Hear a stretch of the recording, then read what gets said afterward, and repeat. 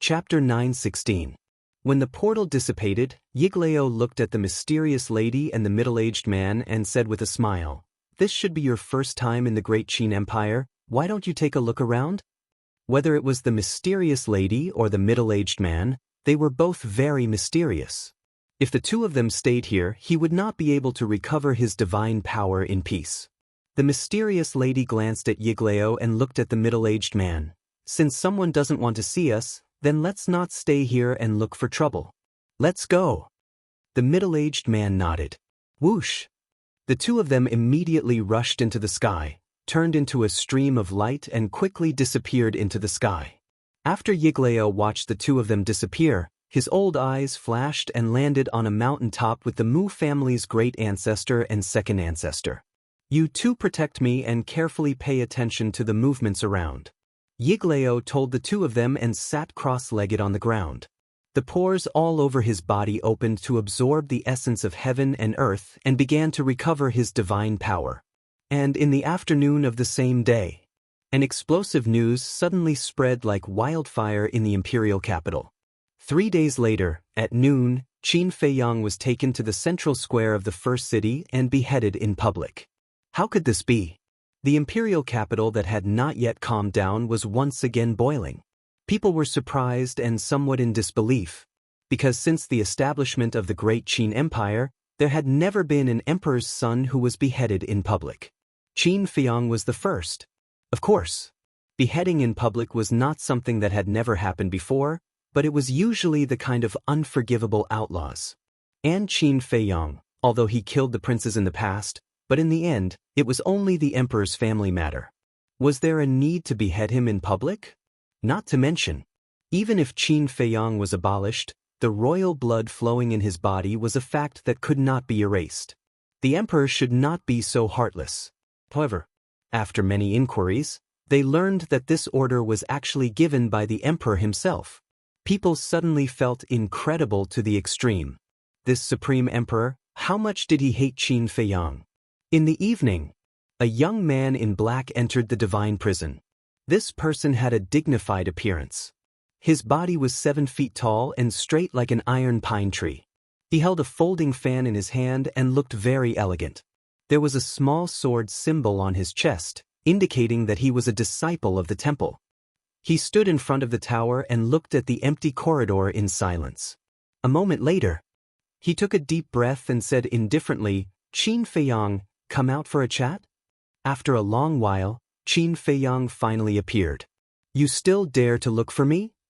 He sized up the black-clothed young man with a murderous look in his eyes. This person was none other than Zhuge Mingyang. Zhuge Mingyang waved his folding fan and smiled faintly. "Now that you're a prisoner, why wouldn't I dare?" Before he finished speaking, Qin Feiyang had already appeared in front of Zhuge Mingyang. The distance between the two was less than half a meter.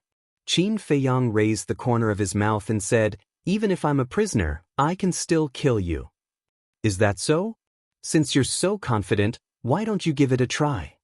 Zhuge Mingyang was as steady as Mount Tai without the slightest fear, but there was a hint of mockery on his face. Qin Feiyang stretched out his arm and grabbed Zhuge Mingyang's head. Boom!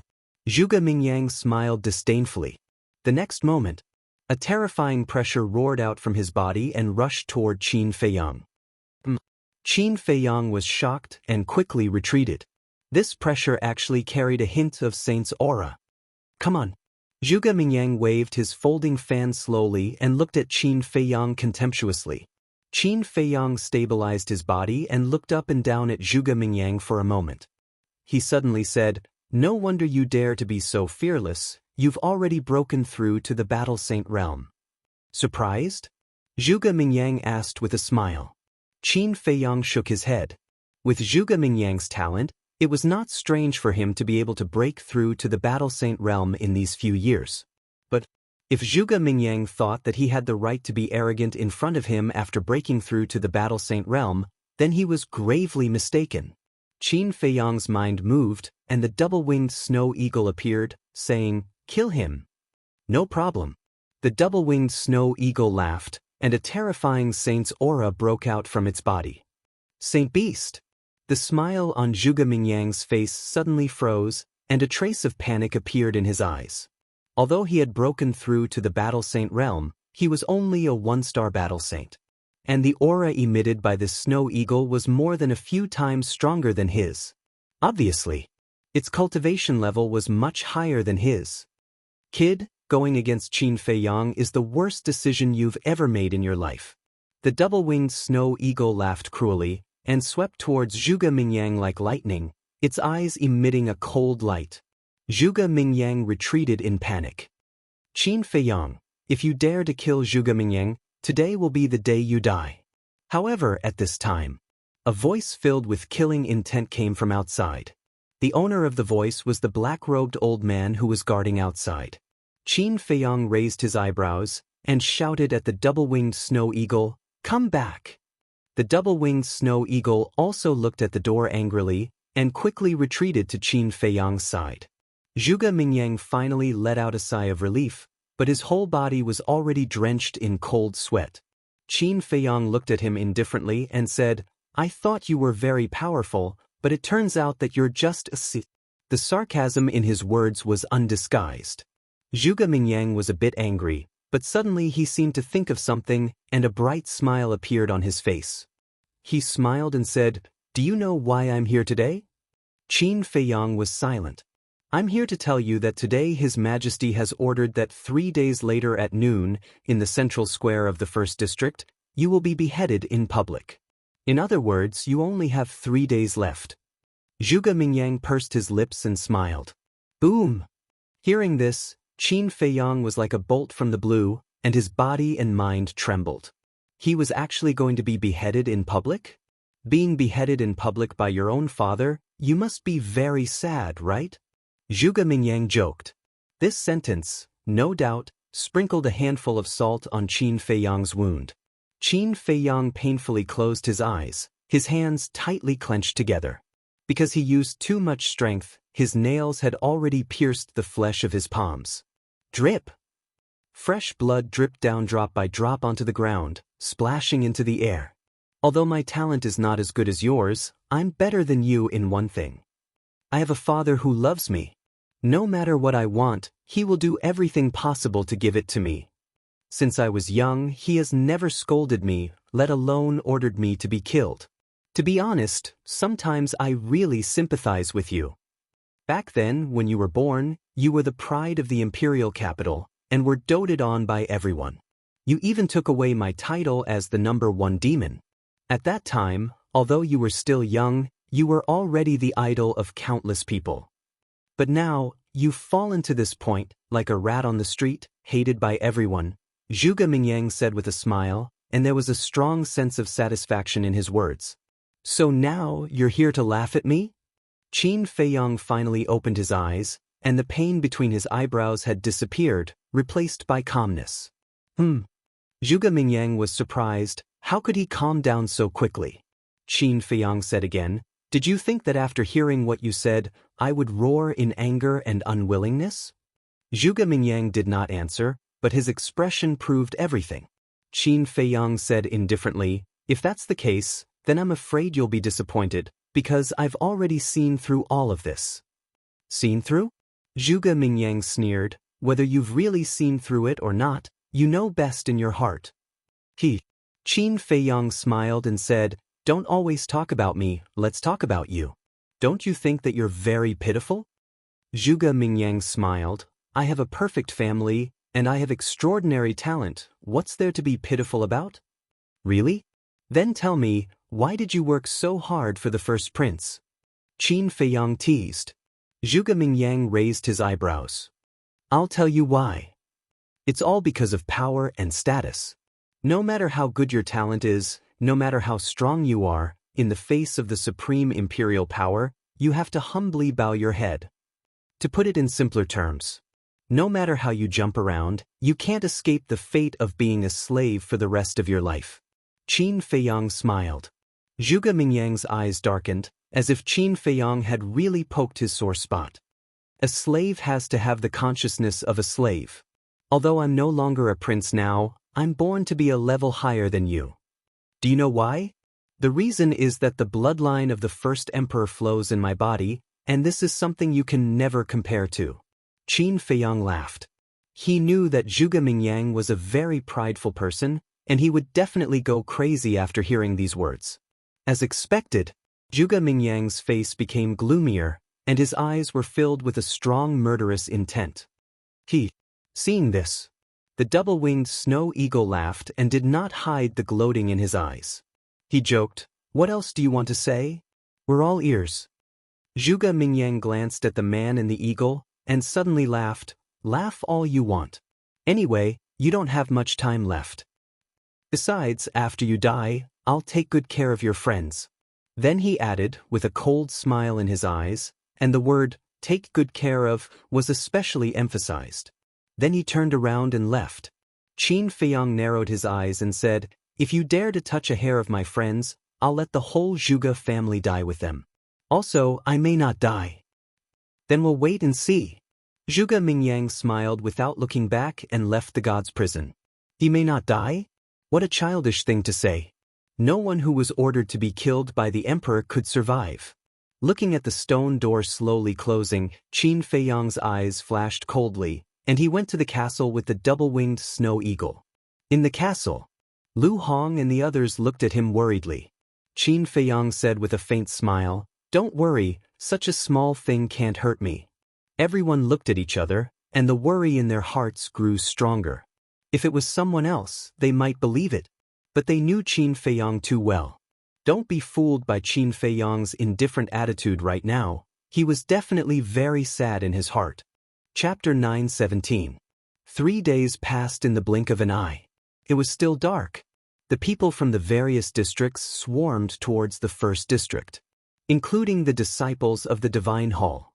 Even the cities outside the imperial city had countless people rushing over to watch the show.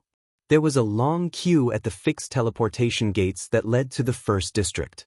"Brother, I have something urgent to do in the first district. Can I cut the queue?" Something urgent? Look at everyone. Who doesn't have something urgent? Go to the back of the line. Don't cause public anger. Although it was still early, everyone wanted to get to the first district as soon as possible. Of course, there were also some smart people who had entered the first district as early as yesterday or the day before. As for the first district, it was no surprise that all the streets were packed. The central square was located in the center of the first district. It was thousands of feet wide. The ground was covered with hard blue stones. Traces of weathering could be seen everywhere. Early in the morning, a group of invincible black army soldiers arrived at the square. There were more than 100 of them. Each of them emitted a holy aura. They stood at the edge of the square with sky halberds in their hands. They stopped anyone who wanted to enter the square. They were full of murderous intent. The square was surrounded by a sea of people. There were several luxurious restaurants near the square. The status of these restaurants in the imperial capital was not as high as the Fragrant Moon brothel, and their business was not as good as the Fragrant Moon brothels. However, since the news that Qin Feiyang was going to be beheaded in the central square spread, a large number of people rushed here. Because these restaurants were very close to the central square, standing on the top few floors, they could clearly see the situation in the central square. So last night, these restaurants were full. At this moment, in these restaurants, all the rooms near the central square had their windows wide open. In front of the windows, there were many people. There were men and women, old and young. These people were all influential figures, including the various dukes. In the west, there was a restaurant called the Moon Inn. In a private room on the top floor, more than a dozen young men and women gathered together. They had outstanding looks and extraordinary temperaments. The aura they exuded was also very strong. There was a small sword symbol on the chest of their clothes. One of the young men in black said with a smile, "It's the first time in 100 years that the imperial city is so lively." "Yes, it's all thanks to Qin Feiyang." A woman in white immediately said with a smile. At this moment, the door was pushed open. A young man in black walked into the private room. It was Zhuge Mingyang. "Brother Zhuge." The group of young men and women in the private room saw Zhuge Mingyang's arrival. Zhuge Mingyang waved his fan and said with a smile, Everyone has come early. The son of an emperor has been beheaded. Such a good show, of course we have to come early to watch. Someone laughed. Zhuge Mingyang smiled and walked to the window. Looking at the central square, he muttered to himself, "Didn't you tell me that you wouldn't die for sure? Why hasn't there been any movement yet?" Zhuge Mingyang turned to look at the man and nodded with a smile. "Did you tell Qin Feiyang that he would be beheaded today?" Immediately, the group of people looked at him curiously. "Of course." Zhuge Mingyang nodded with a smile. "How did he react? Was he very sad? Very desperate? Very painful?" The crowd asked anxiously. Zhuge Mingyang shook his head and sighed. "On the contrary, he was not sad, but humiliated me." "Ah." The group of people looked at each other. At the same time, in the private room of a restaurant in the north, a group of people gathered. But they were different from Zhuge Mingyang and the others. Their faces were full of anxiety and worry. The leaders were the old master and Zhu Yu. Ren Wushuang, Tan Wu, Shen Mei, and Lu Xingchen were also there. In the south, in front of the window of a private room, a white-haired old man was also standing. He had his hands behind his back and his temperament was outstanding. He was dressed in white without a speck of dust. But he was wearing a mask on his face, so his face couldn't be seen clearly. He looked mysterious. At the same time, in a restaurant in the east, 6 figures stood side by side, looking at the central square among the sea of people in silence. It was Mu Qing and the others. After a while, the mysterious lady withdrew her gaze and looked at Mu Qing. She asked, "Did Qin Feiyang send you any messages these days? Maybe he doesn't know that we have sneaked into the capital. It's also possible that the prison of God can cut off the connection with the image crystal." Mu Qing said. The great ancestor of the Mu clan sneered. "Isn't that good? When he is desperate, we will appear again and give him a surprise. I'm afraid that not only Qin Feiyang, but also the emperor and the state preceptor will be full of surprises." The second ancestor of the Mu clan followed, his eyes flashing. "That's not important." Mu Qing shook her head and looked at the mysterious lady. She smiled faintly. "I'm just looking forward to Qin Feiyang's expression when he sees that we joined hands with you to save him." "Boring." The mysterious lady said expressionlessly and continued to look at the central square. At the same time, in the depths of the imperial palace, there was a magnificent palace. Above the entrance of the palace hung a golden plaque. 3 bold and vigorous words were written on it, as if they were carved with iron hooks and silver, releasing a shocking aura. Bright Heaven Palace. Around the palace, there were Kirin army, holding halberds, standing straight like iron pine. At the gate, there were 2 maids and 2 eunuchs standing respectfully. In front of the palace, there was a garden. In the garden, the grass and trees were green, hundreds of flowers were blooming, there were small bridges, flowing water, rockery, and pavilions. And every intersection in the garden was also guarded by the Kirin army. At this moment, on a grassland, the emperor was playing with a child. This child was only about 2 years old. He had just learned to walk not long ago and was staggering. The child and the emperor were chasing back and forth on the grassland. Joyful laughter filled every corner of the garden. At the side, there was a woman in palace attire. She was draped in phoenix clouds and had a phoenix crown on her head. The phoenix robe on her body was full of noble aura. In this imperial palace, the only person who could dress like this was the empress. And this woman was the first prince's mother. That child was the dragon son that she and the emperor had given birth to in the past 2 years. Looking at the happy father and son, the woman's face was full of smiles. At the same time, on a small path outside the garden, a white-clothed woman was running towards them. "Empress, your injuries have just healed. Run slower." There were 2 maids behind her. They chased after the woman in white and shouted anxiously. However, the woman in white did not seem to hear them.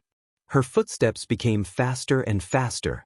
Her slightly pale face was full of anxiety. She was Qin Feiyang's mother.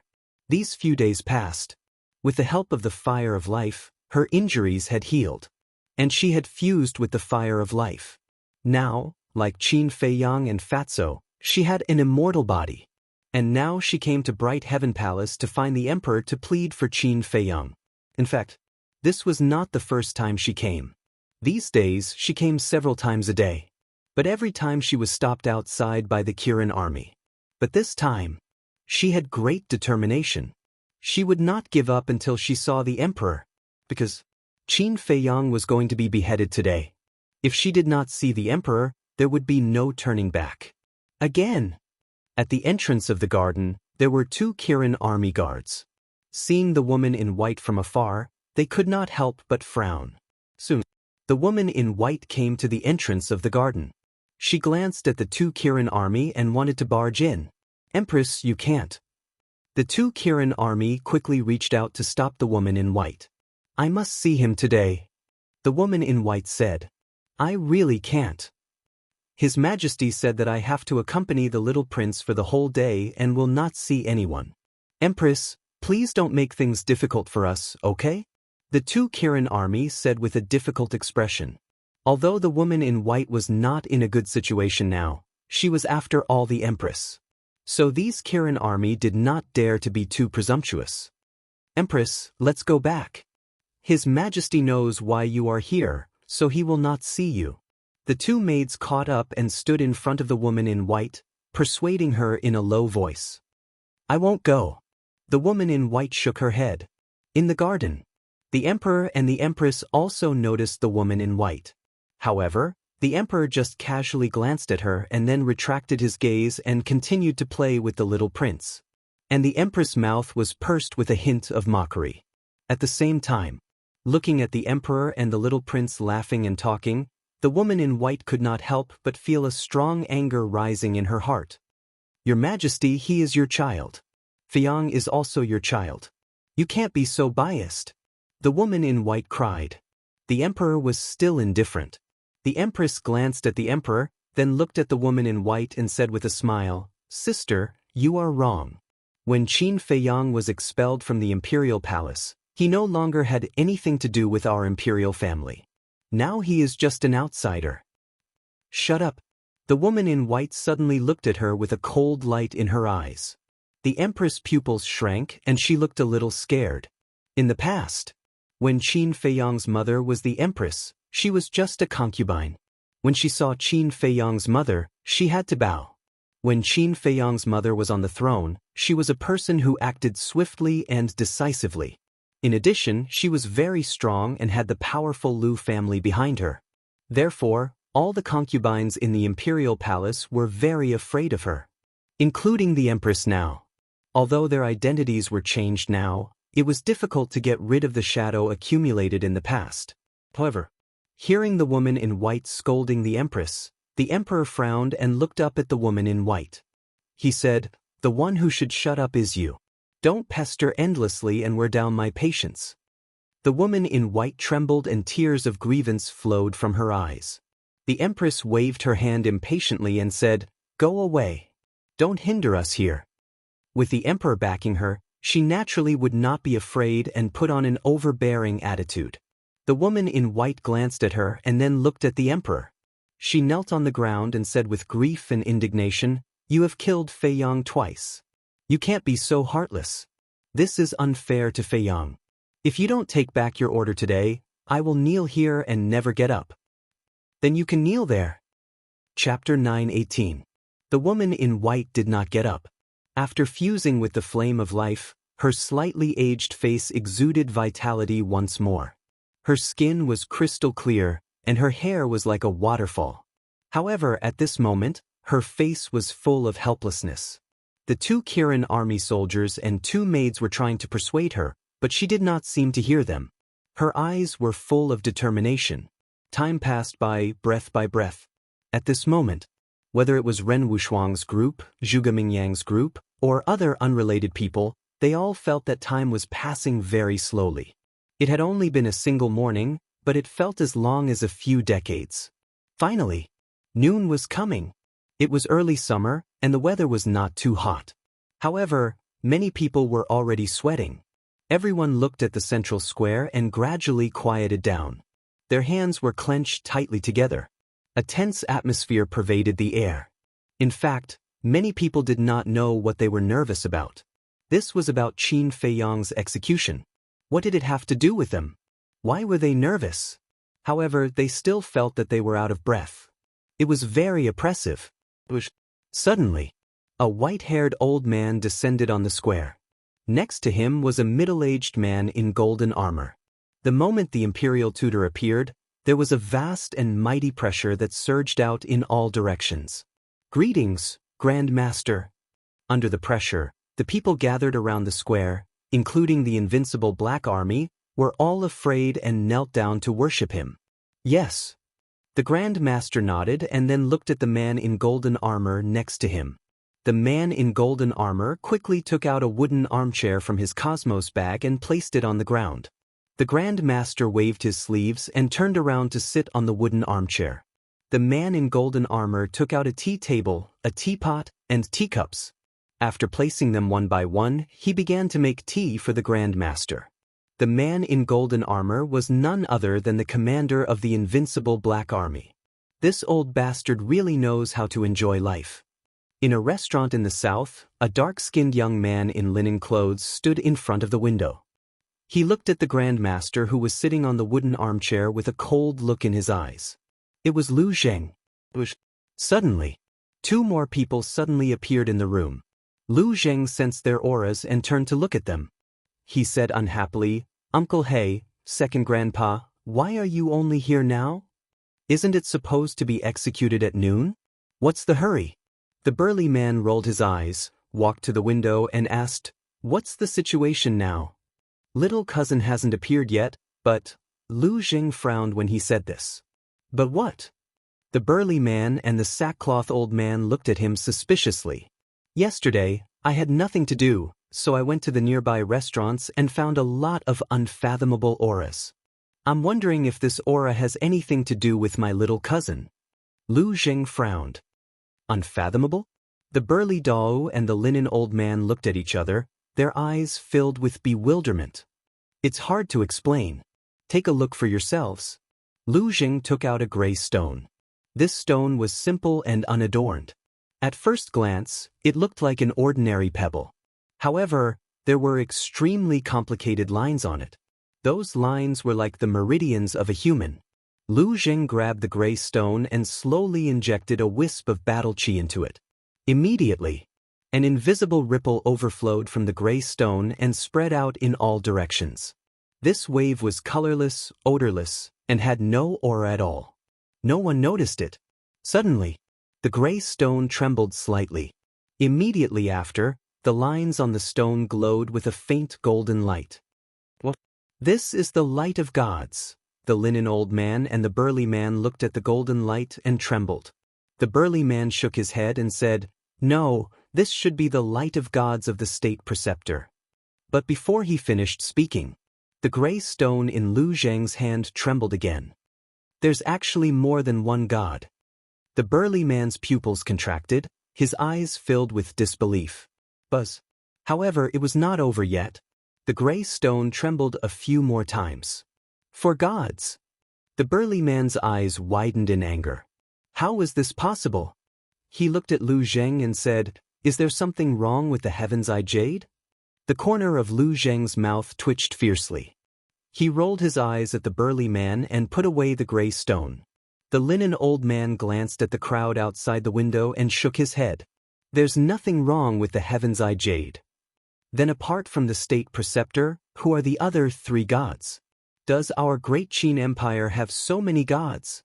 The burly man was surprised. "They're not gods either. From the analysis of the light emitted by the Heaven's Eye Jade, they should be fake gods like the state preceptor. However, the identity of these people is indeed confusing." The linen old man frowned. Lu Zheng said, "Second grandpa, these are all small questions. The key is, why are they here?" The linen old man pondered for a while and said, "I think it should be related to Feiyang. Otherwise, why are they here?" Lu Zheng was taken aback and asked, "So, we don't have to do anything today?" "I guess so." The linen old man nodded, but he was not sure. Lu Zheng looked at the linen old man and sighed. "If that's the case, then we don't have to disturb the big boss." "Yes." The old man can't withstand such a storm now. The burly man also nodded in agreement. On his rough face, there was a trace of worry that could not be dispelled. They're here. At this moment, the linen old man suddenly looked at the sky above the square. His old eyes flashed. Lu Zheng and the burly man immediately calmed down and looked in the direction of the linen old man's gaze. At the same time, the people in the nearby restaurants and the people around the square all looked up at the void above the square. The state preceptor also looked up, but he immediately withdrew his gaze. He picked up the tea that the invincible Black Army commander had brewed for him and tasted it.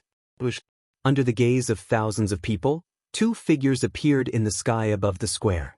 One of them was the commander of the Kirin army. The other was naturally Qin Feiyang. However, at this moment, Qin Feiyang's hands and feet were tied with a black iron chain.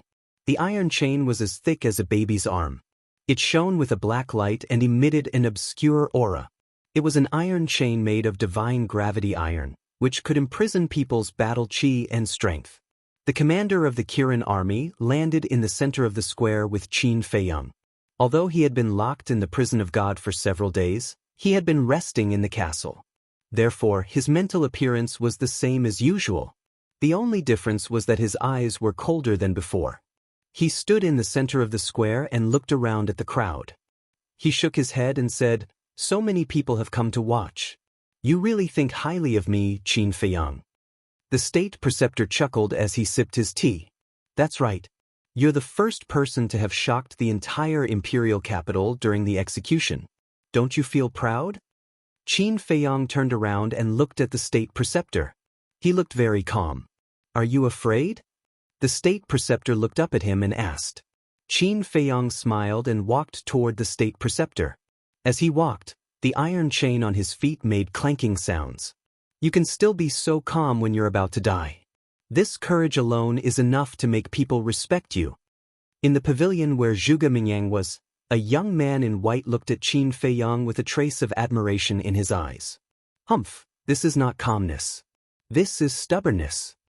Zhuge Mingyang snorted with a strong sense of hatred in his eyes. "Brother Zhuge, aren't you always calm no matter what you encounter? Why do you look a little anxious now?" The young man in white was stunned and looked at Zhuge Mingyang in confusion. Hearing this, the others also looked at Zhuge Mingyang suspiciously. Indeed, it was as the white-clothed youth had said. When facing Qin Feiyang, Zhuge Mingyang had become somewhat different from before.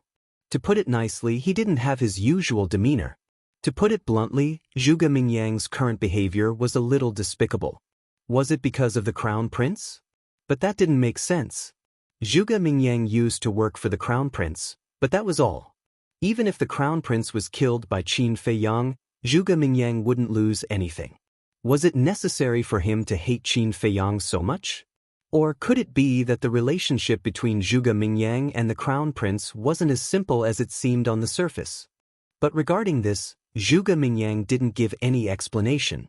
In the plaza, Qin Feiyang walked over to the imperial tutor's side and looked at the Iron Black Corps commander, who was standing there motionlessly as he calmly said, "You haven't forgotten about how you ambushed me in the Forgotten Continent, right?"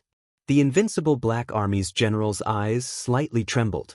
Although Qin Feiyang was now a prisoner, and although he was stronger than Qin Feiyang, when he looked at Qin Feiyang's eyes, he couldn't help but feel a sense of fear. "Looks like you haven't forgotten."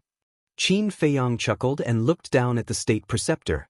He said with a smile, "I haven't eaten or drunk for a few days. My mouth is a little dry." "Impudent! Do you know what kind of situation you're in right now?" The invincible Black Army's general shouted. The state preceptor raised his head and looked at the invincible Black Army's general. He said unhappily, "Is it your turn to speak?" "I'm sorry." The invincible Black Army's general quickly lowered his head. "If you want to flatter someone, you have to look at the right time. You can't do it at any time." Qin Feiyang looked at him mockingly. "You're right." The state preceptor nodded and smiled. He didn't give the invincible Black Army's general any face. When the invincible Black Army's general failed to sneak attack on Qin Feiyang, he was very angry. He raised his head and looked at the sky. There was still a little time before noon. Then, he glanced at the Invincible Black Army's general and said, "Why aren't you pouring tea for His Highness?" "Yes."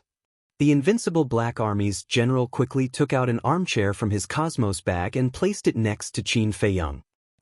He quickly took out a teacup and poured tea for Qin Feiyang respectfully. Qin Feiyang sat down on the wooden armchair, picked up the teacup, and took a sip from it. The tea tasted good and left a nice fragrance in his mouth. The state preceptor smiled and asked, "How is it?" "Not bad." Qin Feiyang nodded.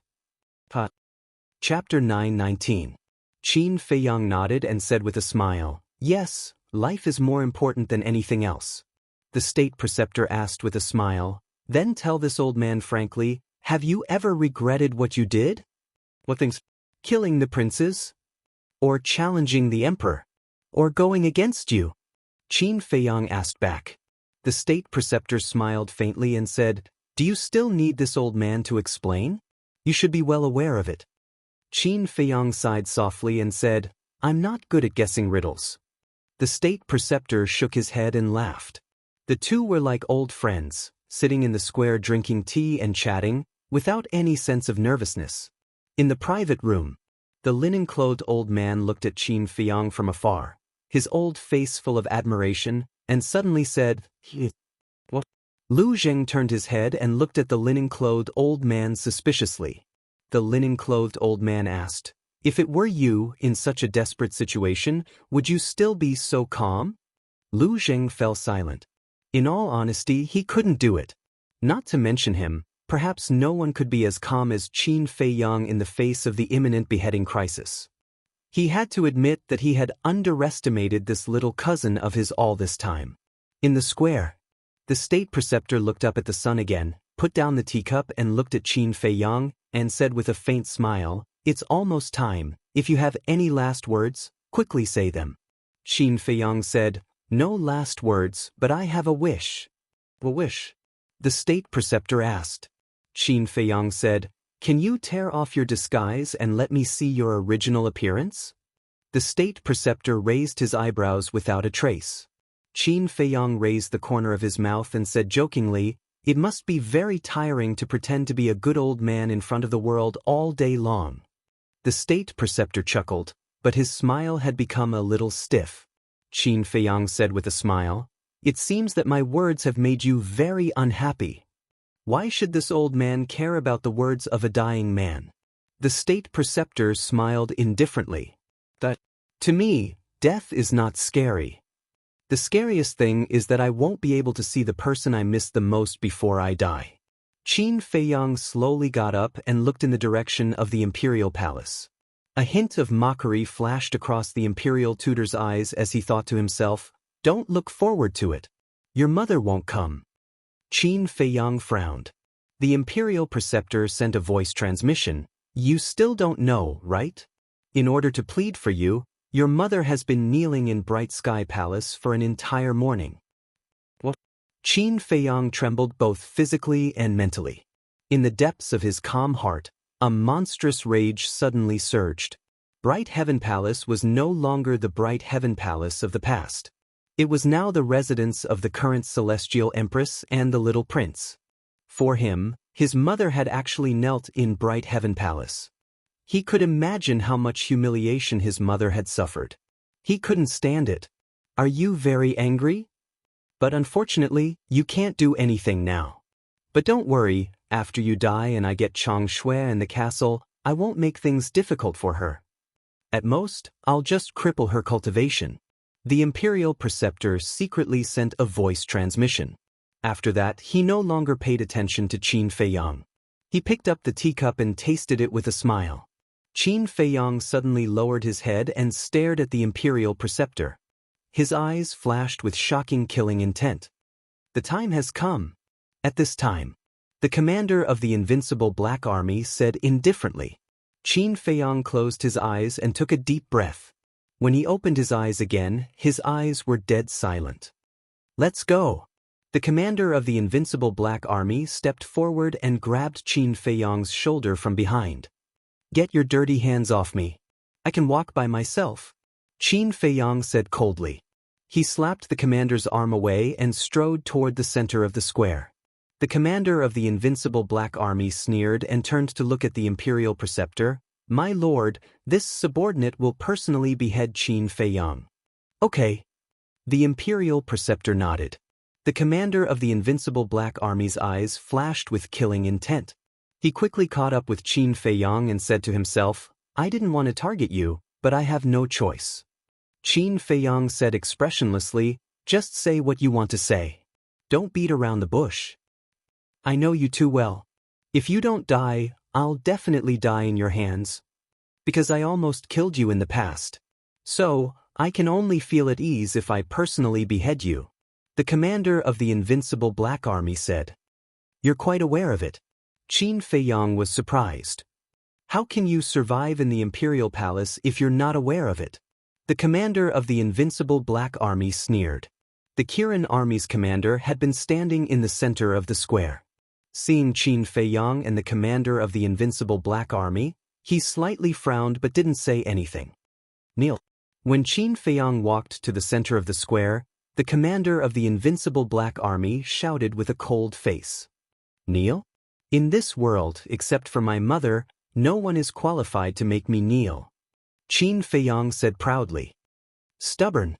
The commander of the invincible Black Army was furious. He reached out his hand and grabbed the back of Qin Feiyang's head, pushing Qin Feiyang down to the ground. However, Qin Feiyang was like an iron pine, standing proudly on the ground. His legs didn't bend at all. Seeing this, the Kirin Army's commander couldn't bear it. He turned his head and looked at the State Master, but found that the State Master pretended not to see it. "Kneel." The commander of the invincible Black Army was even angrier. He kicked Qin Feiyang's calf. Qin Feiyang immediately bent his legs and kneeled on the ground. The commander of the invincible Black Army showed a trace of disdain. "How dare you be so arrogant in front of me? Do you really think you're still the 14th prince?" However, when Qin Feiyang's knees were about to touch the ground, Qin Feiyang stood up abruptly. "What?" The commander of the invincible Black Army was stunned. Then he became angry and kicked Qin Feiyang's legs again. "Stop!" The Kirin Army's commander couldn't stand it anymore. He stepped beside Qin Feiyang and pushed the commander of the invincible Black Army away with his palm. "What are you doing?" The commander of the invincible Black Army kept stepping back. After he stabilized his body, he stared at the Kirin Army in shock and anger. Although Qin Feiyang has been removed from his position as a prince, he still has the blood of his majesty in his body. "Don't you think you're being too careless?" The Kirin Army's commander said with a sullen face. The commander of the invincible Black Army raised his eyebrows and said in a deep voice, "His Majesty has said that he is no longer a member of the royal family. Now you're trying to stop me. Are you trying to give him a chance to escape? How dare you? Who gave you the guts to speak to this commander like this?" The Kirin Army's commander was furious. Although they were both commanders, the commander of the Kirin Army had a higher position in the Imperial Palace than the commander of the invincible Black Army. If it was before, he would have slapped the commander of the invincible Black Army. But it was different now. Now that the commander of the invincible Black Army was with the state preceptor, he had to consider the state preceptor's face. Even so, the commander of the invincible Black Army was a bit scared when he saw the Kirin Army's commander was angry. The Kirin Army's commander is right. Qin Feiyang has the blood of the emperor in his body. Let's leave him some dignity. The state preceptor glanced at the Kirin Army's commander and said. The commander of the invincible Black Army bowed and replied. Then he looked at the Kirin Army's commander and said coldly, "Are you satisfied now? Can you step aside?" The Kirin Army's commander raised his eyebrows and walked away. However, he secretly sent a voice transmission to Qin Feiyang. "Why don't you escape now?" Now that they had left the prison of God, Qin Feiyang could hide in the castle and slowly find a chance to escape. But now, Qin Feiyang didn't seem to have such a plan. "If I escape now, they will use my mother to threaten me again. I don't want to put my mother in danger again," Qin Feiyang said to himself. Alas, if Her Majesty could hear this, I believe she would be very happy. "Don't worry. I will take good care of your friends in the future. I will also persuade His Majesty to treat Her Majesty better." The Kirin army's commander sighed deeply and sent a voice transmission. "Thank you." Qin Feiyang thanked him secretly. Then, he glanced at the crowd in the square and slowly closed his eyes. At this moment, he didn't fear death at all. He was very calm and ordinary. He even felt relieved from the bottom of his heart. Since he was 10 years old, he had been struggling to survive. He didn't have the happiness and laughter that other children had. He only had Uncle Yuanbo by his side. But in the end, Uncle Yuanbo also left him, and he became a person. He had been really tired all these years. He hated everyone and even God. Why was it so unfair to him? He tried hard to change everything and take back everything that he had lost. But, in the face of the supreme imperial power, he felt deeply powerless. Maybe in some people's eyes, he was a sign of incompetence. But after so many years, he really couldn't hold on any longer. He wasn't a perfect person, and there was no perfect person in the world. He also had a weak side. If it were anyone else, they would have probably collapsed a long time ago after encountering the setbacks and bumps in Qin Feiyang's life. It wasn't easy for him to hold on until now and only admit defeat. Clang. Suddenly, along with a deafening metallic sound, a golden halberd appeared in front of the commander of the invincible Black Army. The halberd was 6 feet long and looked like it was made of gold. The blade of the halberd emitted a piercing light. At this moment, the square fell into a dead silence.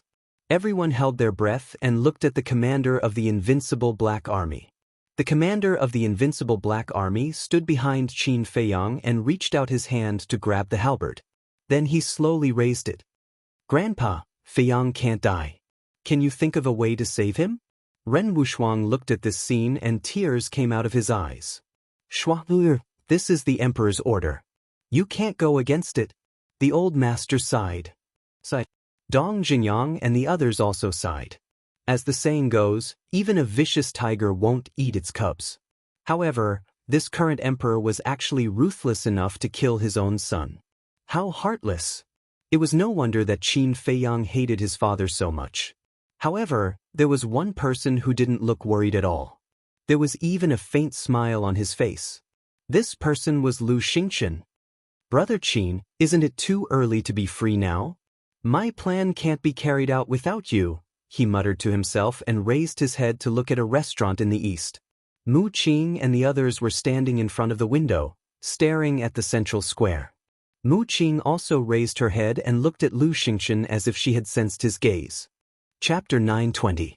Mu Qing showed a relieved smile. At the same time, the atmosphere in the central square had reached an unprecedented tense point. Everyone held their breath and looked at the halberd that was raised high. Under the sunlight, the blade emitted a dazzling light. Finally, noon arrived. "Kill!"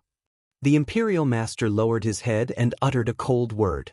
He was still sitting in the armchair, holding the teacup like a king. He didn't look at Qin Feiyang at all. Cold and ruthless.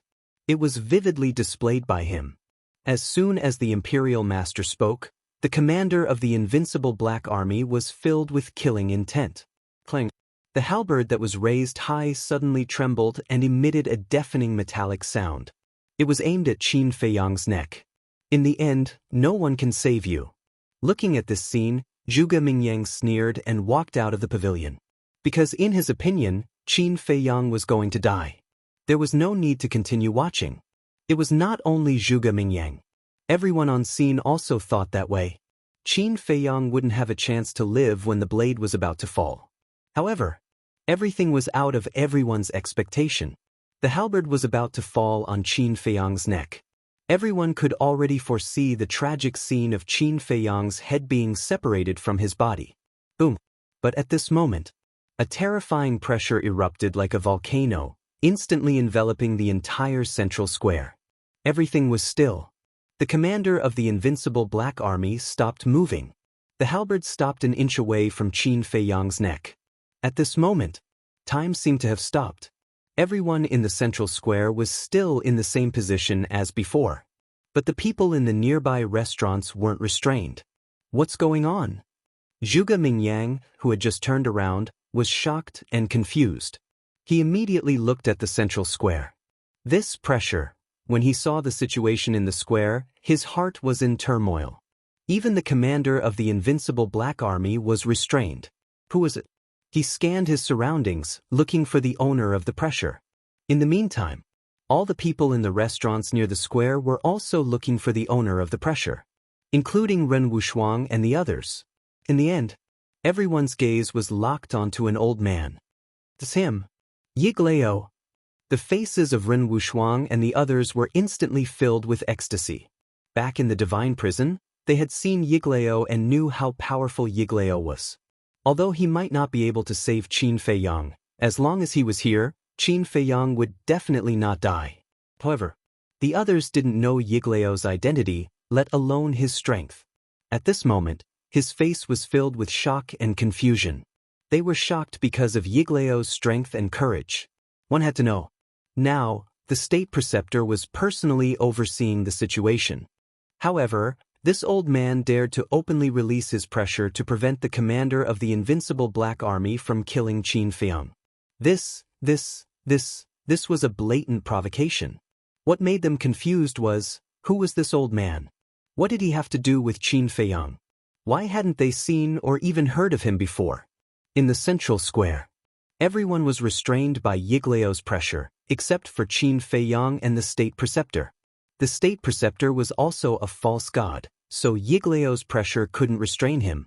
As for Qin Feiyang, it wasn't that he could ignore Yigleo's pressure, but that Yigleo deliberately didn't restrain him. Alas! A long sigh broke the atmosphere here.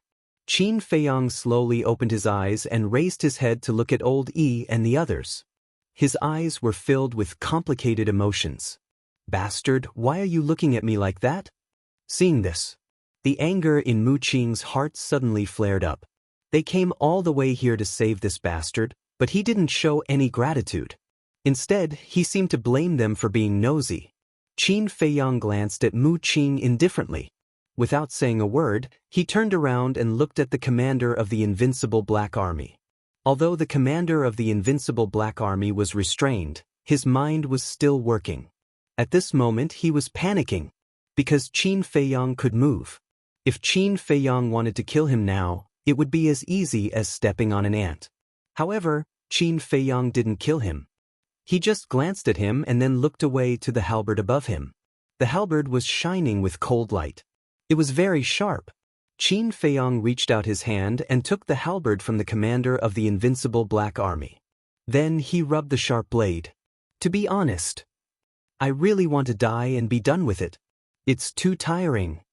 You people who have always lived in the imperial capital and lived like princes will never understand how I survived all these years.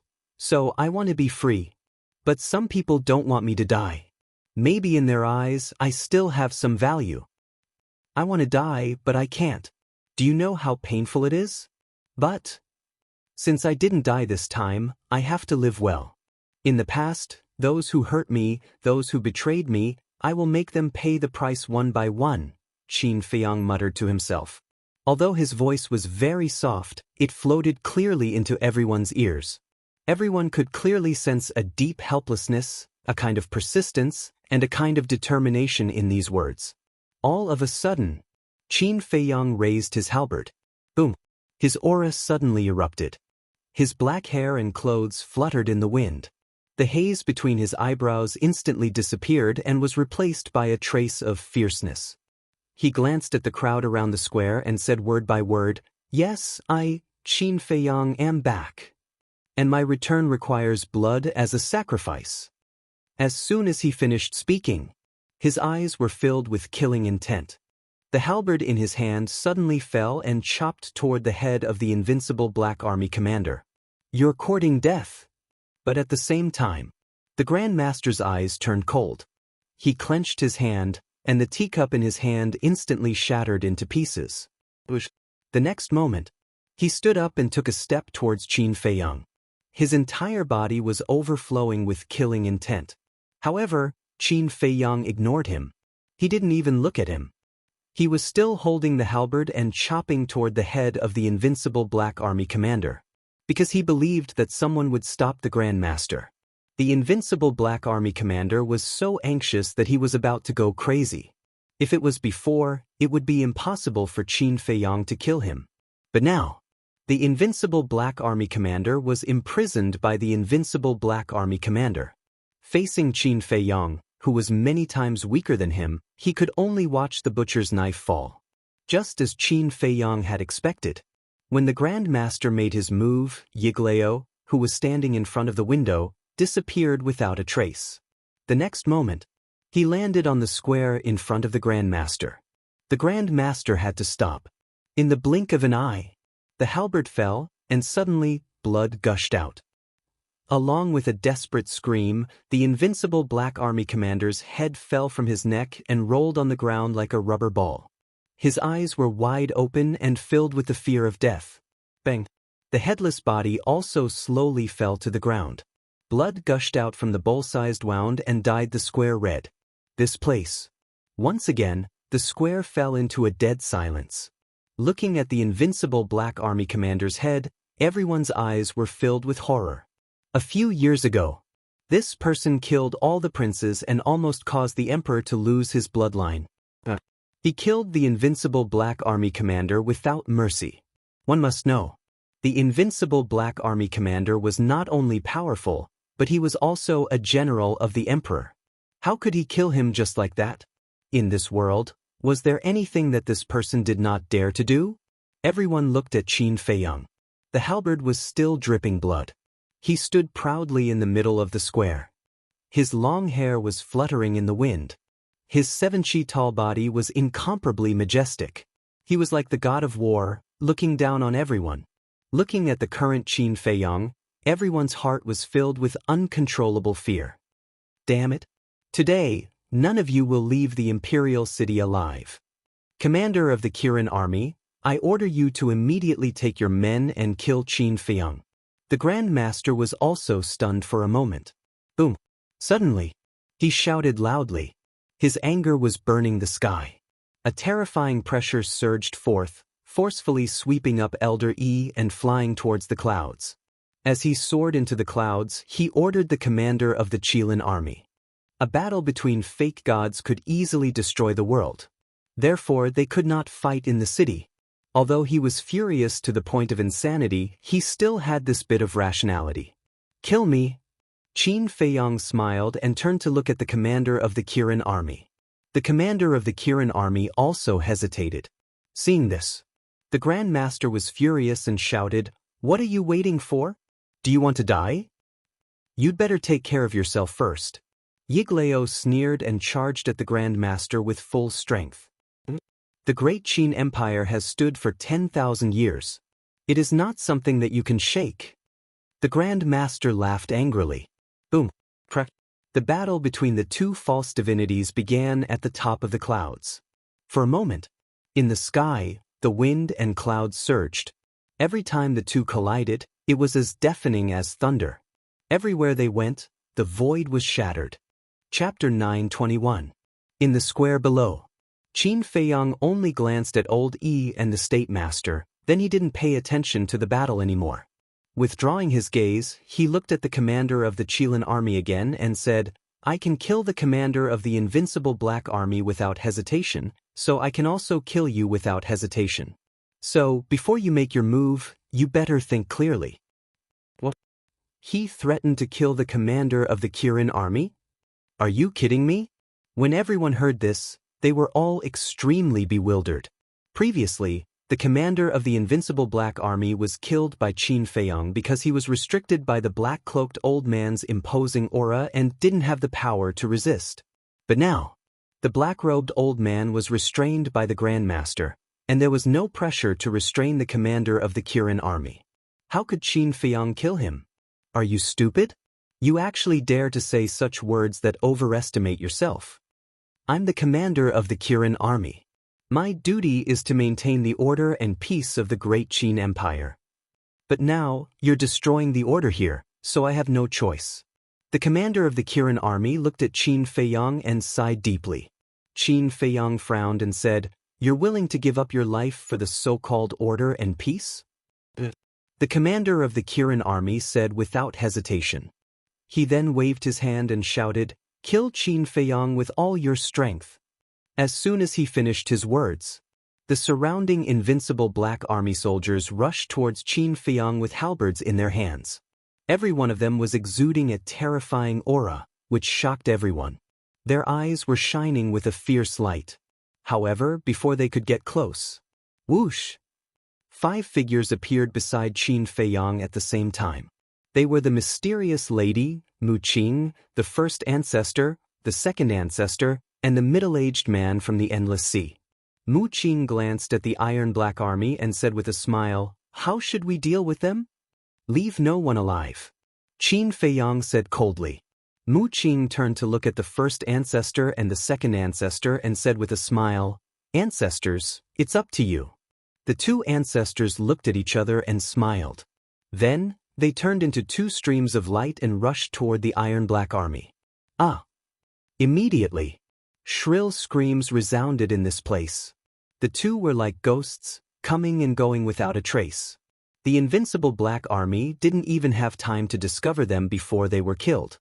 In less than 5 breaths, the invincible black army in the square was completely annihilated. The ground was littered with corpses and severed limbs. The bloody scene was enough to make anyone shudder. They killed the iron-black army. They're so strong. Where did these people come from? Everyone was thinking about too. Originally, Qin Feiyang was in a situation where he would definitely die.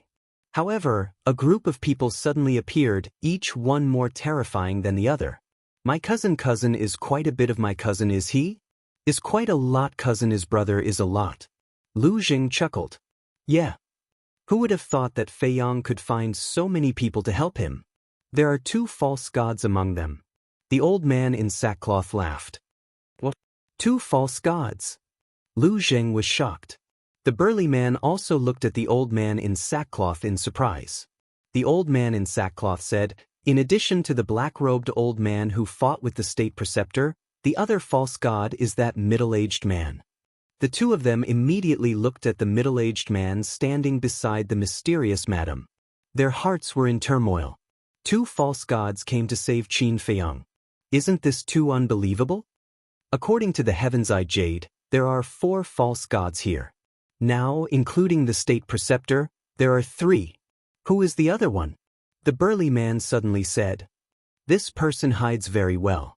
If he doesn't show up, we won't be able to detect his aura." The old man in sackcloth glanced at the crowd outside. His eyebrows were full of confusion. At the same time, in another private room, a white-haired old man wearing a mask stood in front of the window. Although his expression couldn't be seen clearly, from his eyes, there was a gratified smile. Dong! Suddenly, there was a knock on the door. "Come in." The white-haired old man opened his mouth. His voice was very calm. The door opened, and 4 young men and women entered the room one after another. If Qin Feiyang was here, he would recognize these 4 people at a glance. They were Ling Yu, Zhao Yu, Luo Dan, and Feng Ranren. The 4 of them walked to the window. Ling Yu looked at Qin Feiyang in the square and said with a smile, "Now you can rest assured." "Rest assured?" The white-haired old man nodded. Zhao Yu asked, "Then how long do we have to lurk in the temple?" The white-haired old man pondered for a while and said with a smile, "Feiyang is not in the temple. There is not much point in you continuing to lurk. After Feiyang leaves, you will also follow this old man to cultivate in seclusion." When the 4 of them heard this, they all seemed relieved and let out a long breath. Ling Yu asked again, "Then when can we confess our identities to Qin Feiyang?" "No hurry. Soon, the miracle will open.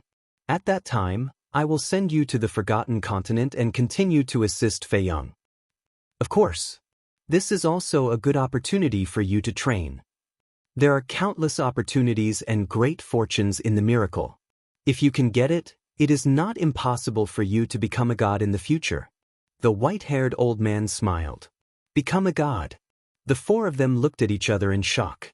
In the square, seeing a group of invincible black army soldiers being killed by the Mu family's ancestor and second ancestor, the commander of the Kirin army was so shocked that he couldn't recover for a long time. Similarly, the state preceptor, who was fighting with Yiglao in the sky, was also shocked. This time is not like the last time. This time we came prepared. Even if your great Qin Empire sent out all the experts, you can't stop us. Yiglao smiled confidently and his attacks became more and more fierce. Come prepared.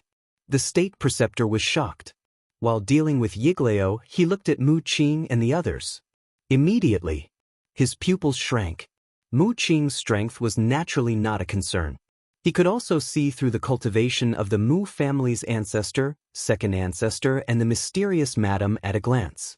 However, although he couldn't sense any aura from the middle-aged man, he gave him a strong sense of crisis. At the same time, as if sensing the state preceptor's gaze, the middle-aged man suddenly raised his head and looked at the state preceptor. The moment their eyes met, the state preceptor's body and mind trembled as if he was struck by lightning. Fake god? How could it be? There was actually another fake god. Is it worth it for you to do this for a mere Qin Feiyang? He pushed Yiglao back with a palm strike and was extremely shocked and angry. Whether it is worth it or not, we know it in our hearts. You don't need to know. Yiglao said expressionlessly. Once again, he carried a monstrous aura and pressed down on the state preceptor. The state preceptor was obviously beginning to feel a little powerless. It was not because he was weak, but because he was afraid. Facing two fake gods, he couldn't handle it alone. He never expected that two fake gods would come to save Qin Feiyang. If he knew this would happen, he would have directly killed Qin Feiyang in the divine prison even if he risked disobeying the emperor. Unfortunately, it was all too late. At the same time, in the square below, Mu Qing pointed to the commander of the Kirin army and asked, "Do you want to kill him?" Qin Feiyang said lightly, "Do I need your help to kill him?" Mu Qing pursed his lips into a wry smile. This was really asking for trouble. Qin Feiyang looked at the commander of the Kirin army and said, "Is the Hao Tian Palace still in its original position?" The commander of the Kirin army nodded. Humph. Qin Feiyang snorted from his nose, threw away the halberd in his hand, and waved his hand to open a portal. "Where are you going?" The mysterious madam frowned. "There are still some things that need to be solved." Qin Feiyang's eyes flashed coldly, and he entered the portal without looking back. So troublesome. The mysterious madam was a little annoyed. Although they had two fake gods, this was the capital of the Great Qin Empire after all. Moreover, they knew nothing about the background of the Great Qin Empire. Who knew if there were other hidden powerhouses? So, it was better to leave as soon as possible. "Stop complaining, hurry up and follow," Mu Qing said with a frown. She was also a little angry and quickly rushed into the portal. The mysterious madam, the great ancestor, the second ancestor, and the middle-aged man looked at each other and could only helplessly follow. As for Yiglao, they were not worried. Because with the strength of the state preceptor, it was not enough to hurt Yiglao. Moreover, the distance between the first district and the imperial palace was not too far. If something really happened to Yiglao, they could come to support him immediately. Seeing this situation, the commander of the Kirin army immediately opened the portal and rushed to the Bright Sky Palace. After Qin Feiyang and the others left, the crowd around the square immediately became restless. Why did Qin Feiyang go to the Bright Sky Palace? Could it be that he was going to kill the little prince? The more they thought about it, the more they felt that it was possible. After all, Qin Feiyang killed the emperor's son in one fell swoop. And now, this little prince was not only named Qin Haotian, but the emperor also created a Bright Sky Palace for him. This would definitely anger Qin Feiyang. According to Qin Feiyang's usual style, he would never let it go. "Grandpa, what should we do?" Ren Wushuang looked at the old man anxiously. She knew Qin Feiyang's character too well. After going to the Bright Sky Palace, he would definitely do something outrageous. The Imperial Palace is not a place you and I can enter. It's useless to be anxious, just wait for the news. The old man sighed.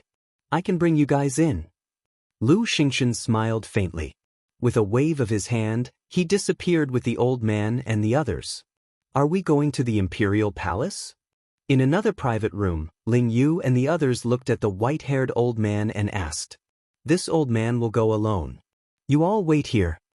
After saying that, The white-haired old man disappeared into thin air. Second Grandpa, Uncle Black, what do we do now? At the same time, Lu Zheng also looked at the old man in sackcloth and the burly man, not knowing what to do. The old man in sackcloth looked at Yigleo and the imperial tutor who were fighting in the clouds, and his old eyes flashed. The situation here is settled, and we are no longer needed. Come back to the village with us first, take that artifact, and make a trip to the Forgotten Continent. Forgotten Continent? Lu Zheng was stunned and asked, what is that place? It's a place that scares people, but also makes people yearn for it. You'll know when you get there. Chapter 9:22. Bright Heaven Palace. Everything was still the same as before. The woman in white knelt in front of the entrance of the garden, looking extremely haggard. The two maids had been persuading her in a low voice, but she was indifferent. The Kirin army guarding Bright Heaven Palace sighed inwardly. It was not easy for the Empress.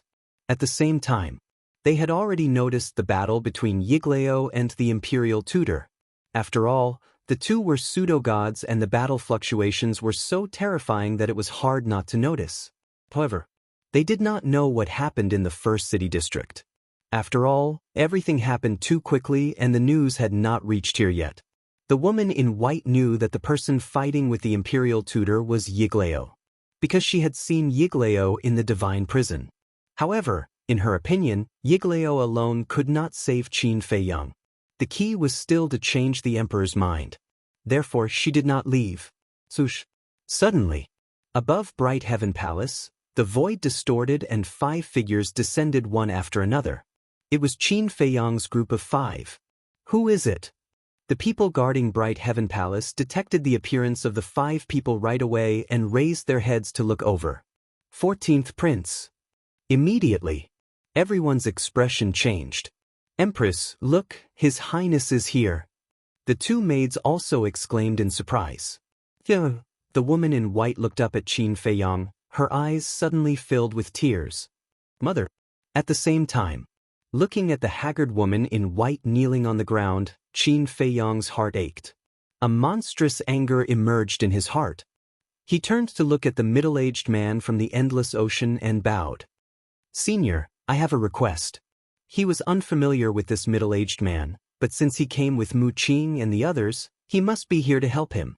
Although the middle-aged man hid his cultivation, the sense of crisis he brought was no less than Yigleo and the imperial tutor.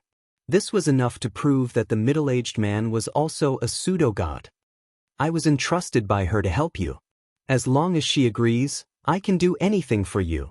The middle-aged man pointed at the mysterious madam and said coldly. Qin Feiyang looked at the mysterious madam gratefully and transmitted his voice. I want you to help Yigleo capture the imperial advisor. Capture him? The middle-aged man frowned and said, if I join forces with Yigleo, it won't be difficult to capture him, but here, Junior understands Senior's concerns.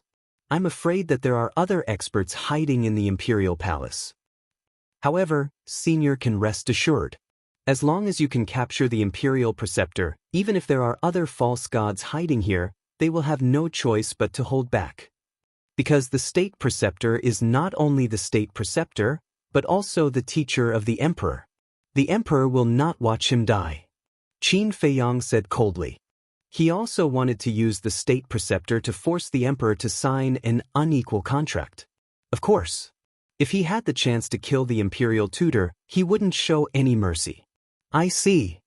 Realization dawned upon them. No wonder the state preceptor had so much authority in the Great Qin Empire. Even the emperor couldn't control him. So it was because of this relationship. The mysterious madam looked at the middle-aged man and said with a smile, Go, we will take care of things here. If it really doesn't work, we can also hide in the castle temporarily. All right. I will end this quickly. The middle-aged man nodded, opened a portal, and quickly left. When the portal dissipated, Qin Feiyang glanced at the bright sky palace not far away and took a step forward, landing beside his mother. Greetings, Your Highness. The two maids quickly knelt on the ground and bowed. Thank you for taking care of my mother. Qin Feiyang looked at the two girls gratefully. He still had some impression of these two maids. They were his mother's people. Until now, they had not left his mother, which showed that they were loyal to his mother. This is what we should do, the two maids said with fear. Although they were not unfamiliar with Qin Feiyang, it was only when he was young. When he was young, Qin Feiyang gave people a warm feeling. But now, Qin Feiyang gave people a kind of fear that came from the bottom of their hearts. Qin Feiyang smiled faintly and turned to look at his mother. His eyes were full of self-blame. "Mother, I'm sorry, I made you worry about your son again." He knelt on the ground, his heart was like a knife being twisted, and his face was full of pain. "Tian, the white-clothed woman reached out and touched Qin Feiyang's face and said with a smile, "As long as you are fine, it doesn't matter what your mother does." Qin Feiyang couldn't help but clench his hands. If his mother scolded him a few times, he would feel better. But the more his mother was like this, the more uncomfortable he felt, and his hatred for the emperor grew stronger. At this time, the commander of the Kirin army also arrived. Looking at Qin Feiyang, this pitiful mother and son, he also felt sad. Qin Feiyang suppressed his hatred for the emperor and said with a smile, "Mother, your son is fine, quickly get up." With his help, the white-clothed woman finally stood up, but after kneeling for an entire morning, her legs were numb. "Come and support the empress." Qin Feiyang looked at the two maids and said, "Yes." The two maids hurriedly went up and supported the white-clothed woman on both sides. "Don't act recklessly." The white-clothed woman grabbed Qin Feiyang's hand and shook her head. Qin Feiyang said with a smile, "Don't worry, mother, your son won't act recklessly." At the same time, he gently pushed away the white-clothed woman's hand and turned to look at the Kirin army. He saw that the Kirin army guarding Hao Tian Palace were all vigilant. Swish! Suddenly, Qin Feiyang rushed into the sky and looked down at Hao Tian Palace, a cold light surging in his eyes. "I said last time, there is no need for this place to exist, be destroyed." He raised his arm and pointed in the air with his index finger. Returning to ruins. A terrifying invisible force, like a torrent of beasts, roared towards Hao Tian Palace. "Presumptuous! Don't mess around." A group of Kirin army roared and rushed towards Qin Feiyang with an amazing saint aura. "The presumptuous ones are you." The Mu clan's second forefather smiled coldly. The emperor's aura was like a waterfall, sweeping in all directions. Seeing this, the commander of the Kirin army shouted angrily, looking very anxious. But the Mu clan's second forefather turned a deaf ear, his eyes full of cruelty. "Ah!" A series of screams resounded through the sky. There was no suspense. The Kirin army, under the pressure of the Mu clan's second forefather, had no power to resist. Their bodies were crushed alive by the Mu clan's second forefather's pressure one after another. Blood was like a waterfall, reflecting the sky. Looking at this scene, the commander of the Kirin army was filled with grief and indignation, but his heart was full of powerlessness. The people who came to rescue Qin Feiyang this time were too strong. As the commander of the Kirin army, he was not useful at all. In the blink of an eye, that formless force also blasted into Bright Heaven Palace. But also at this moment, a mighty emperor's aura emerged from Hao Tian Palace and instantly disintegrated the invisible force. The invisible force was Qin Feiyang's battle art, the returning to ruins art. Therefore, the disintegration of the invisible force also caused a certain amount of damage to him. He spat out a mouthful of blood, but his eyes became colder. Swish! The next moment, the emperor appeared outside Hao Tian Palace, standing in the air with Qin Feiyang. He wore a dragon robe and his face was cold. The emperor's aura enveloped all directions. He was like the ruler of heaven and earth descending, bringing a sense of oppression that was stronger than the state preceptor. The emperor looked at Qin Feiyang and said expressionlessly, "Remember last time, we also stood opposite each other in this hostile relationship." "What? Do you want to fight again? I could defeat you last time, and I can do the same this time." Qin Feiyang sneered, his expression incomparably fierce. Defeat the emperor? The mysterious lady, the Mu family's great ancestor, and the second ancestor looked at each other. Back then they indeed fought here. However, the emperor suppressed his cultivation. Even so, Qin Feiyang was the victor. Mu Qing whispered. Amazing. The three of them were secretly speechless. At the same time, the emperor glanced at Mu Qing and the other three, then looked at Qin Feiyang and said, "No matter what, this is our family matter. Isn't it a little inappropriate for you to let outsiders get involved?" Family? Qin Feiyang shook his head and laughed. Did he have a family? He had long despaired of this place, leaving only disgust. Are you admitting defeat now? Back then, when you crippled my cultivation and expelled me from the imperial capital, did you ever think that there would be such a day? Qin Feiyang teased. The emperor was silent. Qin Feiyang shook his head and sighed. Things have come to this, and you still won't tell me the reason? If you want me to die, shouldn't you at least let me know the reason? Sometimes it's better to be confused. You're just too smart. The emperor finally spoke, but he said something that Qin Feiyang couldn't understand at all. Confused? Sorry, I'm not born to pretend to be confused. What about the little prince? Won't you let me see him? I really want to know how extraordinary he is to be able to replace me. Qin Feiyang said, his face full of curiosity. The emperor frowned and shook his head. I won't let you see him. That's not up to you.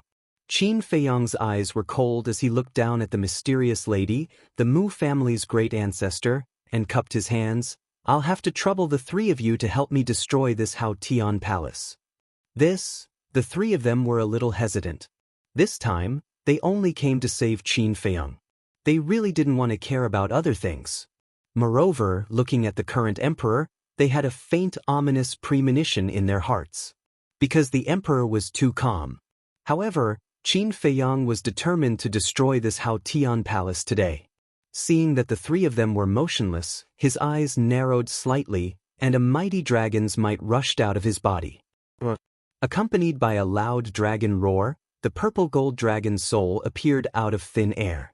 Qin Feiyang jumped up and landed on the head of the purple gold dragon soul. He looked down at the emperor and shouted, "Do you see that? This is the dragon soul that an emperor should have. What's that mere golden dragon soul of yours?" At that moment, the purple gold dragon's soul roared and swooped down at the emperor with Qin Feiyang. The dragon's might was mighty and intimidating in all directions. Stop it. He's your biological father after all. Seeing this, the woman in white cried out anxiously. Mother, this is between me and him. Don't interfere. Chapter 9:23. He was also forcing the mysterious lady, the Mu clan's great ancestor, and the second ancestor to make a move. Because, whether it was him and the mysterious lady, or him and the Mu clan, they were all using each other. Since that was the case, why didn't he take advantage of the opportunity? Bastard, you really know how to find trouble. Seeing this, the mysterious lady cursed angrily and did not dare to hesitate any longer. Her aura erupted and rushed towards the emperor before Qin Feiyang could. The Mu clan's great ancestor and second ancestor looked at each other, gritted their teeth, and rushed towards the emperor like lightning. Since they were already here, they might as well go all out. If they could kill the emperor now, it would be over. The mysterious lady and the other two attacked with all their might, and the emperor did not dare to be careless. Because the aura they exuded was that of a 9-star combat emperor. Golden light surged behind the emperor, and a golden dragon's soul soared into the sky. The dragon's aura rolled in all directions. You have to think carefully.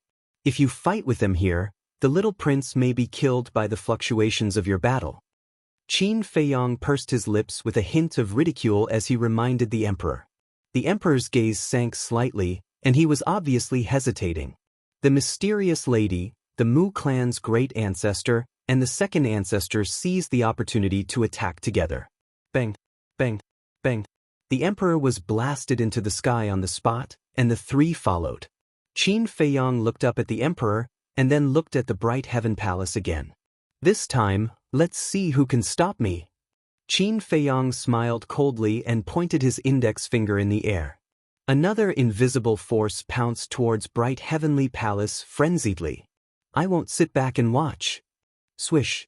However, at this moment, The commander of the Kirin army stood above the bright heaven palace with a trace of determination in his eyes. You can't stop me. Qin Feiyang shook his head, and with a slight thought, the commander of the Kirin army immediately held his head and howled. His body also lost its calm and fell towards the garden below. Boom! That invisible force finally blasted into the bright heaven palace. Accompanied by an earth-shaking loud noise, the bright heaven palace was instantly razed to the ground, and dust billowed. Amidst the dust, Qin Feiyang keenly sensed a saint aura. He raised his eyebrows and waved his hand. Immediately, a gust of wind blew. The dust was quickly blown away, revealing everything. Amidst the ruins, a woman with a dusty face was protecting a small child behind her. The woman was the current empress. However, at this moment, her phoenix coronet was crooked, her phoenix robe was torn, and her body was covered in dust. Although he didn't suffer any injuries, he seemed to be in a sorry state. She was now also staring at Qin Feiyang, her eyes full of resentment and hatred. As for the little child, he was hiding behind the current empress. His big, black eyes were staring at Qin Feiyang with fear. Qin Feiyang took a step forward and landed in front of Celestial Empress. He examined the little child and smiled. "This is my little brother? Go away." The current empress protected the little child with both hands, her face filled with panic. "Go away?" Qin Feiyang looked at her and shook his head. "Compared to mother, you are really worse than a piece of trash. I really don't understand why the emperor made you his empress. Is he blind?" The current empress was not strong. In the past, he was still weak and could not see through her. But now, he could tell at a glance that this woman was just a one-star battle saint. "Even if I'm not strong enough, I can still kill you." The current empress flew into a rage out of humiliation. Now, she was the empress of the Great Qin Empire, the mother of the empire. How could she be offended by an abandoned little bastard? She took a step toward Qin Feiyang. Her arm shot out like an eagle's claw toward Qin Feiyang's head. "Really?" Qin Feiyang smiled disdainfully. The double-winged snow eagle appeared without warning, its eyes flashing with a terrifying ferocious light. Boom! The saint aura surged and rushed toward the current empress. Ah! The current empress let out a painful cry and was sent flying, blood gushing out. At the same time, Qin Feiyang also took a step forward and landed in front of the little prince with a bright smile on his face. "Please don't hurt him." The current empress' expression changed as she hurriedly pleaded. High up in the sky, the emperor was also burning with anxiety, but he was trapped by the mysterious madam and the other two and could not escape at all. The white-robed woman also hurriedly said, "Tina, you can't make any more mistakes." "I'm not wrong." Qin Feiyang roared, scaring the little boy so much that he fell to the ground on his butt. The commander of the Kirin army also looked worried. Qin Feiyang did not really erase his soul. This was because although this person was working for the emperor, he would sometimes think for the emperor and his mother. He was also loyal and could be kept alive. But now, the commander of the Kirin army did not dare to step forward. This was because if Qin Feiyang wanted to kill the little prince now, he could do it with a wave of his hand, and the commander would not be able to stop him. And in the face of Qin Feiyang's roar, the white-robed woman's body could not help but tremble slightly, and then she fell silent. She understood that continuing to persuade Qin Feiyang would only backfire. Qin Feiyang took a deep breath and calmed down a little. He squatted on the ground, looked at the little boy, and asked with a smile, "Your name is Qin Haoyan?" The little boy was terrified. Qin Feiyang smiled and said, "Do you know? Actually, my name is also Qin Haoyan." It was probably the smile on Qin Feiyang's face that infected the little boy, and the little boy was not as scared as before. He asked timidly, "Really?" His voice was very young, and his words were somewhat vague and difficult to understand. It was obvious that he had just learned to speak. "Really? So the two of us are very fated." Qin Feiyang nodded and smiled, reaching out to pick up the little boy. Seeing this, the current empress, the emperor, the commander of the Kirin army, and Qin Feiyang's mother all had their hearts in their throats. They were afraid that Qin Feiyang would kill the little prince on impulse. Big brother, what is fate? The little prince, who seemed to have completely put aside his fear, looked at Qin Feiyang curiously and asked confusedly. After all, he was a child, and his mind was relatively simple. Seeing Qin Feiyang's amiable look, he was not afraid. It is fate that you and I met. It is also fate that we were born in the same place. Qin Feiyang said with a smile.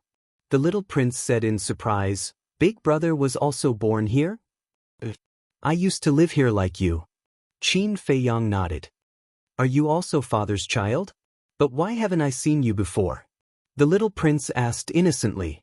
Qin Feiyang glanced at the emperor, looked at the little boy, and nodded. Yes, we were born of the same father, but our fates were different. I was abandoned. Then you are my brother? The little prince asked. Brother? Qin Feiyang's body stiffened. The word brother seemed to have touched his heartstrings. Brother, can you tell me why father abandoned you? It feels so complicated. The little prince said again. Yes. It's very complicated. You are still young, and you won't understand even if I tell you. Qin Feiyang sighed deeply, then rubbed the little prince's head, and said with a smile, I have a few words for you to tell father. Be good and don't move. The little prince nodded, with an innocent smile on his face. Qin Feiyang looked up at the emperor, and his eyes instantly became cold. He said, I don't ask for much, just tell me why you tried to kill me back then. The mysterious lady and the other two had stopped, but they surrounded the emperor.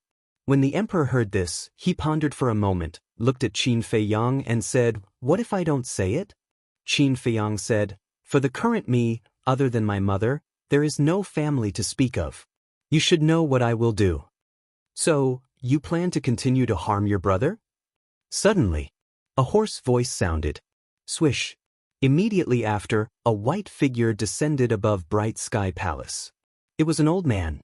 Wearing a white robe, white hair, and a white beard, he exuded an otherworldly aura. Qin Feiyang had seen this person before. It was the old man guarding the pagoda, Old Man Qin. Brother? Qin Feiyang looked at Old Man Qin, shook his head, and said, Then I want to ask you, is the family of the emperor reliable?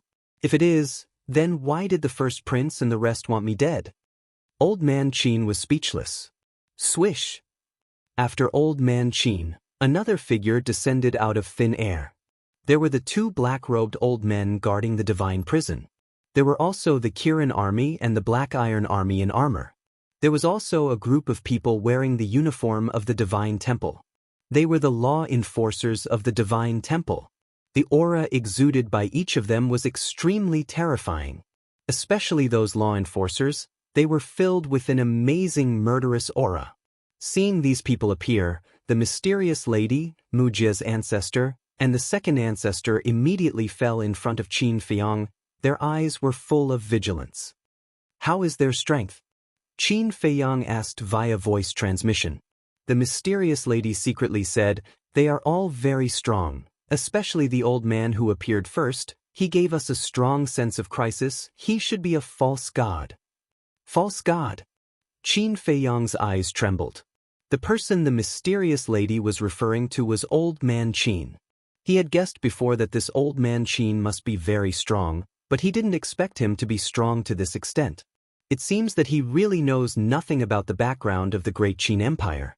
He couldn't help but wonder if there were other false gods lurking in the imperial palace in addition to Old Man Qin and the state preceptor. Rumble. Kacha. On the top of the clouds, the battle between Yigleo and the middle-aged man with the state preceptor had reached its climax. And the battlefield of the three people was gradually approaching the imperial palace. Old Man Qin looked up at the sky. His eyes were incomparably deep. Swish.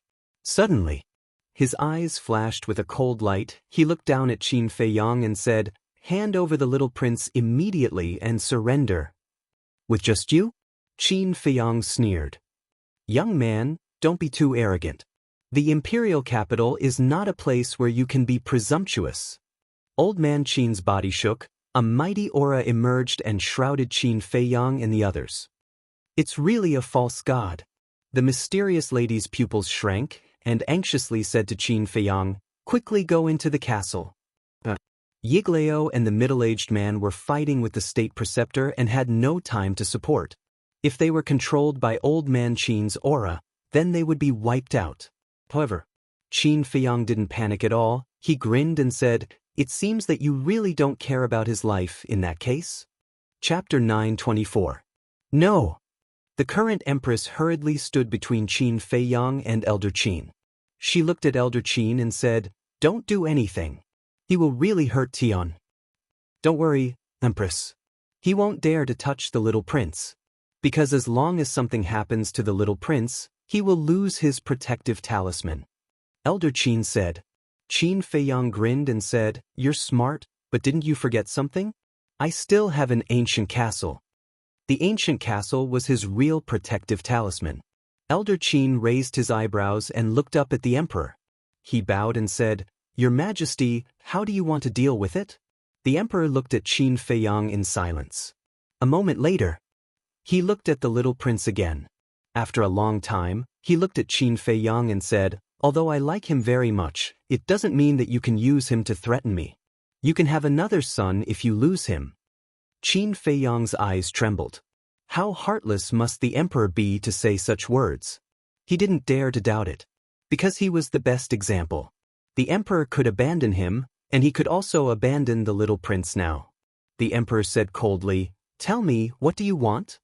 Qin Feiyang took a deep breath and said, "I want you to promise me that you will never hurt my mother and everyone related to me." His mother didn't want to leave the imperial capital, so he had to make plans for her future. As for those related to him, there were even more. For example, Luo Chenxue, he, Mermaid Princess, Yan Nanshan, and so on. The emperor said in a deep voice, "You are the first person who dares to negotiate with me. Then shouldn't I be honored?" Qin Feiyang sneered. The emperor narrowed his eyes slightly and said, "You have repeatedly offended my dignity. Do you think I will agree?" At this moment, at the top of the clouds, a painful scream suddenly sounded. Everyone looked up. They saw that the battle between the state preceptor and Yigleo had shifted to the sky above the imperial palace. Under the joint attack of Yigleo, the imperial tutor was severely injured and in imminent danger.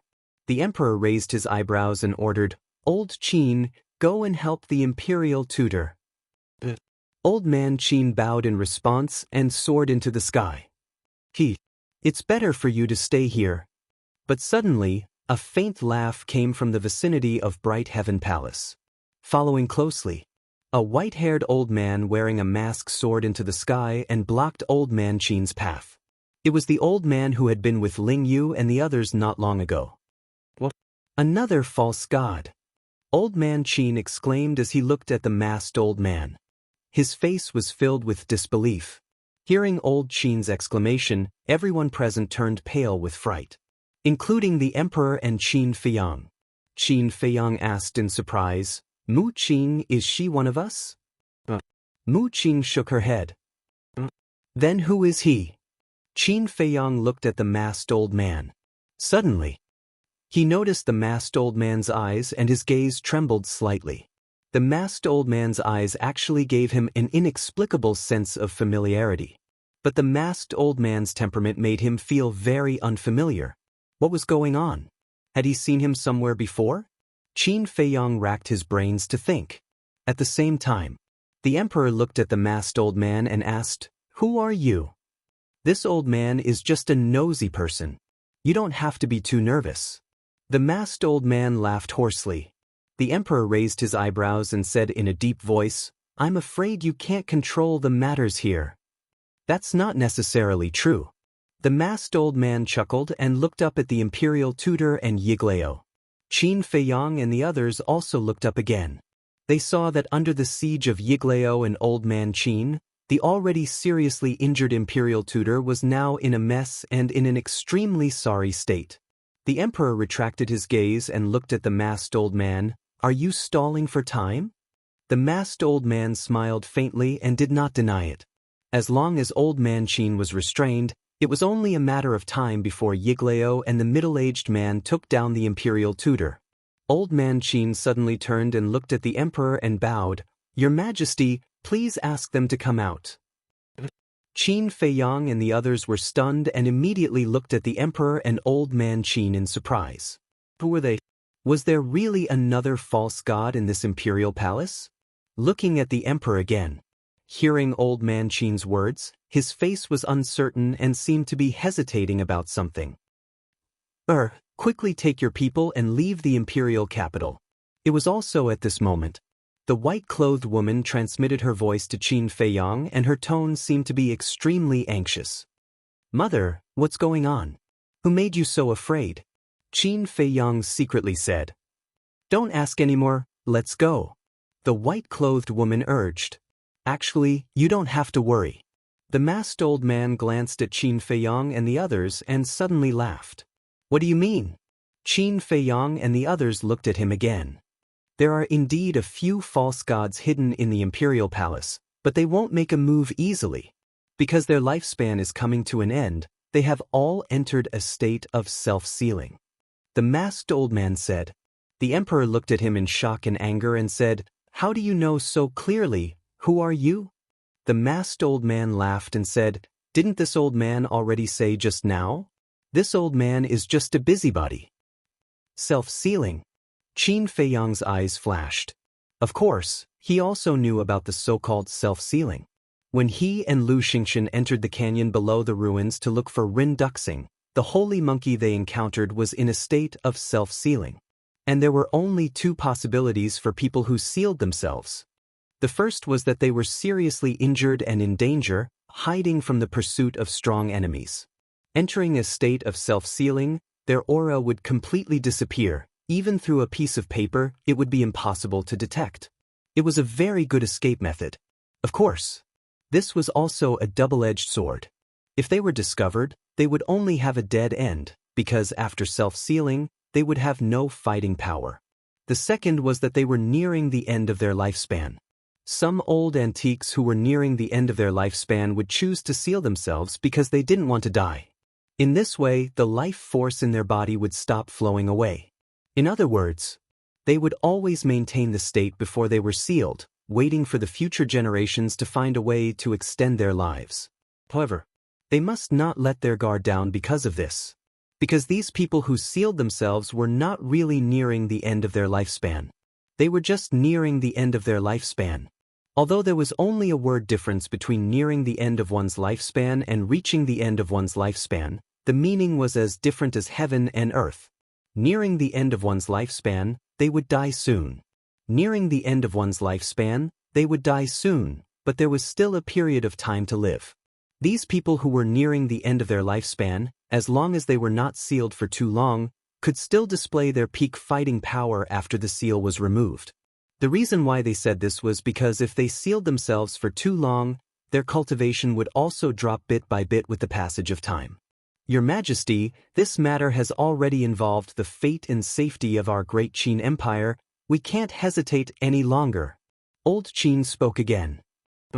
The emperor decisively waved his hand, looked at Qin Feiyang and shouted, Take your people and get out of here. If you don't agree to my conditions, I won't leave. Qin Feiyang shook his head. The safety of his mother was more important than anything else. You are really stubborn. Although I don't want to alarm them, if it really comes to that point, I will not hesitate to ask them to come out of seclusion. The emperor's eyes were cold, a golden light flashed in front of him, and a golden bell appeared.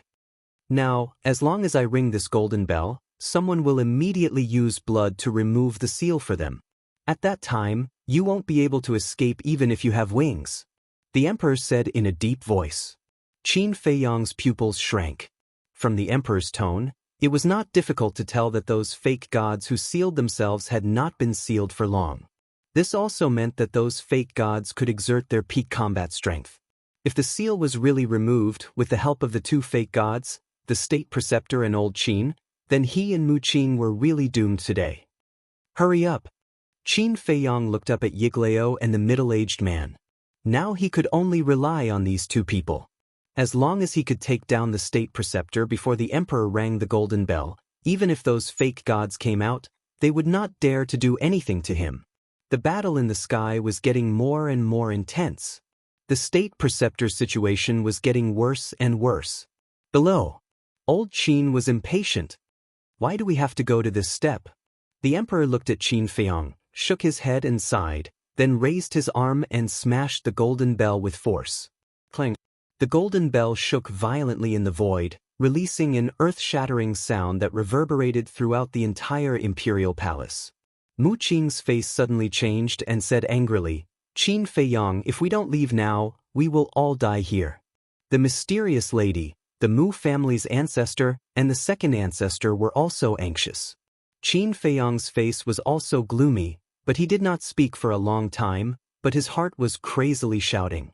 Quick, quick, quick. The state preceptor was already at the end of the road. As long as Yigleo and the middle-aged man worked harder, they would be able to take him down. Damn it. Seeing this, Mu Qin could not help but curse, looked up at Yigleo and shouted, "Old ancestor, quickly open the space-time door. It's too late to leave now." Old Qin sneered, and his divine power rolled, sealing this world. Time passed by breath. About 10 breaths passed. Boom! At the back mountain of the imperial palace, a terrifying aura suddenly emerged. It was all divine power. Without a doubt, the seals on the fake gods that had sealed themselves had already been lifted. 1, 2, 3. At the same time, the mysterious lady closed her eyes and carefully sensed the divine power. All of a sudden, she opened her eyes and said in shock, "There are 3 divine powers." Mu Qing, the Mu family's ancestor, and the second ancestor's face instantly turned pale. 3 divine powers were equivalent to 3 fake gods. How could this be played?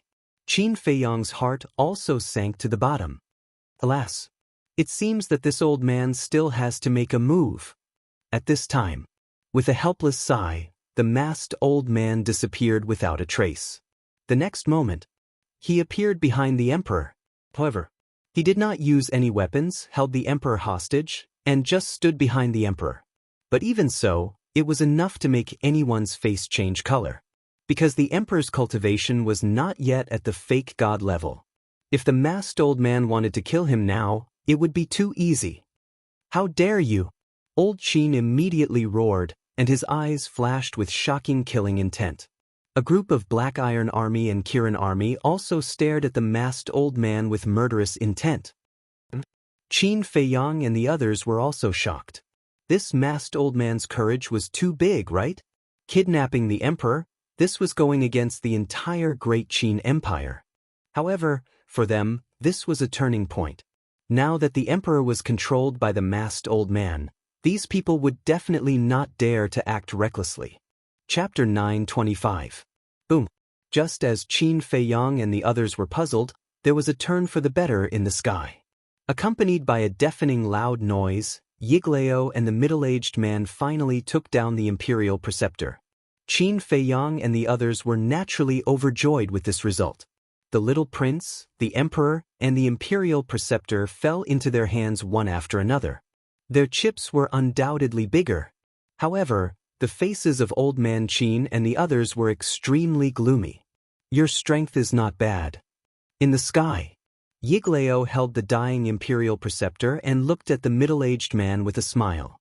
"You can do it too," the middle-aged man said. Immediately, the two of them looked at each other and smiled. Carrying the imperial preceptor, they swooped down like lightning and landed beside Qin Feiyong and the others. "Thank you, seniors." Qin Feiyong quickly bowed and thanked them. Yigleo casually threw the imperial preceptor in front of Qin Feiyong and said, "Hurry up and finish him."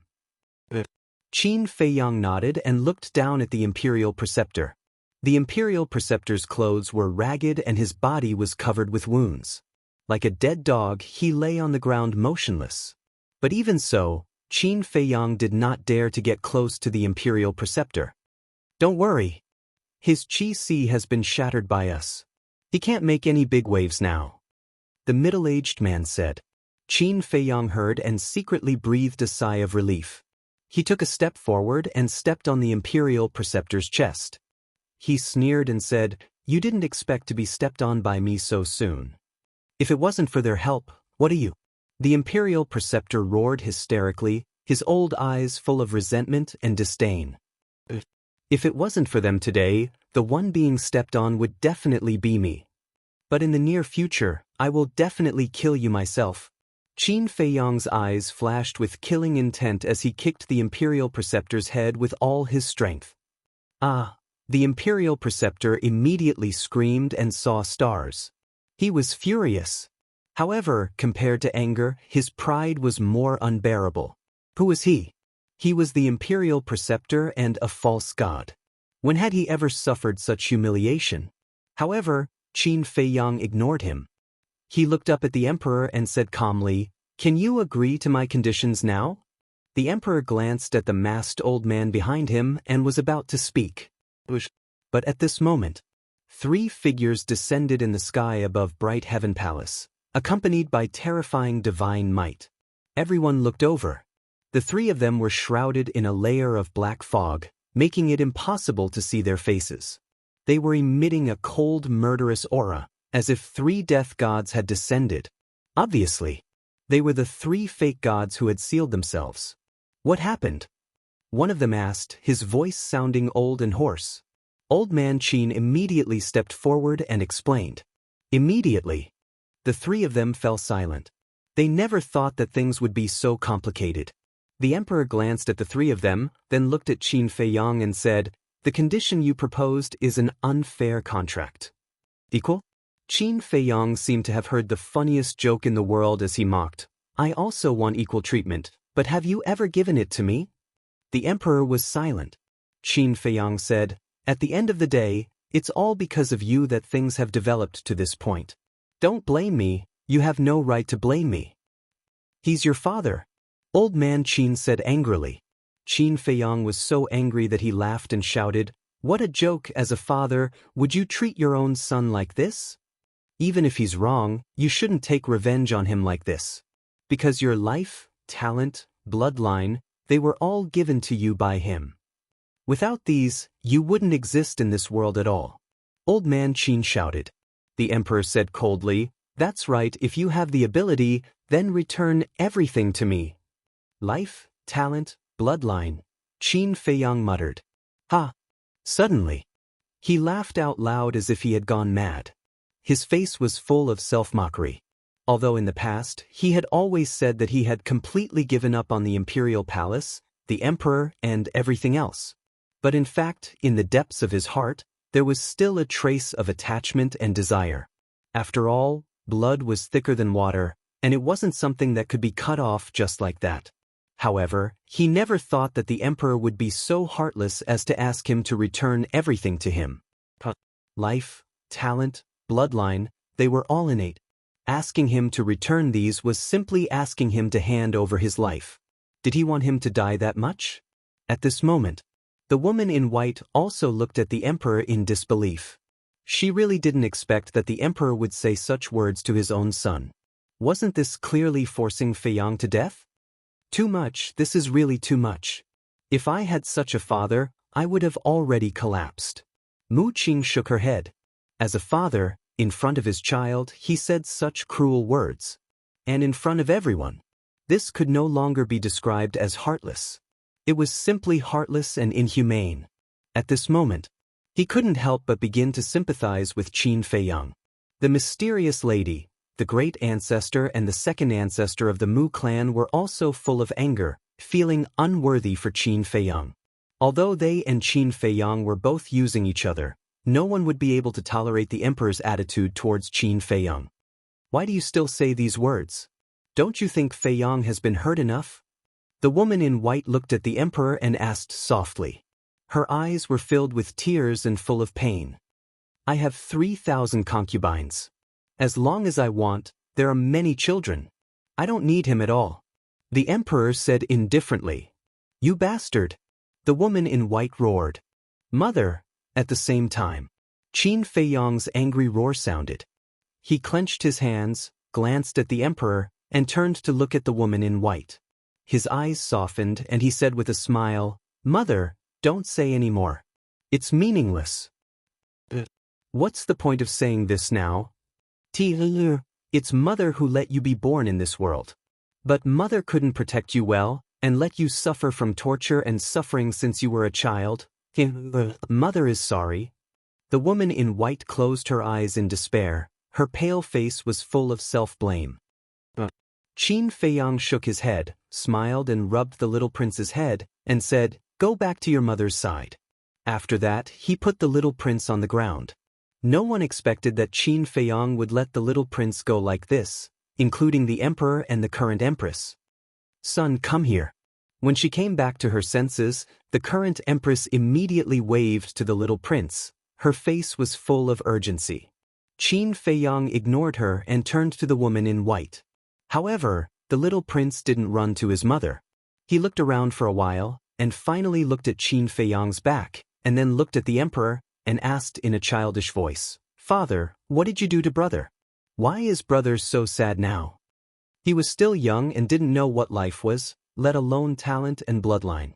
But he could see that this strange brother was very sad now. So, he asked without hesitation. But in the face of a child's question, no one present answered for a moment. Because they didn't know how to answer. The emperor was even more at a loss. Qin Feiyang's body also stiffened. He turned around and walked in front of the little prince. He lowered his head and looked at the little guy. "Brother." The little prince looked at him innocently. Qin Feiyang squatted down, reached out and gently grabbed the little prince's shoulder, and said with a smile, "Remember my words. If you want to survive in the imperial palace, you have to be wary of everyone, including your father." The fact that he said this proved that he approved of this little brother. But the little prince asked suspiciously, "You'll understand when you grow up." Qin Feiyang rubbed the little prince's forehead, got up and walked to the woman in white without looking back. The current empress also rushed up, held the little prince, and hid behind Elder Qin and the others. When Qin Feiyang walked to the woman in white raised her hand, stroked Qin Feiyang's face, and murmured with tears in her eyes, "Tian, it's all my fault. Can you forgive me?" Looking at his mother, Qin Feiyang couldn't help but feel a dull pain in his heart. The anger in his heart also became more and more vigorous. He reached out, held his mother in his arms, and comforted her, "Mother, it's not your fault. You don't have to apologize to me. I'm the one who should apologize." "Tia," the woman in white was sobbing.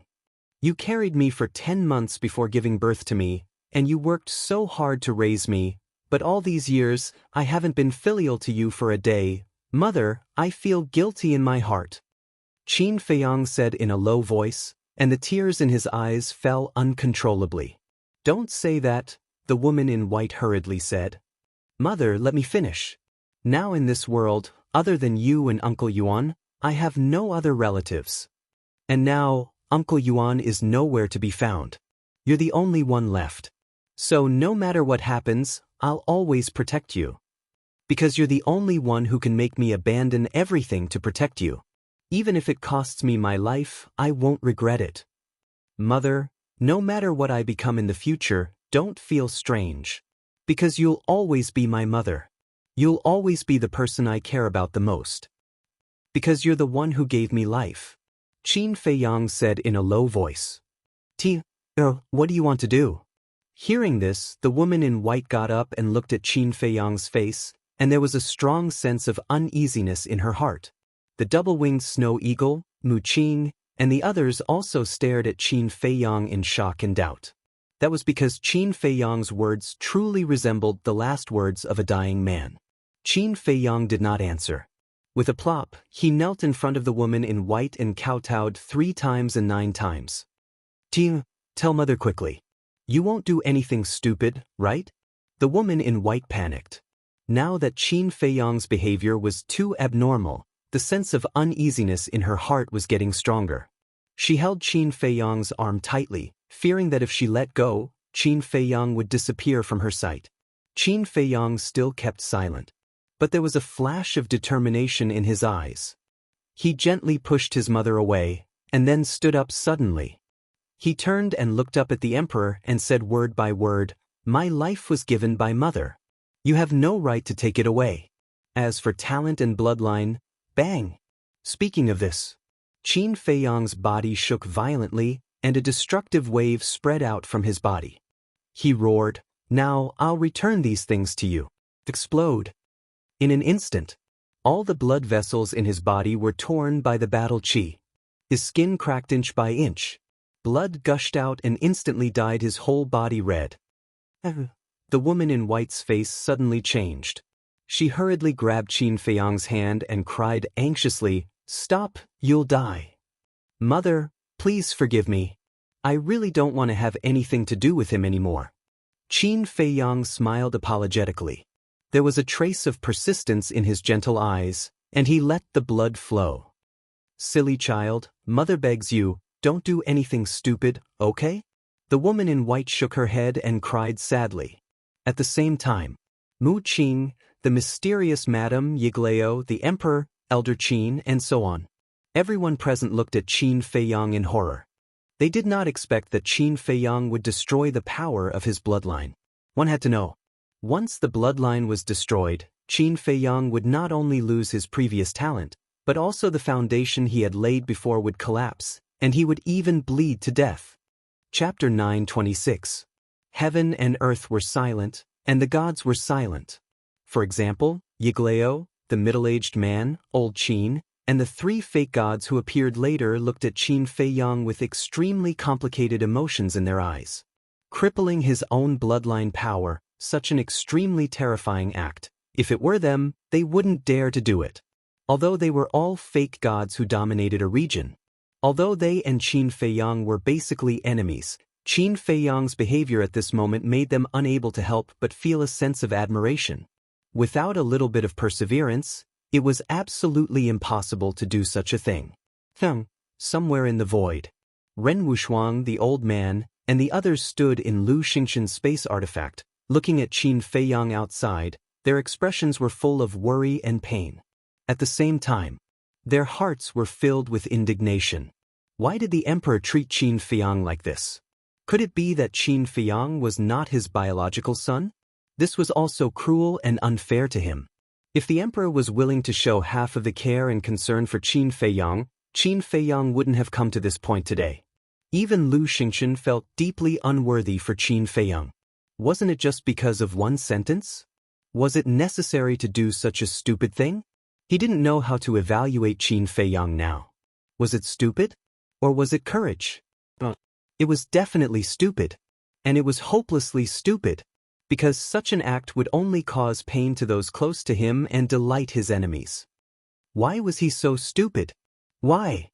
For example, Qin Feiyang's mother, at this moment, was like a desperate old woman, constantly crying out in grief, her face full of sadness.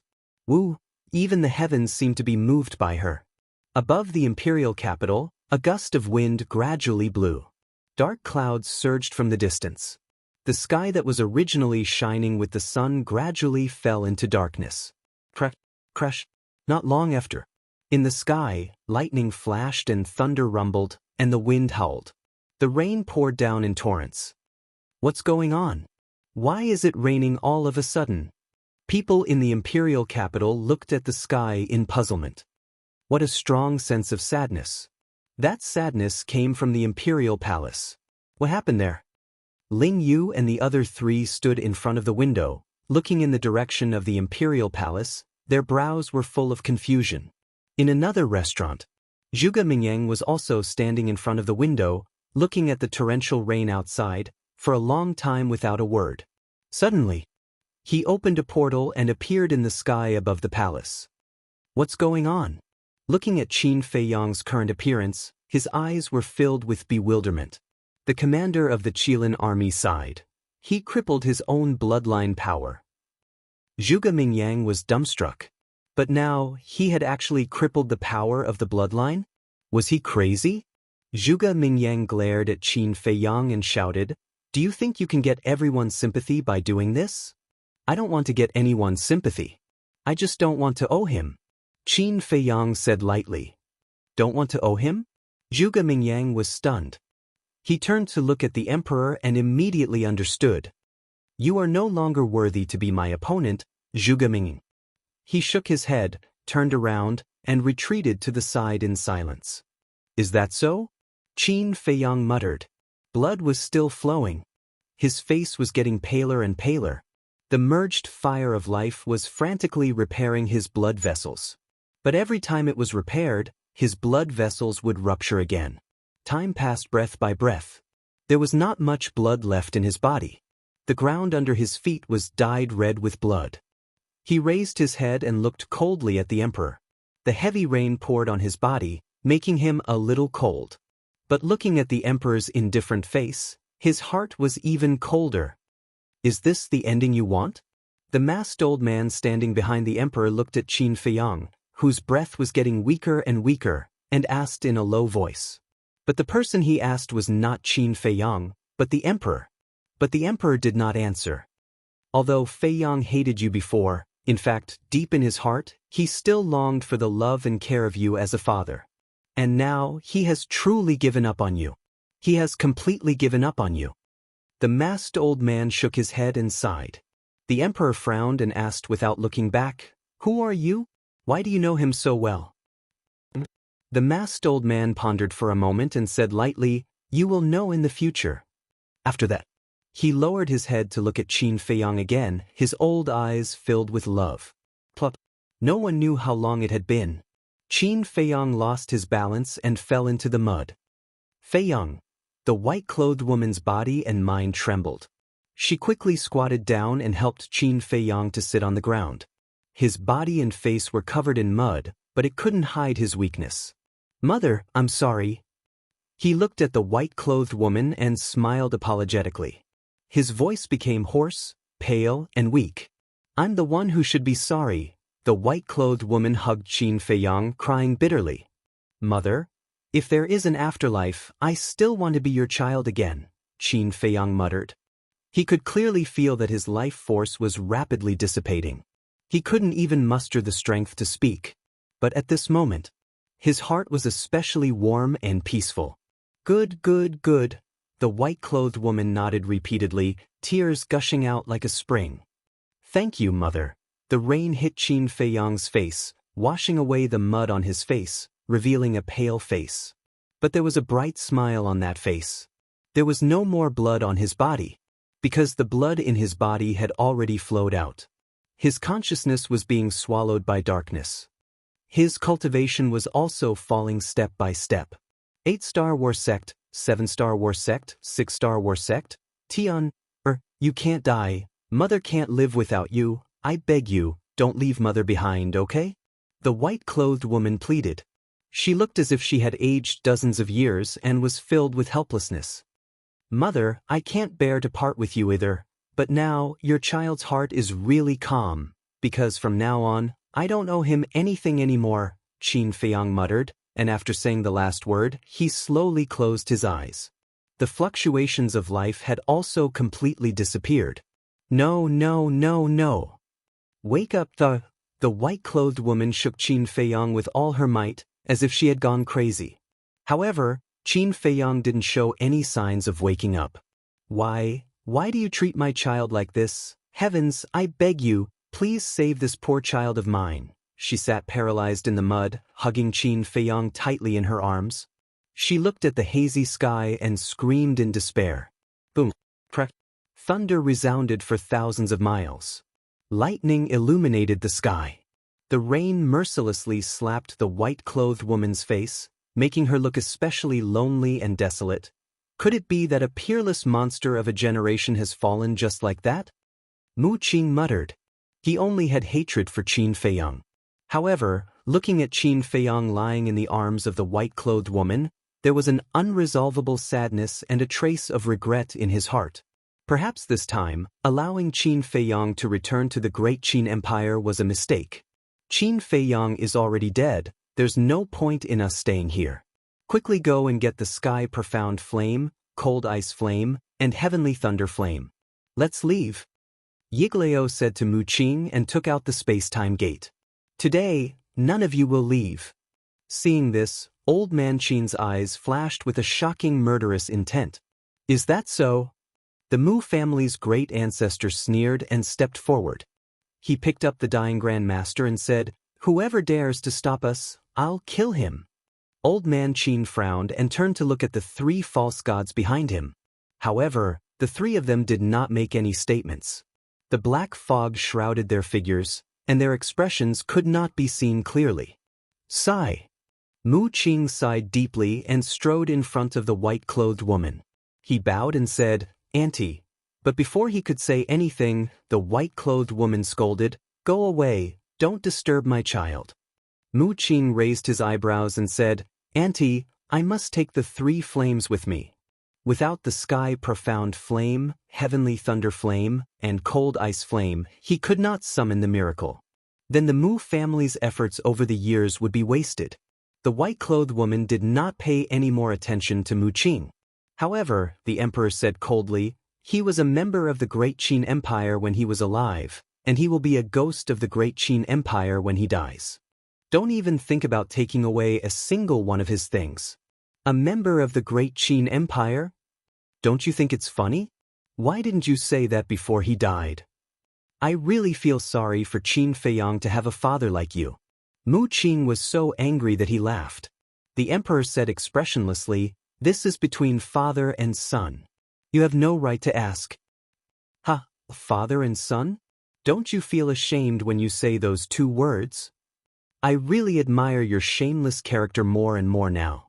Mu Qing shook his head and did not hide his sarcasm. "Shut up, all of you." However, at this moment, the masked old man shouted. His tone was no longer as indifferent as before, and there was a piercing chill in it. Everyone present looked at him. The masked old man said, "You have no right to take Fei Yang's things." The emperor said in a deep voice, "I said that you can't interfere with the matters here." The masked old man's eyes turned cold. In an instant, he disappeared behind the emperor and appeared in front of him. Slap. He actually slapped the emperor in the face in front of everyone. What? Everyone was petrified on the spot, dumbfounded. One had to know. The emperor was the supreme ruler. Even these fake gods of the Great Qin Empire had to be respectful to him. But this masked old man actually slapped the emperor in public. Who exactly was he? The emperor was also stunned. He never thought that in this world, there would be someone who dared to hit him. This slap is not for anything else, but to remind you. As the descendant of the Qin Emperor, you must rule the country with benevolence and justice. You must have a heart that embraces all things and accept every subject of the Great Qin Empire. The masked old man said coldly. Chapter 927. Tyrannical Hegemony? The emperor suddenly became angry and shouted, "Who do you think you are? What right do you have to teach me a lesson?" The masked old man sighed deeply, his old eyes full of disappointment. He stepped in front of the white-clothed woman, looked at Qin Feiyang and bowed. "My lord, this old man will take you away." "My lord?" Everyone present was once again deeply shocked. This terrifying old man actually called Qin Feiyang's mother, "My lord"? Didn't this mean that this man was Qin Feiyang's mother's subordinate? The white-clothed woman looked up at the masked old man and said, "It's you." "I'm sorry. I didn't tell you my identity immediately, and I didn't stop Feiyang in time." The masked old man said. The white-clothed woman shook her head and said, "You have your reasons for doing this. I won't blame you." As she spoke, she carried Qin Feiyang, got up, and glanced at the imperial palace. When he was alive, Feiyang hated this place the most. "I hope that after he dies, you can find a pure land for him to bury.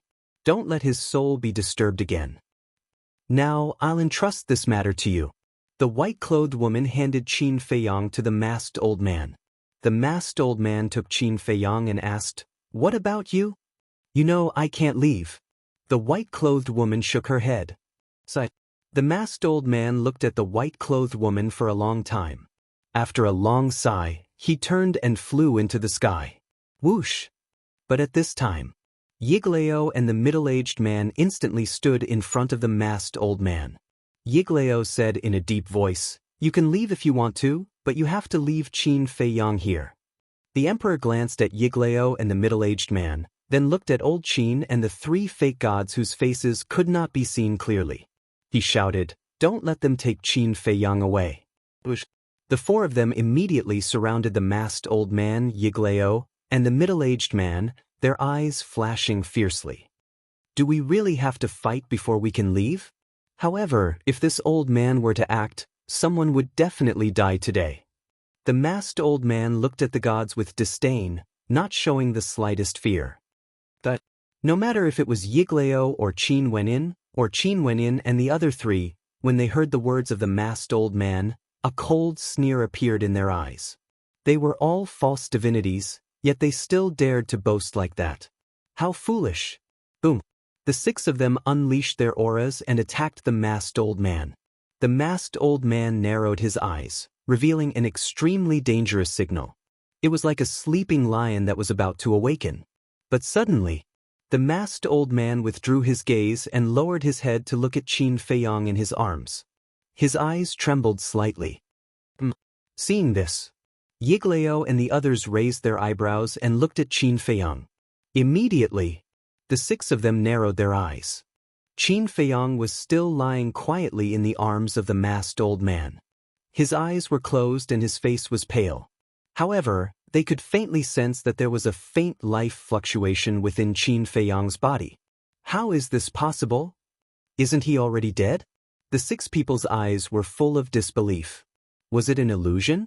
However, this was not an illusion. Qin Feiyang really showed signs of life. And as time went by, this sign of life became more and more vigorous. The emperor, the woman in white, Zhuge Mingyang, the mysterious lady, and the commander of the Kirin army also quickly noticed this abnormality. Their eyes were also full of surprise. A person who was already dead unexpectedly showed signs of life. What was going on? I knew you wouldn't die so easily. Mu Qing murmured, her eyes flashed and she shouted, Yiglao, quickly protect Qin Feiyang. You also protect him. The mysterious lady quivered and immediately shouted at the middle-aged man.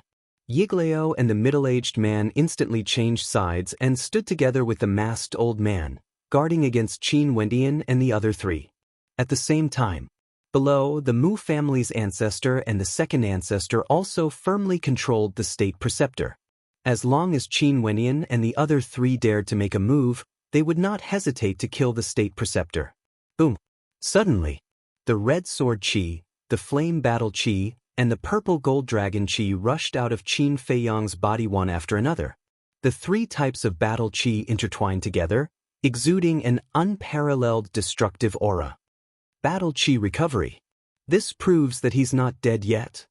Inside the spatial artifact, Lu Xingchen looked at this scene, and his eyes were also bursting with light. Not dead? Ren Wushuang and the others heard this, and their faces were instantly filled with ecstasy. He's not dead yet. Is this bastard a monster reincarnated? Zhuge Mingyang's eyes widened in anger.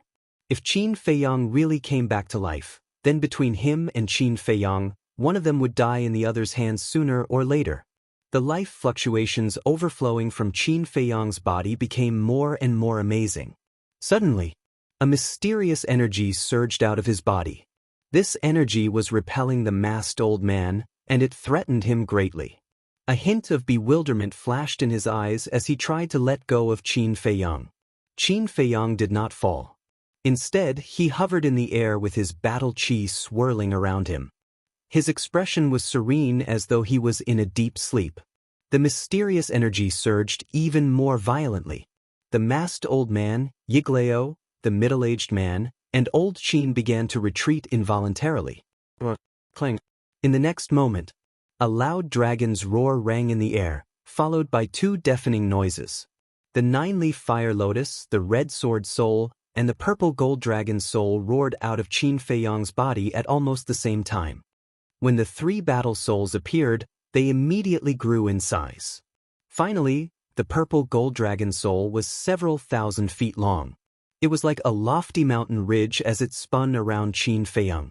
Its dragon's might was vast and mighty. The red sword soul awakened on its own. It was like a huge sword that could split the heavens and earth. It hovered above Qin Feiyang, emanating a destructive aura. The flaming beast shadow that was hiding in the sword's soul charged out as well. It roared in the air, its ferocious might unparalleled. As for the nine-leaf fire lotus, the 9 fire lotus leaves fell off on their own as well. However, they did not explode. Each of the fire lotus leaves was the size of a dustpan. They were like 9 red shields that surrounded Qin Feiyang. Waves of fire surged and swept across the sky for several miles. The sky and earth changed color at this moment. What's going on? The others looked at this scene in shock and confusion. It was common knowledge that battle souls would only appear when their masters were awakened. Currently, Qin Feiyang was unconscious.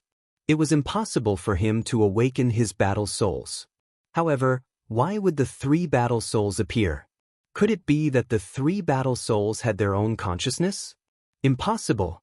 Battle souls were controlled by their master's will.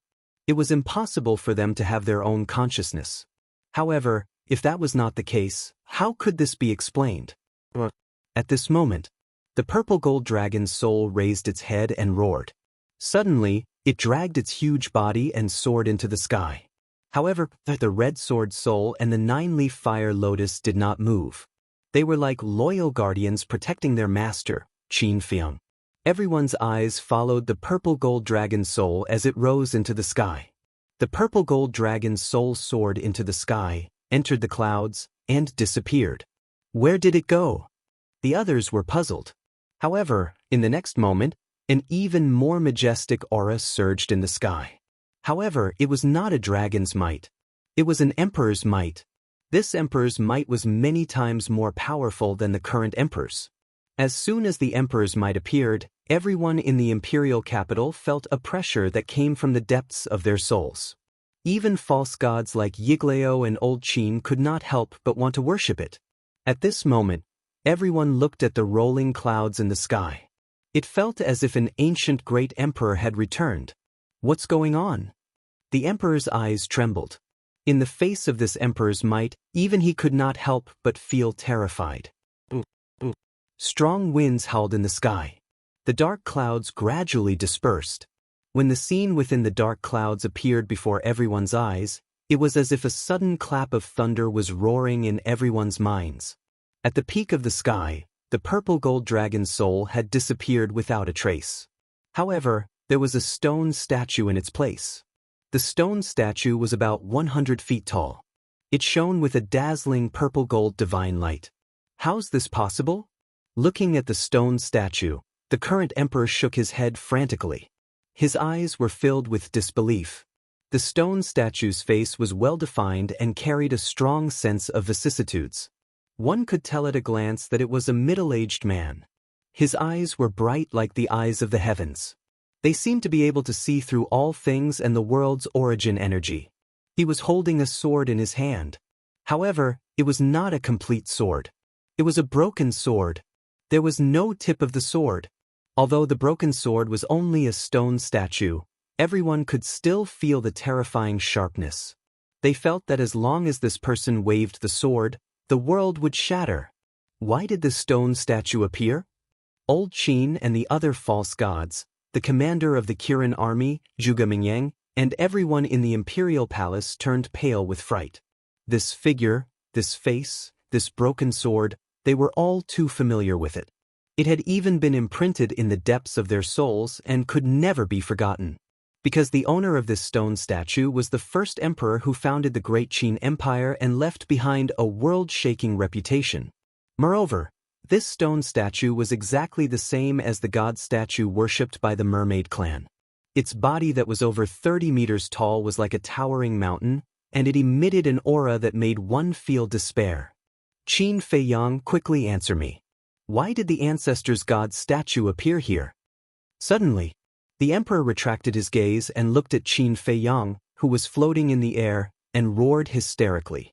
The Great Qin Empire had been around for tens of thousands of years. However, this was the first time that the god statue of the first emperor appeared. And this must have something to do with Qin Feiyang. However, Qin Feiyang closed his eyes tightly and did not give any answer to the emperor. If this child did not fall out with his majesty, he would definitely be the most suitable candidate for the next emperor. But now we must not let him live. Otherwise, in the future, it will definitely affect the fate of our Great Qin Empire. Old Qin and the other false gods looked at each other, and a cold light surged in their eyes. They rushed towards Qin Feiyang at the same time. They were full of murderous intent. How dare you? The masked old man roared. Yiglao and the middle-aged man hurriedly chased to stop them. But after all, they were all false gods. As for Old Man Qin and the other three, they suddenly attacked without any warning. Therefore, it was too late for the masked old man and Yiglao to stop the four of them. As expected, Qin Feiyang would definitely be killed by the four of them. At the same time, Chapter 928. It seemed like Qin Feiyang was about to be killed by the four of them. Boom! In the skies, the stone statue of the first emperor suddenly released a purplish-gold divine light that enveloped Qin Feiyang. Old Qin and the others were sent flying by the purplish-gold divine light. Their bodies trembled as they spat out blood. Their eyes were filled with shock. The stone statue of the first emperor was protecting Qin Feiyang? Why was this happening? Soon after, an even more shocking scene appeared. The purplish-gold divine light carried the unconscious Qin Feiyang and slowly rose into the air. The nine-leaf fire lotus and the scarlet sword soul followed him and protected him. Finally, Qin Feiyang entered the skies and hovered before the stone statue. The purplish-gold divine light surged into his body. At this moment, every inch of his skin and every cell on his body shone with a dazzling purplish-gold light. What's going on? The others were shocked and puzzled. The appearance of the stone statue of the first emperor was already shocking enough. However, they did not expect it to protect Qin Feiyang. The masked old man suddenly laughed. Everyone looked at him. They did not know what he was laughing about. If I'm not mistaken, he must have obtained Emperor Qin's legacy. The masked old man enunciated each word clearly.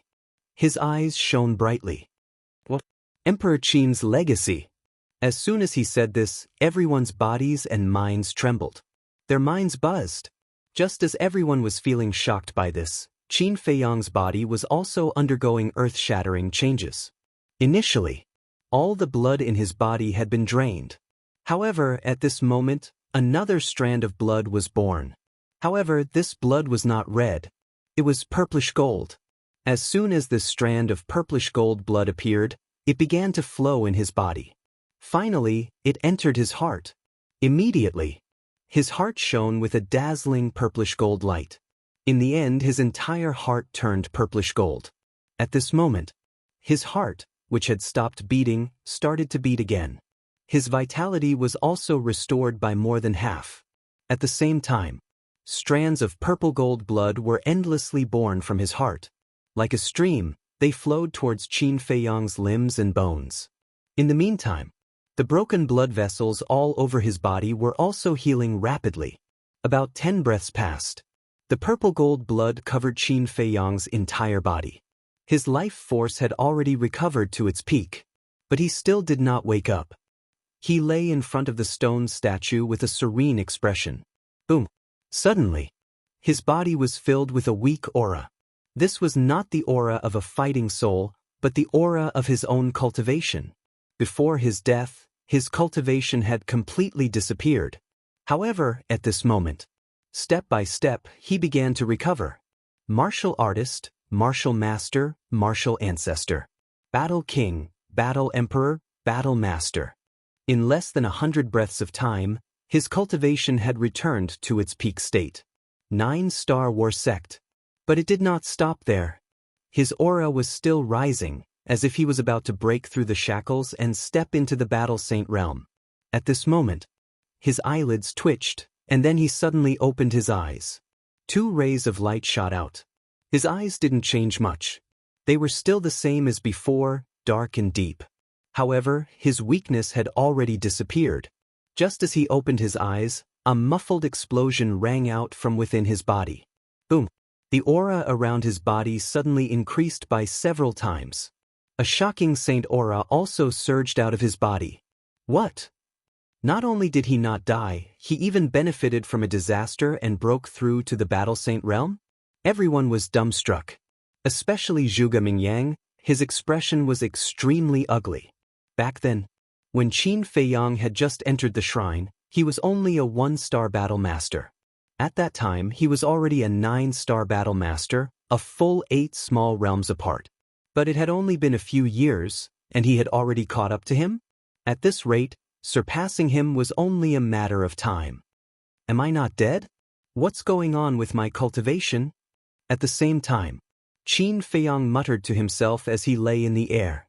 The light in his eyes had already dissipated and was replaced by a trace of confusion. He noticed the purple-gold divine light around his body, and the confusion in his eyes became even stronger. What was this? Why did it give him a very comfortable feeling, and his entire body was warm? Ancestor. When his gaze swept past the stone statue, it was the same as the Emperor and the others' reaction. It was filled with shock. After a long while, he came back to his senses. He immediately sensed a familiar aura. Mother's aura. Mu Qing's aura. And the aura of an emperor. Looks like I didn't die yet. Qin Feiyang muttered, the corner of his mouth pursing into a bitter smile. He had thought that he would definitely die after crippling his own bloodline, but he didn't expect that he would survive. What was even more unexpected was that he would experience 2 life and death tribulations in one day. He looked at the statue of the first emperor and muttered, "Did you save me?" The statue stood tall in the sky, like an ancient emperor looking down on the common people. Qin Feiyang retracted his gaze and sank his mind into his body. Looking at the purple-gold blood flowing in his body, his expression suddenly became dull. How did the blood become this color? Purple-gold blood, purple-gold divine light, could it be the ancestor again? He raised his head to look at the stone statue again, his eyes full of surprise. Suddenly, the statue of the first emperor began to collapse, turning into a gorgeous rain of light. Following closely, accompanied by a loud dragon roar, a purple-gold divine dragon rushed out of the rain of light. This is... Qin Feiyang's eyes widened. This purple-gold divine dragon, although alive, was not made of flesh and blood. Wasn't this his purple-gold dragon soul? Qin Feiyang understood. Back then, he had opened the purple-gold dragon soul in the mermaid clan's holy land because of the ancestors' approval. Although the statue in the Holy Land was carved from stone, it contained the ancestors' will. So, his purple-gold dragon soul also had a trace of the ancestors' will. And now, when he was in danger, the ancestors' will appeared and saved him from danger. In other words, the statue he saw before was formed by the ancestors' will. Thank you, ancestor. From this moment on, I will cherish my life. Thinking of this, Qin Feiyang stood up and bowed 3 times in the direction where the statue disappeared. Not only did the ancestor save him, but he also helped him break through to the Battle Saint realm. It could be said that he was given a great fortune. And he had a premonition that the purple-gold blood in his body was definitely not simple.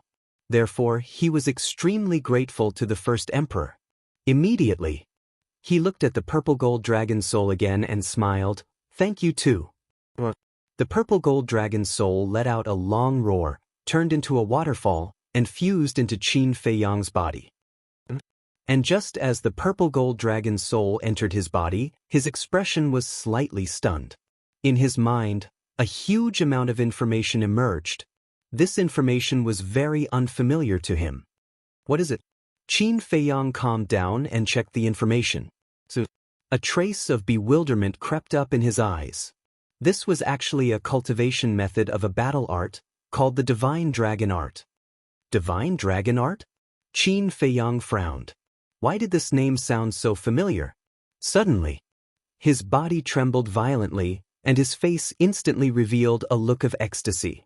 He finally realized why the Divine Dragon Art gave him a sense of familiarity. Because this Divine Dragon Art was the battle art created by the first emperor. When he was young, he sneaked into the emperor's study and read an ancient history book.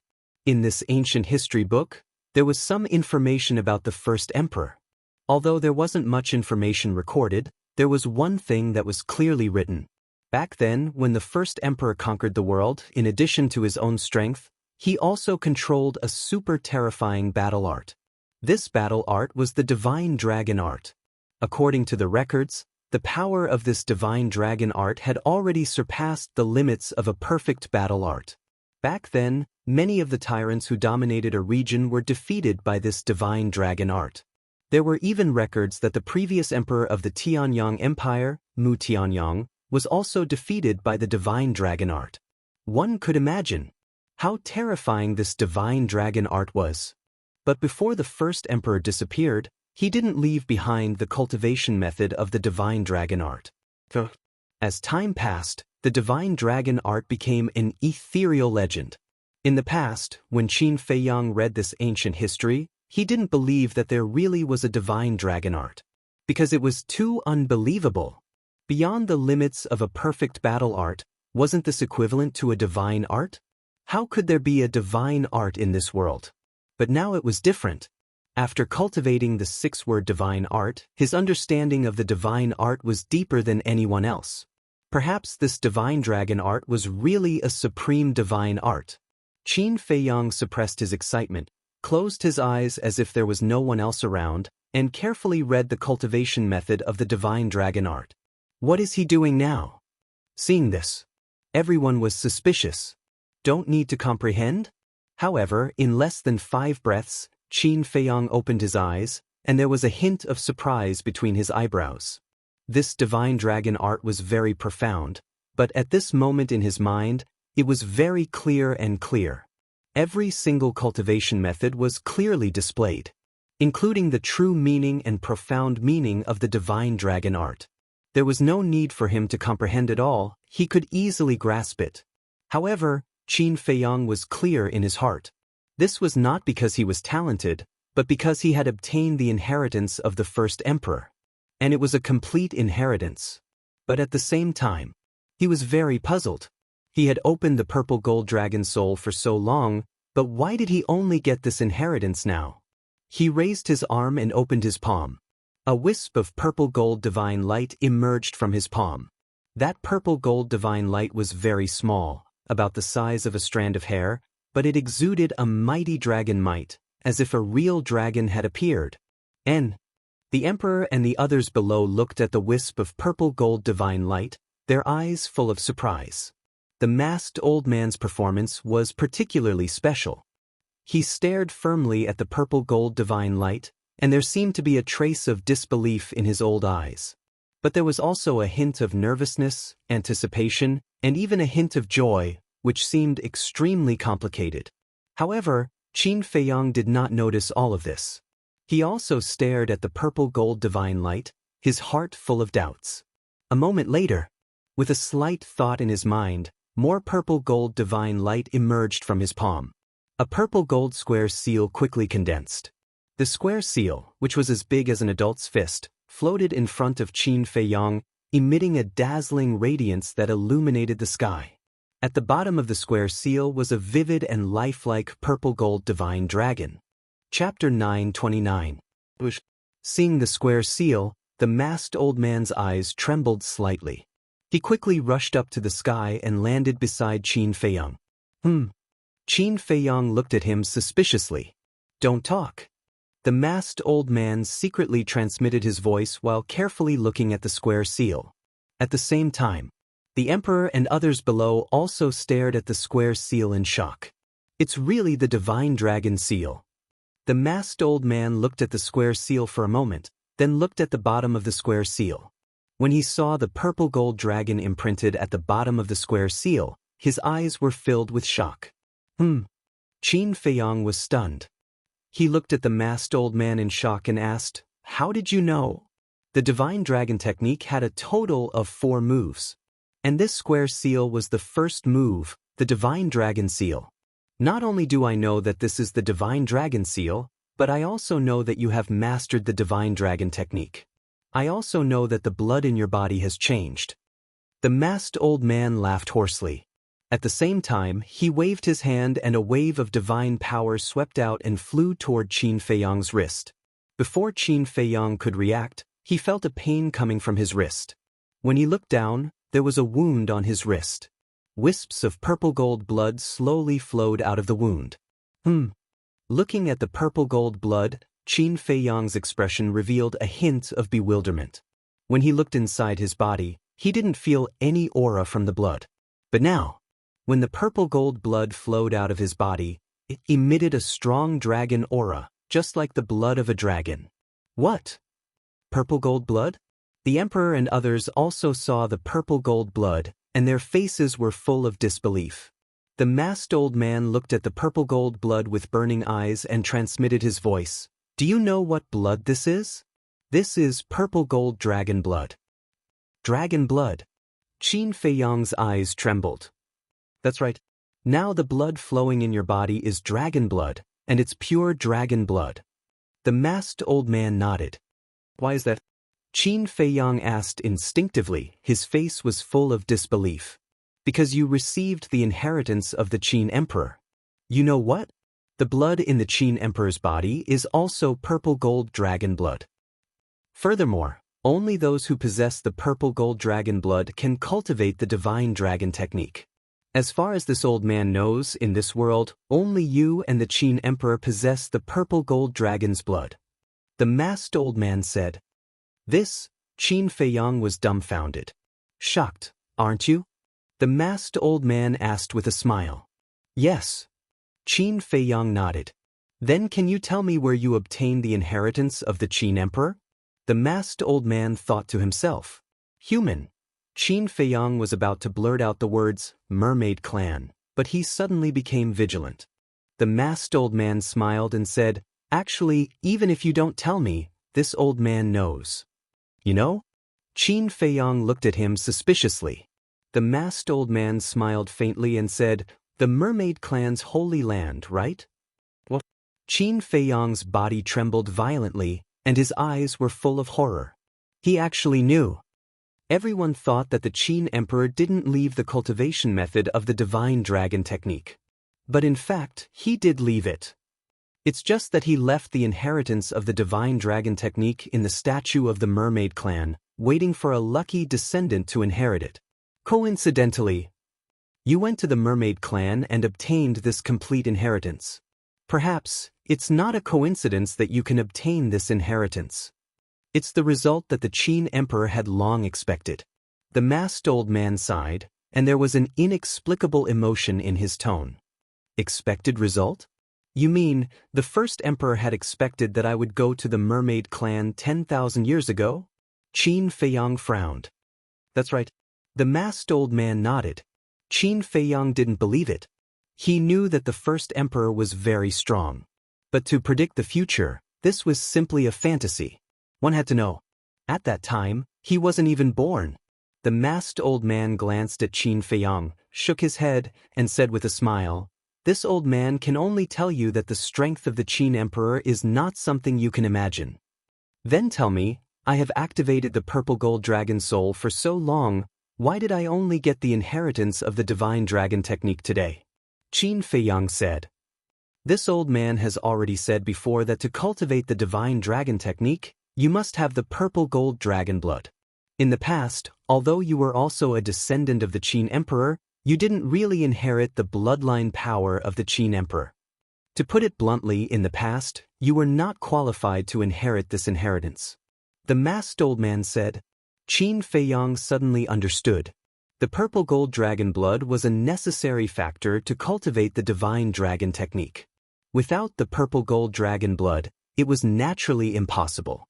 The masked old man continued, and this inheritance left by the Qin Emperor is also a test. Test? Qin Feiyang was stunned. Put yourself in a desperate situation and fight to live. Not everyone dares to cripple their own bloodline power, especially a monster like you. Because the more talented a person is, the more they cherish their bloodline power. The masked old man said, I agree with this point. If not for the current emperor forcing me to this point, I wouldn't have done such a stupid thing like destroying my own bloodline power. Qin Feiyang sighed. Do you hate him? No, actually, you should thank him. If not for him forcing you, would you be able to awaken the purple gold dragon blood? Maybe you won't be able to awaken it in this lifetime. If you can't awaken the purple gold dragon blood, you won't be able to get the inheritance of the Qin Emperor. The masked old man smiled. Grateful? Qin Feiyang smiled coldly and asked, this purple gold dragon blood, other than being able to cultivate the divine dragon technique, does it have any other benefits? Of course. The most obvious one is your talent. After awakening the purple gold dragon blood, your talent and comprehension will increase exponentially.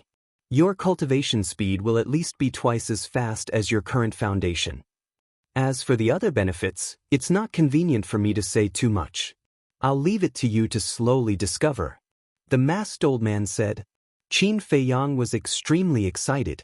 Putting aside his talent and comprehension, just his cultivation speed. After opening the door of potential, his cultivation speed was already very shocking. But now, he was actually able to double the speed on top of that. For example, he needed 1 year to cultivate from a 1-star battle saint to a 2-star battle saint. But now, he only needed half a year. This kind of speed was simply shocking to death. How do you know so clearly? Or you? And why do you give me a familiar yet strange feeling? Qin Feiyang looked at the masked old man, his eyes full of confusion. Don't worry too much about this old man's identity. You'd better think about how to make the emperor sign that unfair contract. After all, if you can't make him agree, you won't be able to roam the forgotten continent in peace. The masked old man pondered for a while and smiled. Qin Feiyang frowned. He asked secretly, Senior, do you have any ideas? If you use the royal tutor or the young prince to threaten him, there's no doubt that it'll be a long tug of war. After all, he's the emperor of a nation. He won't be able to put down his pride in front of so many people. You can try another method. Who knows, it might be more effective than this one. The masked old man said. Try another method, Qin Feiyang muttered to himself. After a while, he cupped his fists and said, Thank you for your advice, Senior. Huff! He exhaled deeply. With a thought, the 9-leaf fire lotus and the crimson sword soul that were protecting him returned to his sea of qi. His gaze also turned cold and sharp. No matter what he had gone through, at least he had achieved his wish. From now on, he would have nothing to do with the emperor. Sush. He lowered his head and looked at the crowd below. Finally, his gaze fell on the emperor. His expression was no longer filled with pain and sadness. Instead, it was cold. It was as though he was looking at a stranger. Do you know what this is? Qin Feiyang waved his arm.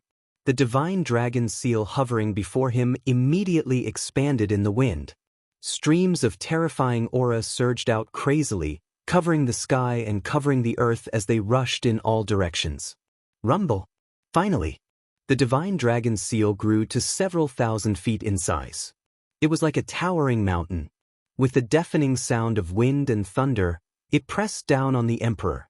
As they looked at the divine dragon seal, the emperor, old Qin, and the other false gods felt even more puzzled. What was that? Why did it give them a sense of déjà vu? Meanwhile, Lu Xingchen, who was hiding in the spatial divine item, looked at the divine dragon seal. A strange light flashed in the depths of his eyes. How familiar! A hint of confusion could be seen on the mysterious madam's face as well. What's that? Mu Qing was puzzled. I can't remember. The mysterious madam shook her head.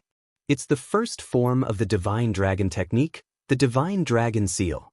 At this moment, a slightly agitated voice rang in the air. The person who spoke was Qin Feiyang's mother. She was also looking at the divine dragon seal with a bright smile on her face. Divine dragon seal.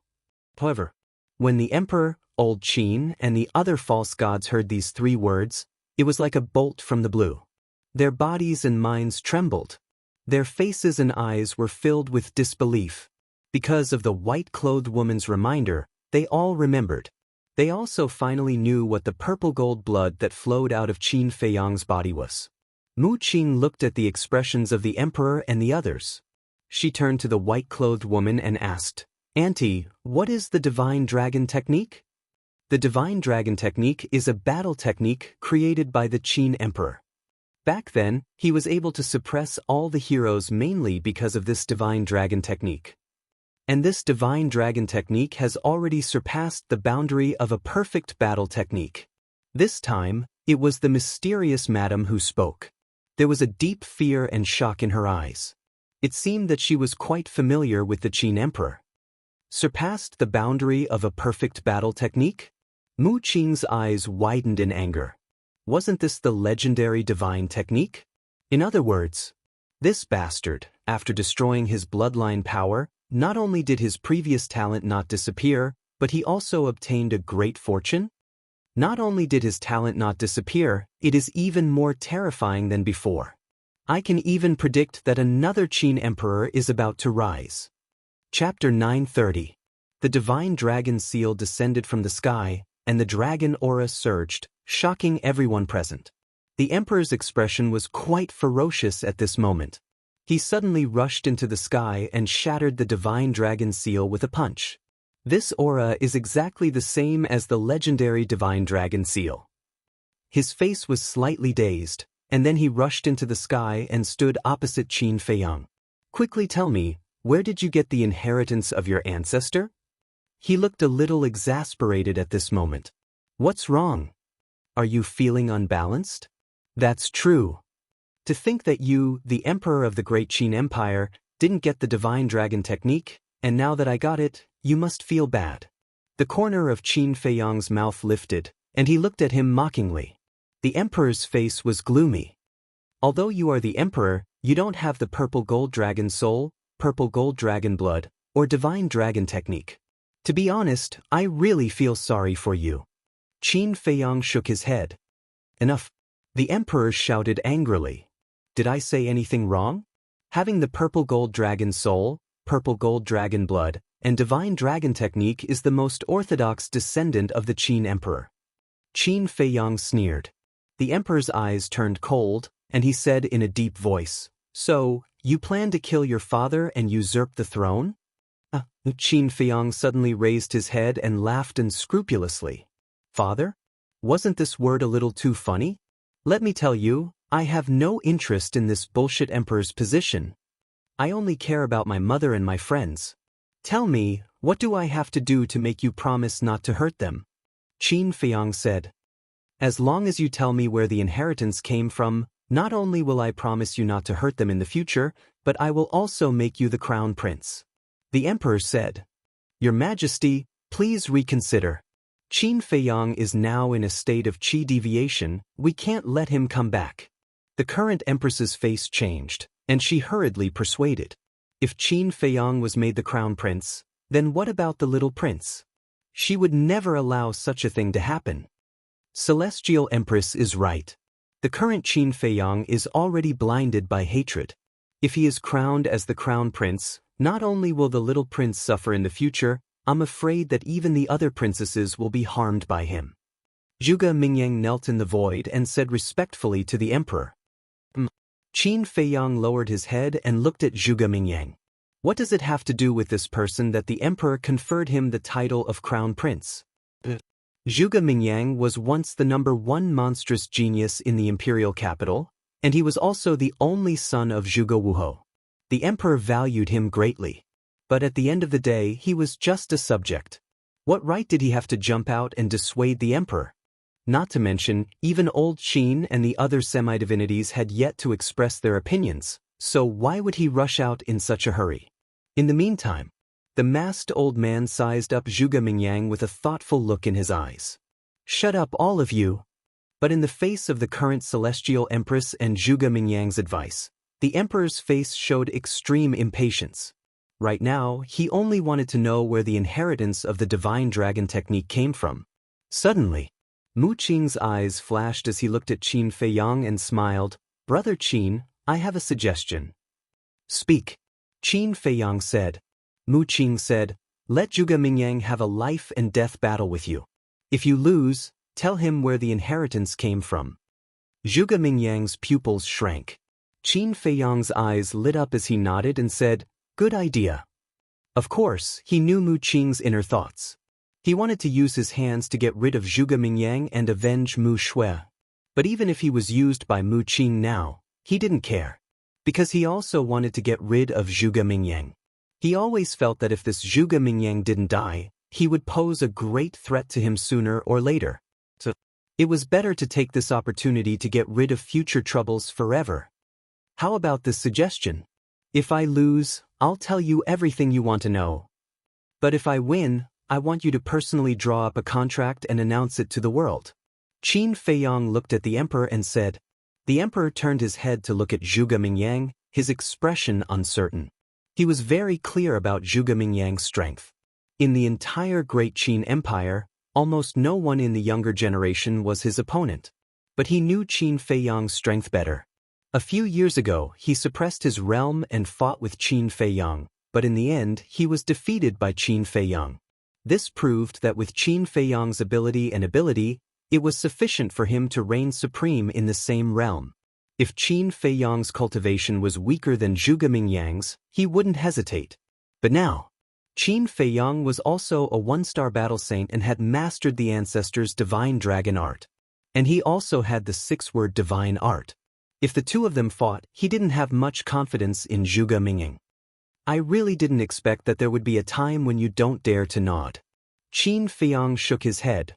The sarcasm on his face was undisguised. The emperor clenched his hands. Why don't you do it? Just like a few years ago, suppress your cultivation to the same realm as mine. Qin Feiyang laughed mockingly. The emperor's face was ashen. The battle a few years ago could be said to be the stain of his life. Although the people in the imperial capital didn't dare to talk about it in front of him, they gossiped a lot behind his back. Sometimes, he even heard some palace maids and guards talking about it in private. Every time he heard these discussions, he felt a sense of shame in his heart. It was like a sharp blade was ruthlessly stabbing into his heart, making him feel very uncomfortable. And now, Qin Feiyang once again brought up this matter in front of everyone. The anger in his heart soared straight up to a critical point. Qin Feiyang, don't go too far. Zhuge Mingyang glanced at the emperor, stared at Qin Feiyang and shouted, "Do you have the right to speak here?" Qin Feiyang smiled contemptuously. Zhuge Mingyang's eyes were gloomy to the extreme. He bowed and said, "Your Majesty, I accept his challenge." The emperor was stunned. Qin Feiyang was stunned. Mu Qing's face was also filled with shock.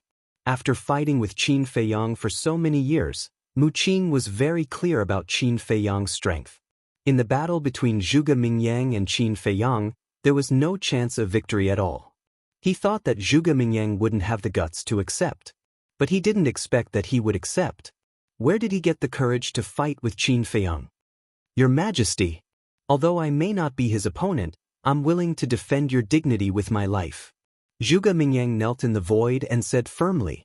There was a determined light in his eyes. Good. The emperor nodded repeatedly. He was very happy. In fact, he had no other choice now. Because in the whole younger generation of the imperial capital, only Zhuge Mingyang had the ability to fight with Qin Feiyang. "What do you want to do?" Qin Feiyang murmured. Zhuge Mingyang's attitude was really too abnormal. To please the emperor? But for Zhuge Mingyang, it didn't seem to be necessary at all. Because the emperor thought highly of him. For other young talents, if they wanted to enter the imperial palace, they had to be notified and approved. But every time Zhuge Mingyang entered the imperial palace, he didn't notify anyone. For example, this time, he came as he pleased. And when the emperor saw Zhuge Mingyang barging in without permission, he didn't say anything. It was equivalent to acquiescing that Zhuge Mingyang could enter and leave the imperial palace freely. For a subject of the Great Qin Empire, this could be said to be a kind of supreme honor. Qin Feiyang couldn't figure it out. What was Zhuge Mingyang thinking? Just when Qin Feiyang was puzzled, Zhuge Mingyang got up and rushed to the emperor's side. Boom! His aura exploded. "Come on.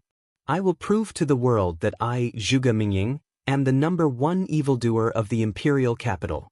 He looked at Qin Feiyang and said word by word. His aura was like a rainbow, shaking the sky. "#1 evildoer." Qin Feiyang murmured, his body shook violently, and the saint's aura roared in all directions. The emperor and the masked old man both retreated to the distance at the same time. But before the emperor retreated, he said such a sentence. "You are not allowed to use any weapons." Because Chang Shui and the ancient castle, the lethality was too shocking. If Qin Feiyang took out these two artifacts, Zhuge Mingyang wouldn't even have the slightest resistance. So, he wanted to put an end to this situation. Qin Feiyang glanced at the emperor and said lightly, "You worry too much, just Zhuge Mingyang, I don't need to use weapons."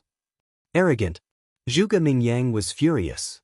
With the billowing saint's aura, he took a step forward, raised his fist, and threw a punch at Qin Feiyang. "I am arrogant." Because I am no longer the Qin Feiyang of the past. Qin Feiyang roared, raised his arm, and threw a punch without dodging. Boom! The two fists met with a loud bang.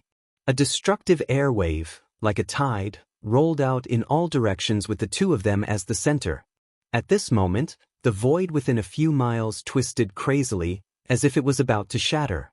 Humph!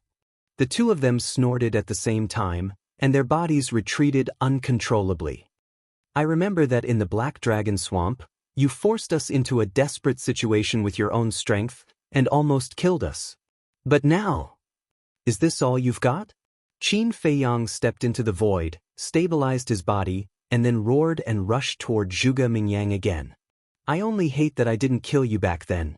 Zhuge Mingyang's eyes were filled with murderous intent. He pushed his hands out, and a majestic battle chi roared out. That battle chi was very special. It was green in color. At first glance, it looked like an ancient green dragon, roaring in the sky, containing a shocking destructive force. And that battle chi also exuded a strong dragon's aura. What? Qin Feiyang's pupils contracted. As everyone knew, the aura of battle chi was based on the battle soul. Battle chi that contained dragon's aura. Could it be that Zhuge Mingyang had also activated some kind of dragon soul? Boom! He clenched his fist, and the flaming battle chi surged out. At this moment, his whole body was burning with raging flames, as if he had turned into a man of fire. I would like to see how capable you are.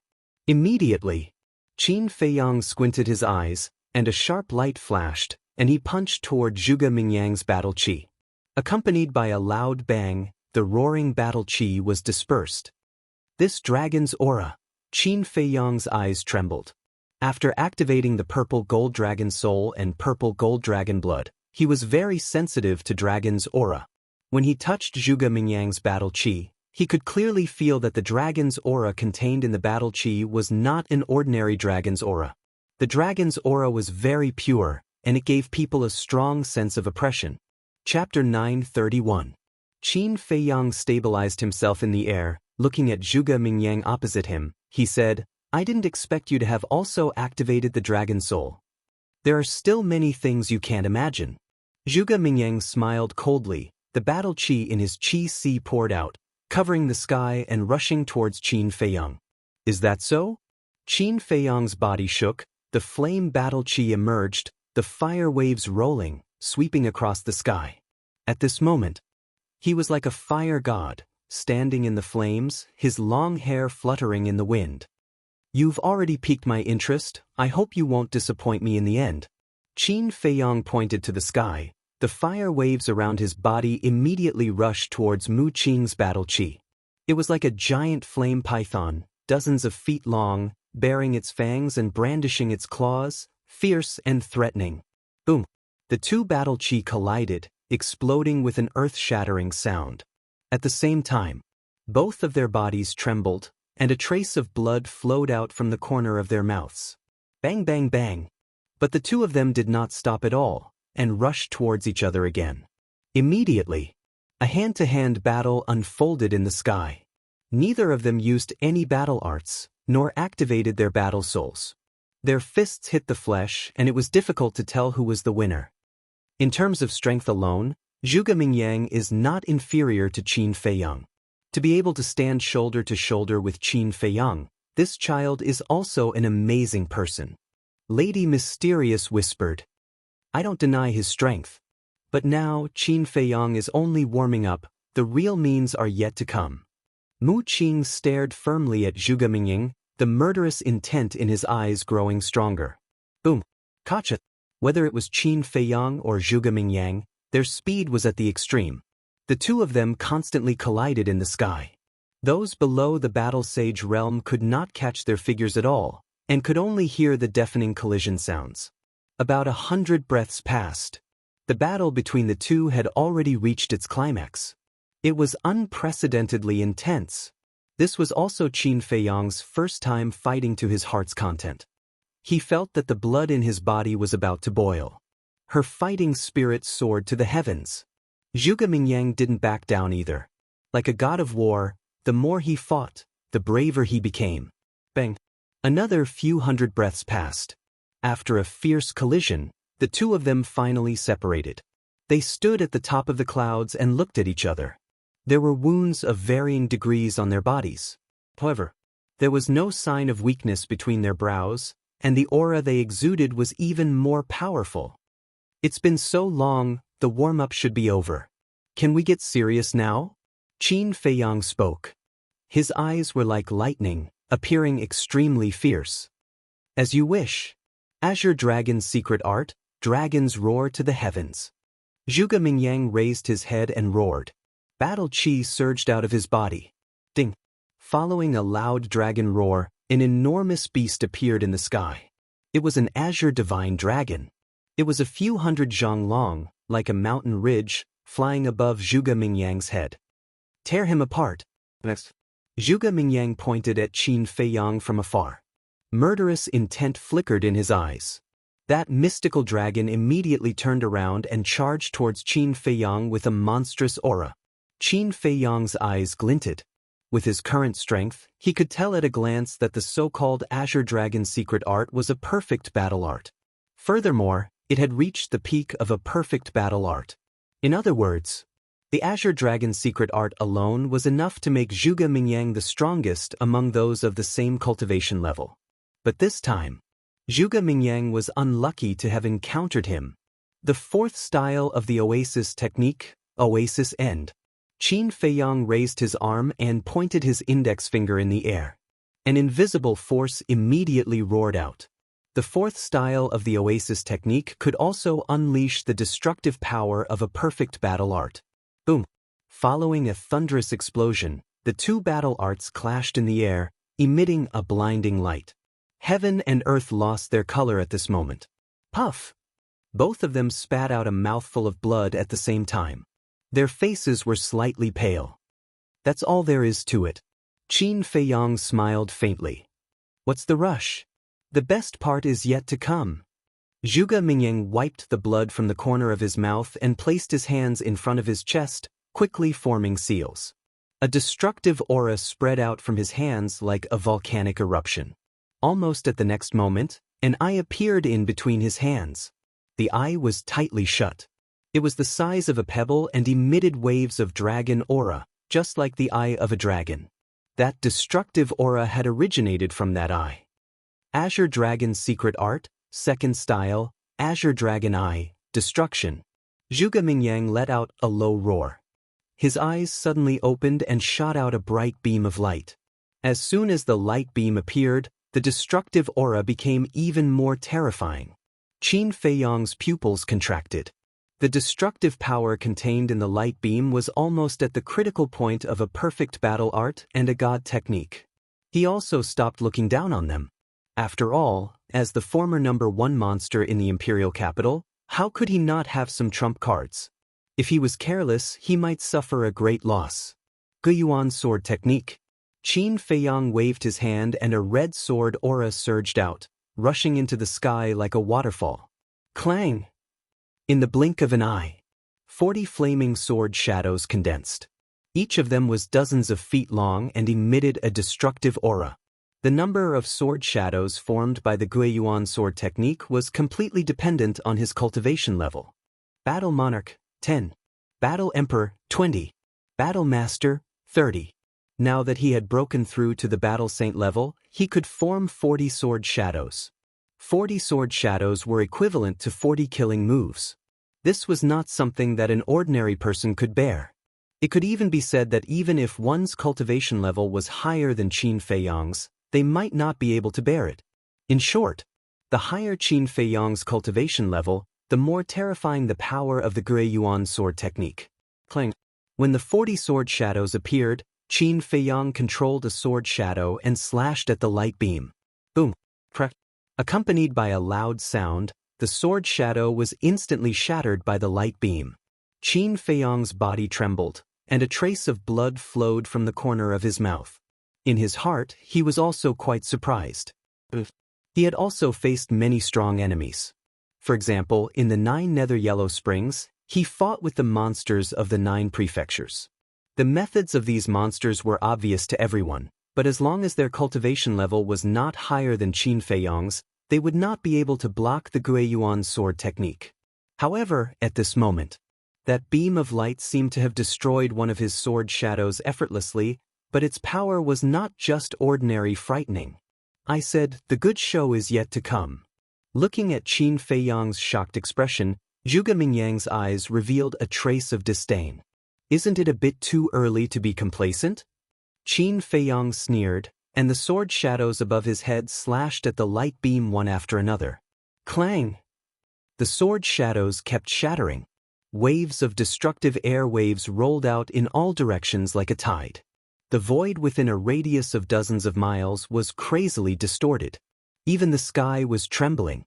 Qin Feiyong stood in the void, and his face was getting paler and paler. Because every time a sword shadow was shattered, his body would suffer a heavy blow. Blood flowed from the corner of his mouth. But he was like Mount Tai, motionless. Look at Zhuge Mingyang. Although he had the upper hand, there was not a trace of joy on his face. Even the disdain he showed before had disappeared and was replaced by a trace of seriousness. And if one looked carefully, one would find that his hands on his chest were slightly trembling. It was obvious. Those sword shadows also caused him a lot of pressure. Boom! When the 20th sword shadow slashed at the light beam finally collapsed. The Azure Dragon's eye was also shattered. Zhuge Mingyang also spat out a mouthful of blood. I'd like to see how you're going to take the remaining 20 sword shadows. Qin Feiyong sneered. The 20 sword shadows all moved in an instant and slashed at Zhuge Mingyang. Looking at this scene, the emperor's heart sank. Zhuge Mingyang's performance was not bad, but anyone with a discerning eye could see that he was not as good as Qin Feiyong. You shouldn't have bet on Zhuge Mingyang. Mu Qing looked at the emperor, without the slightest respect, and full of sarcasm. The emperor glanced at him coldly, but said nothing. He looked at Zhuge Mingyang again. And the hands hidden in the sleeves were already clenched. Clang! In the blink of an eye, the 20 sword shadows had already appeared above Zhuge Mingyang. The terrifying sharpness tore his skin. In an instant, he became a bloody man. However, Zhuge Mingyang's expression did not show the slightest panic or fear. He stared at the 20 sword shadows, his eyes flashing fiercely. Suddenly, he leaped, not retreating but advancing, taking the initiative to meet the 20 sword shadows with his flesh and blood. What? Does he want to die? Qin Feiyong's gaze trembled. Mu Qing and the others below were also stunned. One must know. Each of these sword shadows was comparable to a perfect battle art. In other words, with Qin Feiyong's current cultivation, the power of each sword shadow was comparable to a full blow from a 5-star battle saint. And Zhuge Mingyang was only a 1-star battle saint, yet he wanted to meet it with his flesh and blood. If this was not courting death, what was? Zhuge Mingyang, don't be rash. Old Qin could not help but shout. But Zhuge Mingyang turned a deaf ear to him, the fierceness in his eyes becoming more intense. Qin Feiyong, now I'll show you my true strength. The third move, Green Dragon Celestial Phenomenon. With a roar, he raised his fist and punched the 20 sword shadows. Qin Feiyong stared at Zhuge Mingyang. Although he did not know much about Zhuge Mingyang's character, he would definitely not bluff. Perhaps this person really had something to rely on. Suddenly, Qin Feiyong's eyes showed a trace of surprise. Just before Zhuge Mingyang's fist met the 20 sword shadows, Zhuge Mingyang's fist suddenly rushed out a gust of battle qi. Following closely, that gust of battle qi turned into a green dragon, crushing the 20 sword shadows as easily as crushing dry weeds and smashing rotten wood. The whole process took less than half a breath, and all the sword shadows turned into ashes. How is this possible? Qin Feiyong spat out blood, his eyes full of disbelief. Mu Qing and the others below were also shocked. In an instant, 20 sword shadows were crushed. What level of battle art was this green dragon secret art? Divine art? Chapter 932. At this moment, the bright sky palace fell into a dead silence. Everyone raised their heads and looked at Zhuge Mingyang in disbelief, including Yigleo, Old Qin, and the other false gods. The strength that Zhuge Mingyang displayed was far beyond their expectations. They thought that Zhuge Mingyang wouldn't have much power to fight back against the monstrous Qin Feiyang. However, they didn't expect that Qin Feiyang would be suppressed by Zhuge Mingyang instead. The shock in Qin Feiyang's heart couldn't dissipate for a long time. Without a doubt, this Azure Dragon's secret art must be a divine art. Zhuge Mingyang actually mastered a divine art. This was too unbelievable. At the same time, after crushing the 20 sword shadows, the Azure Dragon didn't disappear and turned to roar at Qin Feiyang. Its momentum was earth-shattering and terrifying, and its speed was extremely fast. In the blink of an eye, it swept in front of Qin Feiyang and crashed into Qin Feiyang's chest. Qin Feiyang spat out a mouthful of blood and was sent flying on the spot. And his chest was badly mutilated, with purple-gold blood flowing out. His internal organs were also seriously injured. If you had used all your strength from the beginning, you wouldn't have fallen to this point. So, don't underestimate anyone, especially me, Zhuge Mingyang. Zhuge Mingyang stood proudly in the air and looked at Qin Feiyang contemptuously. He shouted, "Destroy him for me." The Azure Dragon roared and rushed at Qin Feiyang again, the dragon's aura rolling in all directions. Qin Feiyang felt a deadly sense of crisis even before he got close. He finally came to his senses, and a fierce light flashed in his eyes. Boom! He raised his arm without hesitation and slammed his palm in the air. Return formula. A golden light emerged from his palm and turned into a huge wave that rushed at the Azure Dragon. Rumble! With a loud bang, the golden light and the Azure Dragon were locked in a stalemate in the void. The destructive aura shook the heavens. Looking at this scene, Qin Feiyang's eyes trembled. It could actually contend with the return formula. If this Azure Dragon secret art was not a divine secret art, then what was it? A divine art. Where did Zhuge Mingyang get it? Self-created? That was impossible. It wasn't that he looked down on Zhuge Mingyang, but that the divine art was too profound. In this world, it was likely that only deities would understand the profound meaning of deity arts. Only by knowing the profound would one have the chance to create a divine art. Like him. Although he had mastered the 6-word divine formula and the divine dragon formula, he was not very clear about the profoundness of these two divine formulas. Therefore, this Azure Dragon secret art must have been obtained by Zhuge Mingyang by chance. But where was it? The Great Qin Empire had a divine art? Or was the Azure Dragon secret art given to Zhuge Mingyang by someone? Given? At this point, he suddenly thought of Elder Qin, the state preceptor, and the other 4 false gods.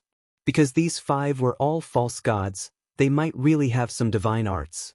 However, when he looked at the 5 of them, he found that Elder Qin and the state preceptor were both shocked. Obviously, they only just found out. As for the other 3, although they were shrouded in black mist and their expressions could not be seen, it was definitely not them. Because, if the Azure Dragon secret art was really taught to Zhuge Mingyang by them, then the state preceptor and Elder Qin would definitely know. After all, they were all false gods of the Great Qin Empire, so they must be very familiar with each other. The most important point was, although they were all false gods in the Great Qin Empire, the emperor was the one with the real power. Therefore, no matter what they wanted to do, they had to ask the emperor first. This was the system. No matter how strong you were, no matter how long you lived, you had to maintain a certain level of respect for the emperor. But now, the emperor was also surprised. Therefore, he could basically conclude that the Azure Dragon secret art had nothing to do with these people. Just as Qin Feiyang was puzzled, the stalemate was finally broken. The Azure Dragon suddenly howled and turned around, crashing into Zhuge Mingyang's body like lightning. Zhuge Mingyang let out a blood-curdling scream as his entire body flew out like a meteorite. The skin on his body instantly cracked and blood splattered into the sky. It seems that the divine art that I have mastered is still stronger. Qin Feiyang's spirit was greatly boosted as he immediately rushed towards Zhuge Mingyang with monstrous killing intent. Seeing how powerful Zhuge Mingyang was, he did not dare to drag it on any longer.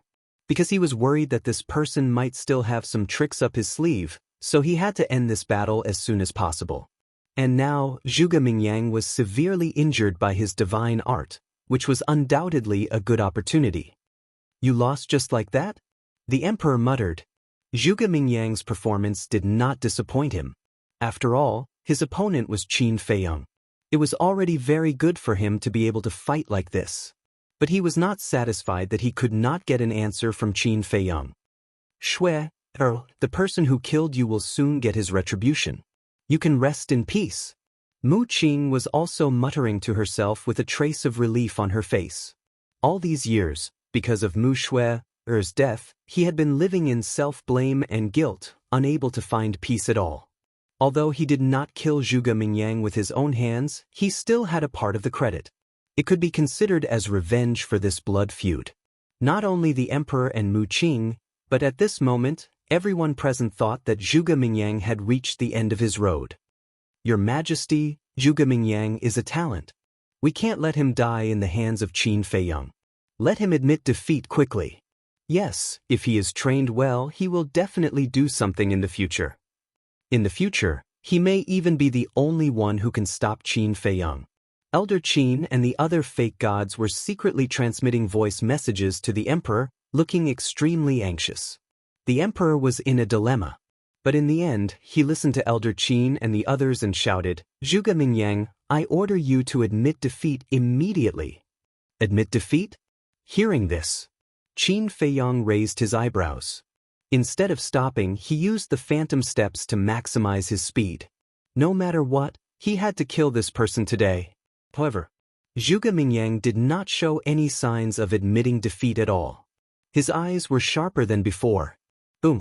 Suddenly, he stepped into the void, stabilized his body, looked down at the emperor, and said, Your Majesty, I'm sorry I can't obey. How dare you? The emperor was angry. I, Zhuge Mingyang, have never admitted defeat in my life. Especially in front of Qin Feiyong, I can't admit defeat. Zhuge Mingyang said word by word, his eyes filled with determination. Finished. He ignored the emperor and looked up at Qin Feiyong, shouting, Today, one of you must die here. Qin Feiyong coldly smiled and said, That's what I think too. Then let's fight. Zhuge Mingyang was so angry that his hair stood on end. A terrifying dragon's might roared out from his body. Immediately after, a behemoth rushed out from behind him. That divine dragon was hundreds of feet long, covered with blue dragon scales the size of a dustpan, and 4 dragon claws under its abdomen, obviously hard and powerful. Azure Dragon. Qin Feiyong's pupils shrank. According to legend, in ancient times, there were 4 divine beasts that could overturn rivers and seas and cover the sky with one hand. They were the Azure Dragon, White Tiger, Black Tortoise, and Vermilion Bird. Although these 4 divine beasts were not as powerful as the purple gold divine dragon, in the eyes of the world, they were godlike existences. Who would have thought that Zhuge Mingyang would actually activate the Azure Dragon Fighting Soul? Azure Dragon Fighting Soul, coupled with the powerful Azure Dragon secret art, this Zhuge Mingyang was simply impeccable. Looking at the roaring Azure Dragon Fighting Soul in the sky, many people felt a sense of awe. But Qin Feiyong, on the other hand, was boiling with battle intent. Clang! With a giant sword that could tear the sky and earth apart, a red sword soul appeared. Kill! Both of them shouted at the same time. The Azure Dragon Fighting Soul and the red sword soul pierced through the sky, crazily colliding in the void. The dragon might was torrential, and the sword radiance was boundless. The 2 fighting souls carried the will of their respective masters, competing against each other, neither of them wanting to be at a disadvantage. What the hell is this bastard doing? Mu Qing was extremely angry. The Qin Feiyong in front of him was not the Qin Feiyong he knew. Just a mere Zhuge Mingyang, how could he not be able to deal with it? You can't blame Qin Feiyong for this, you can only say that Zhuge Mingyang is too strong. Madame Mystery whispered. Of course. The Qin Feiyong they knew didn't only have this many tricks up his sleeve. High up in the sky, the 2 fighting souls were locked in a fierce battle. And every time they collided as the masters, Qin Feiyong and Zhuge Mingyang, as if they were struck by lightning, streaks of blood constantly flowed from the corners of their mouths. Suddenly, A loud beast roar resounded, shaking the sky. The flaming beast shadow roared out from the red sword soul, exuding a terrifying, ferocious aura. Every time I see this flaming beast shadow, I feel that it's unbelievable. Yeah. There's a beast soul hidden in the sword soul. If I didn't see it with my own eyes, I wouldn't have believed it. In the space divine item, Dong Xingyang and the others looked at the sword soul and the beast shadow on the screen, exclaiming in amazement. I don't know if you guys have noticed that the beast shadow contains a trace of divine aura. At the same time, Elder Qin, who was outside, secretly transmitted a message to the 3 false gods shrouded in black fog. The 3 of them stared at the flaming beast shadow and nodded slightly. Clang. As soon as the flaming beast shadow appeared, it and the red sword soul pounced on the azure dragon fighting soul. And the aura of the flaming beast shadow was even stronger than that of the sword soul. In less than half a blink of an eye, the beast shadow and the sword soul had both arrived. The azure dragon fighting soul immediately suffered a devastating blow. Its huge body quickly cracked and collapsed.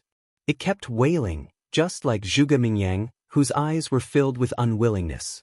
He had tried his best, but why was he still no match for Qin Feiyang? Could it be that Qin Feiyang was really unbeatable? He was not convinced. Zhuge Mingyang, was the #1 demon in the imperial capital. What was Qin Feiyang? Innate ability, destruction. He roared towards the sky, his long hair fluttering. The azure dragon fighting soul disintegrated, but it did not dissipate, turning into an obscure aura. This aura was formless and colorless, like a raging wave in the ocean, instantly sweeping across the sky and drowning Qin Feiyang. When this aura enveloped him, Qin Feiyang's expression changed. His cultivation had actually dropped by a realm. From a 1-star battle saint, he instantly fell to a 9-star battle master. How could this be? Chapter 933. How could Qin Feiyang's cultivation suddenly fall to the 9-star war sect? Could it be because of Zhuge Mingyang's azure dragon fighting spirit's innate ability? You must be surprised. This is the innate ability of the azure dragon fighting spirit. Whether it's a human or a beast, as long as they enter this domain formed by the azure dragon fighting spirit, their cultivation will drop by a small realm. Although it's only a temporary drop, it's enough to kill you. Now, in the face of the difference in cultivation, what else can you use to fight me?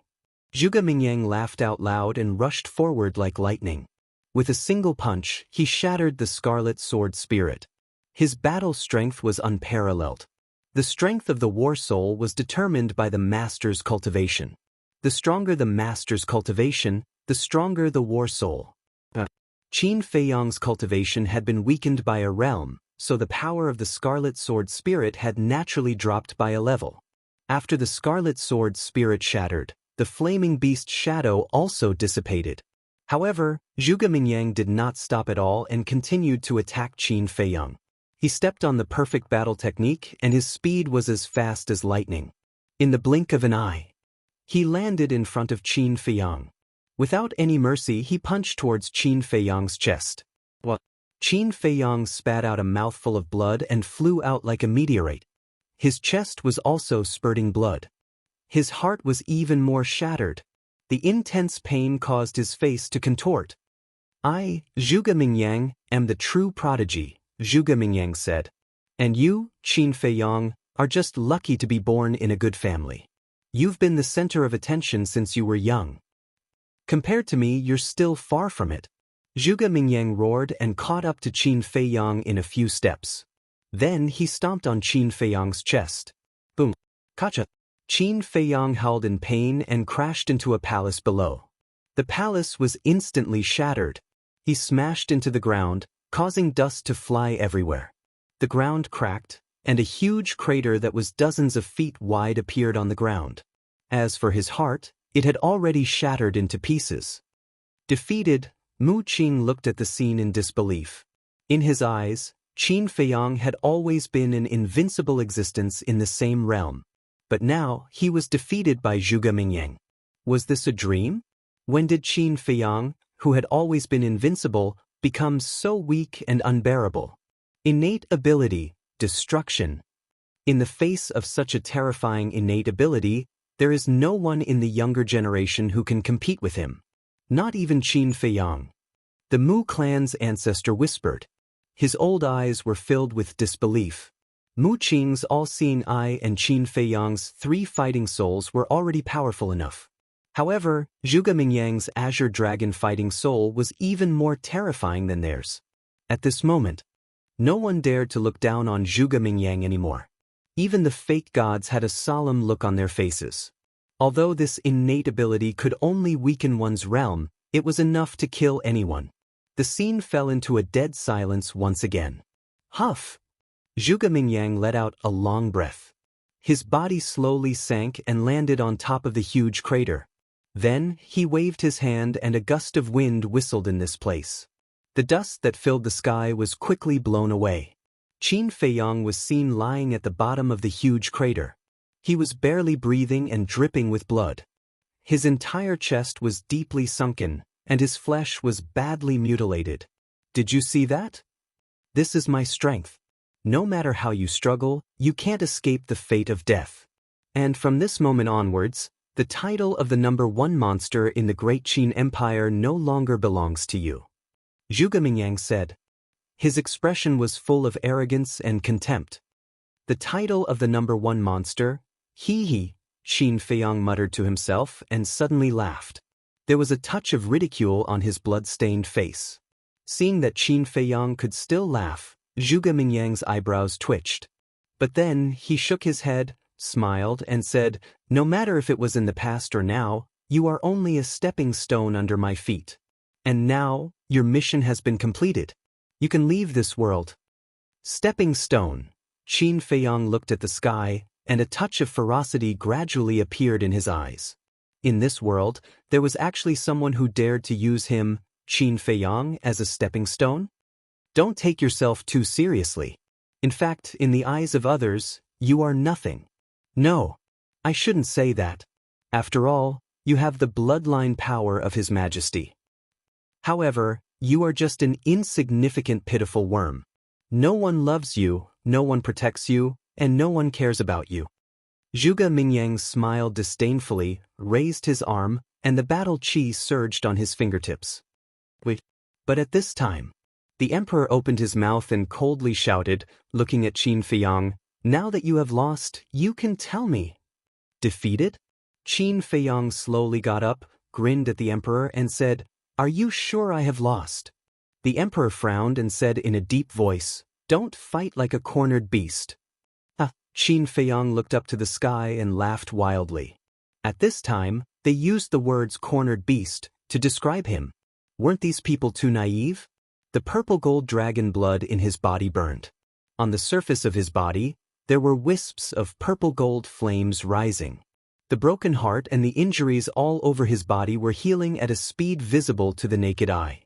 Is this another advantage of the purple gold dragon blood? Qin Feiyang whispered.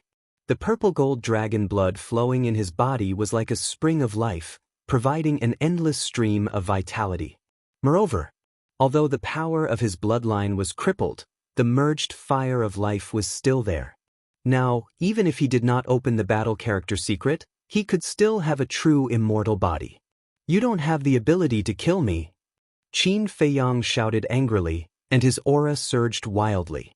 The domain formed by the Azure Dragon War Soul showed signs of being unable to suppress him. Zhuge Mingyang's eyes widened. Why was this fellow's vitality so tenacious? Boom! Accompanied by a wave of fire, the 9-leaf fire lotus charged toward Qin Feiyang from behind. The sky above the imperial palace instantly turned into a sea of fire. Raging flames surged, and waves of fire surged, illuminating the heavens and the earth. "Explode!" Qin Feiyang shouted.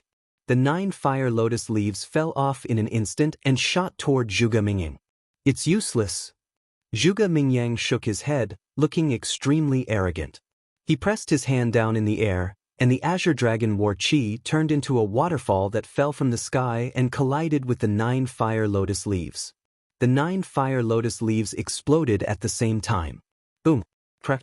A world-destroying aura suddenly spread out in this place. The ground shattered, and the palace collapsed. If the emperor and the others did not make a move in time, half of the imperial palace would have been destroyed in an instant. Spurt. At the same time, Zhuge Mingyang spat out a mouthful of blood, and his face turned paler. It's still so destructive? His heart was filled with shock. You should know who you're being arrogant in front of now. Qin Feiyang shot into the sky. His skin, long hair, and eyes instantly turned blood red. At this moment, he was like a god of war who had returned, and his body exuded a shocking battle intent. That was right. He had activated the battle formula. When he arrived in front of Zhuge Mingyang, he raised his arm and threw a punch. The power contained in this group of attacks made Zhuge Mingyang's expression change.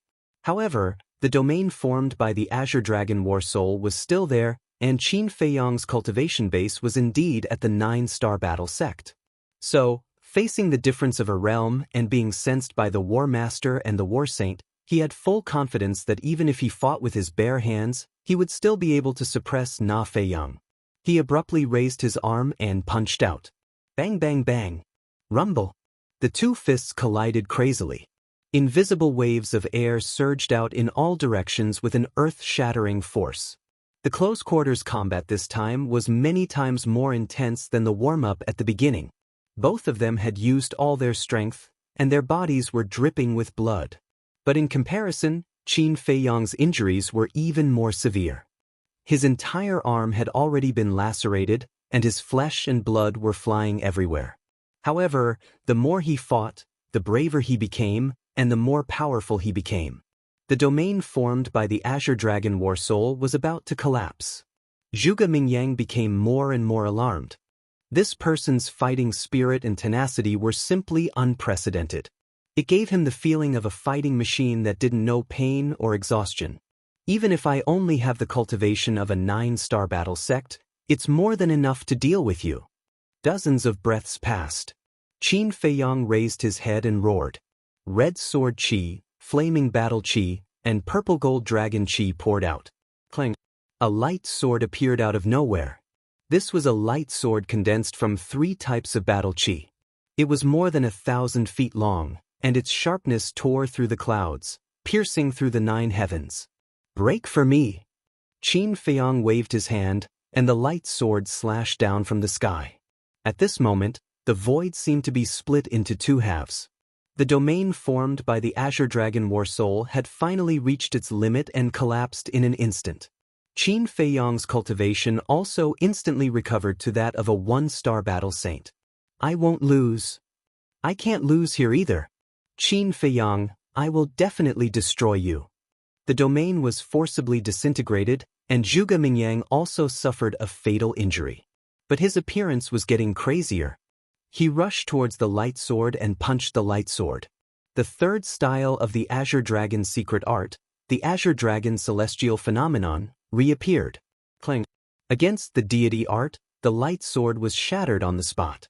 Qin Feiyang's body trembled. But at this moment, his eyes were even more terrifying than Zhuge Mingyang's. Destroy me? Who gave you the guts to say such words? Let me tell you today, it's not you who will destroy me, it's me who will destroy you. And I will completely destroy you. Qin Feiyang's eyes were cold and piercing.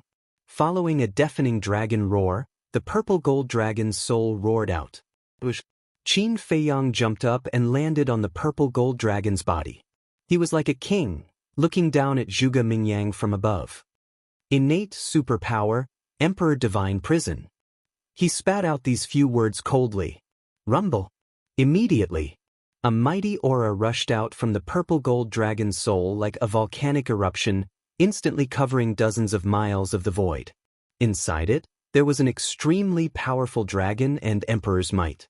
The Azure Dragon formed by the Azure Dragon Celestial Phenomenon was immediately imprisoned in the void. Zhuge Mingyang was also unable to move. Even the blood in his body stopped flowing. Not only Zhuge Mingyang, but everyone in the Imperial Palace below who was enveloped by this aura felt as though their bodies were frozen, unable to move. In their hearts, an uncontrollable fear emerged. Even Yigleo, Old Man Qin, and the other false gods felt a sense of oppression from the depths of their souls. Chapter 934. The prison of God sealed all directions. Everyone turned pale at this sight. Zhuge Mingyang struggled madly, but under this pressure he was like an ant, appearing extremely small and insignificant. I just got the inheritance of my ancestor, but do you know why I didn't use the dragon god technique? Qin Feiyang looked down at Zhuge Mingyang like a god of war riding a dragon god. Why? Zhuge Mingyang asked instinctively. Because you don't deserve it.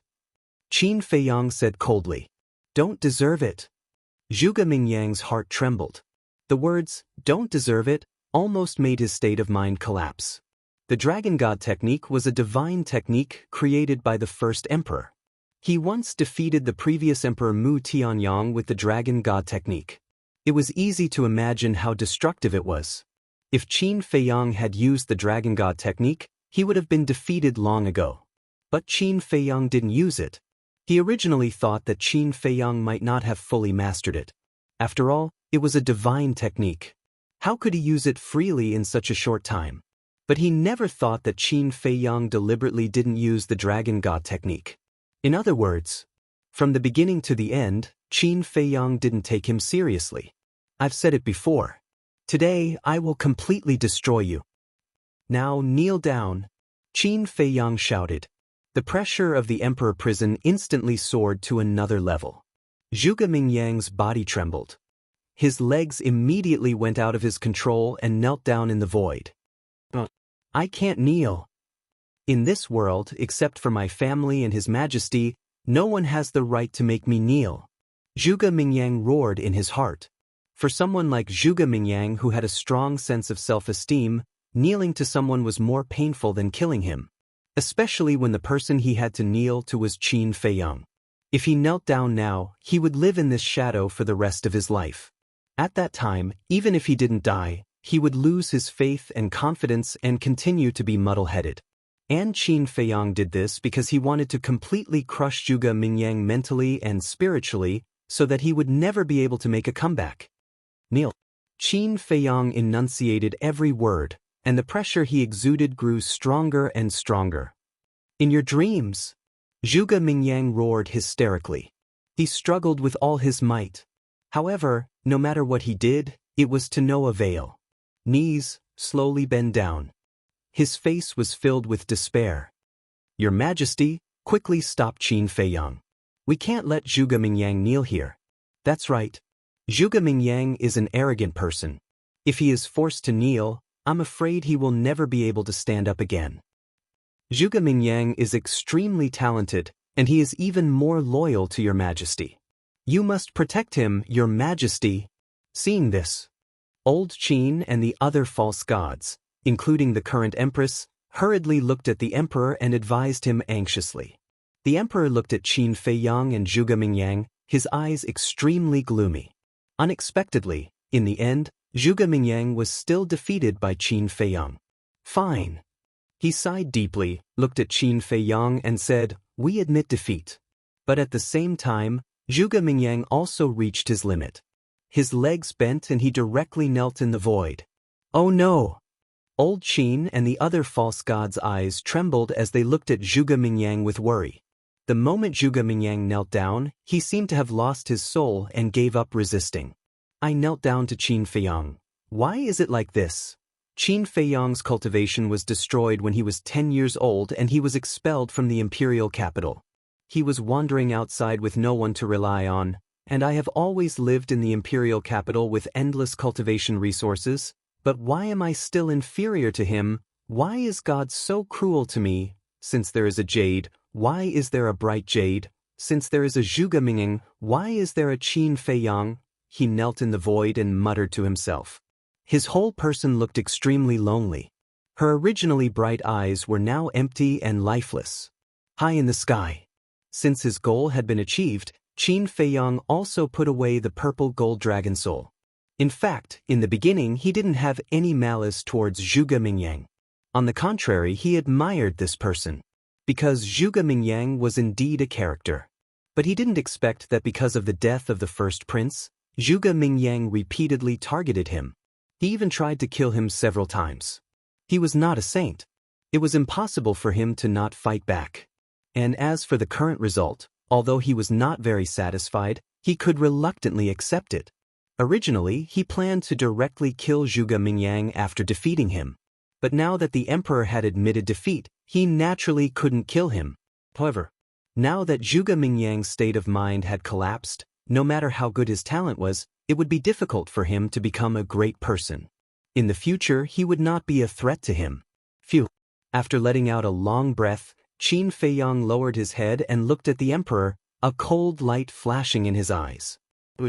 He took a step forward and landed in front of the emperor. He sneered and said, "If you had admitted defeat earlier, Zhuge Mingyang would not have fallen to this point. It's all your fault." The emperor couldn't help but clench his hands. Qin Feiyang shook his head and smiled. "If you agree to bet, you have to accept defeat. Quickly fulfill your promise. Wait here." The emperor suppressed his anger, flicked his sleeves and left. After a while, an old man dressed in eunuch attire, holding an imperial edict, hurriedly flew over.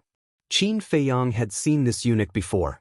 He was the chief eunuch of the imperial palace. His cultivation was also not bad. He was a war king. The chief eunuch stopped in the air and bowed to Qin Feiyang. Then he opened the imperial edict and read it out. Imperial edict.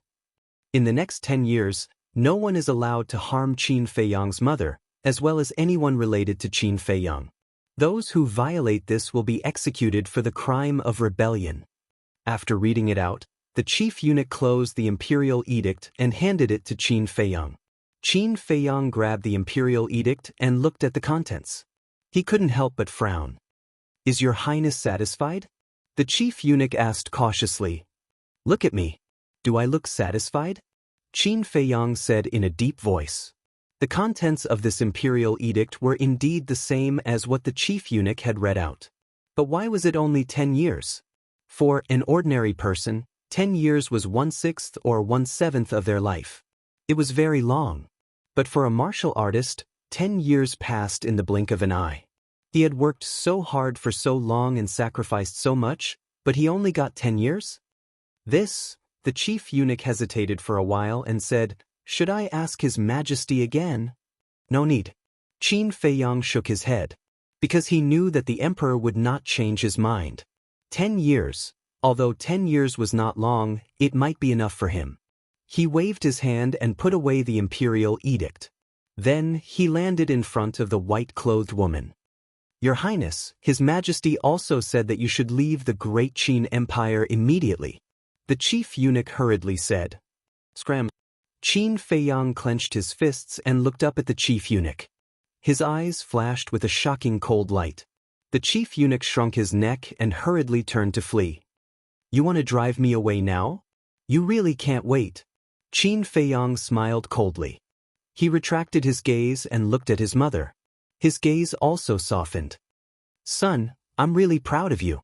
The white-clothed woman took out a white handkerchief and wiped the blood on Qin Feiyang's face. Her eyes were filled with love. Qin Feiyang grabbed his mother's hand and asked, "Mother, are you really not leaving with me?" Whether it was his tone or his expression, there was a trace of pleading and reluctance. "I can't." The white-clothed woman shook her head. There was an inexplicable sadness between her eyebrows. Qin Feiyang lowered his head. Although he knew that his mother would say this, he could not help but feel disappointed. "Son, you've grown up and have your own path to walk. Don't always worry about me. I'll be fine. You also work hard. I'll always be here waiting for you," the white-clothed woman said with a smile. There was a trace of reluctance in her eyes. "You're the one who gave birth to me and raised me. How can I not miss you?" Qin Feiyang suppressed his voice and roared. His heart was filled with sorrow that couldn't be dispelled. His mother was right in front of him, but he couldn't let his mother live a stable and peaceful life. He couldn't even be filial to his mother. He was really unqualified as a son. "I understand your feelings. But the reality is so cruel. Go. When you come back next time, I believe that everything will be as you wish." The white-clothed woman endured the reluctance in her heart and smiled. Qin Feiyang nodded and turned to look at Yigleo. He said, "I'll have to trouble Senior to open the space-time gate immediately." Clang. Yigleo immediately took out the space-time gate. Then, with a wave of his hand, divine power flowed into the gate. The middle-aged man also stepped forward to help. The two false gods worked together, and in less than 10 breaths, the space-time gate opened. "Let's go," Yigleo urged. "What about him?" The great ancestor pointed at the state preceptor.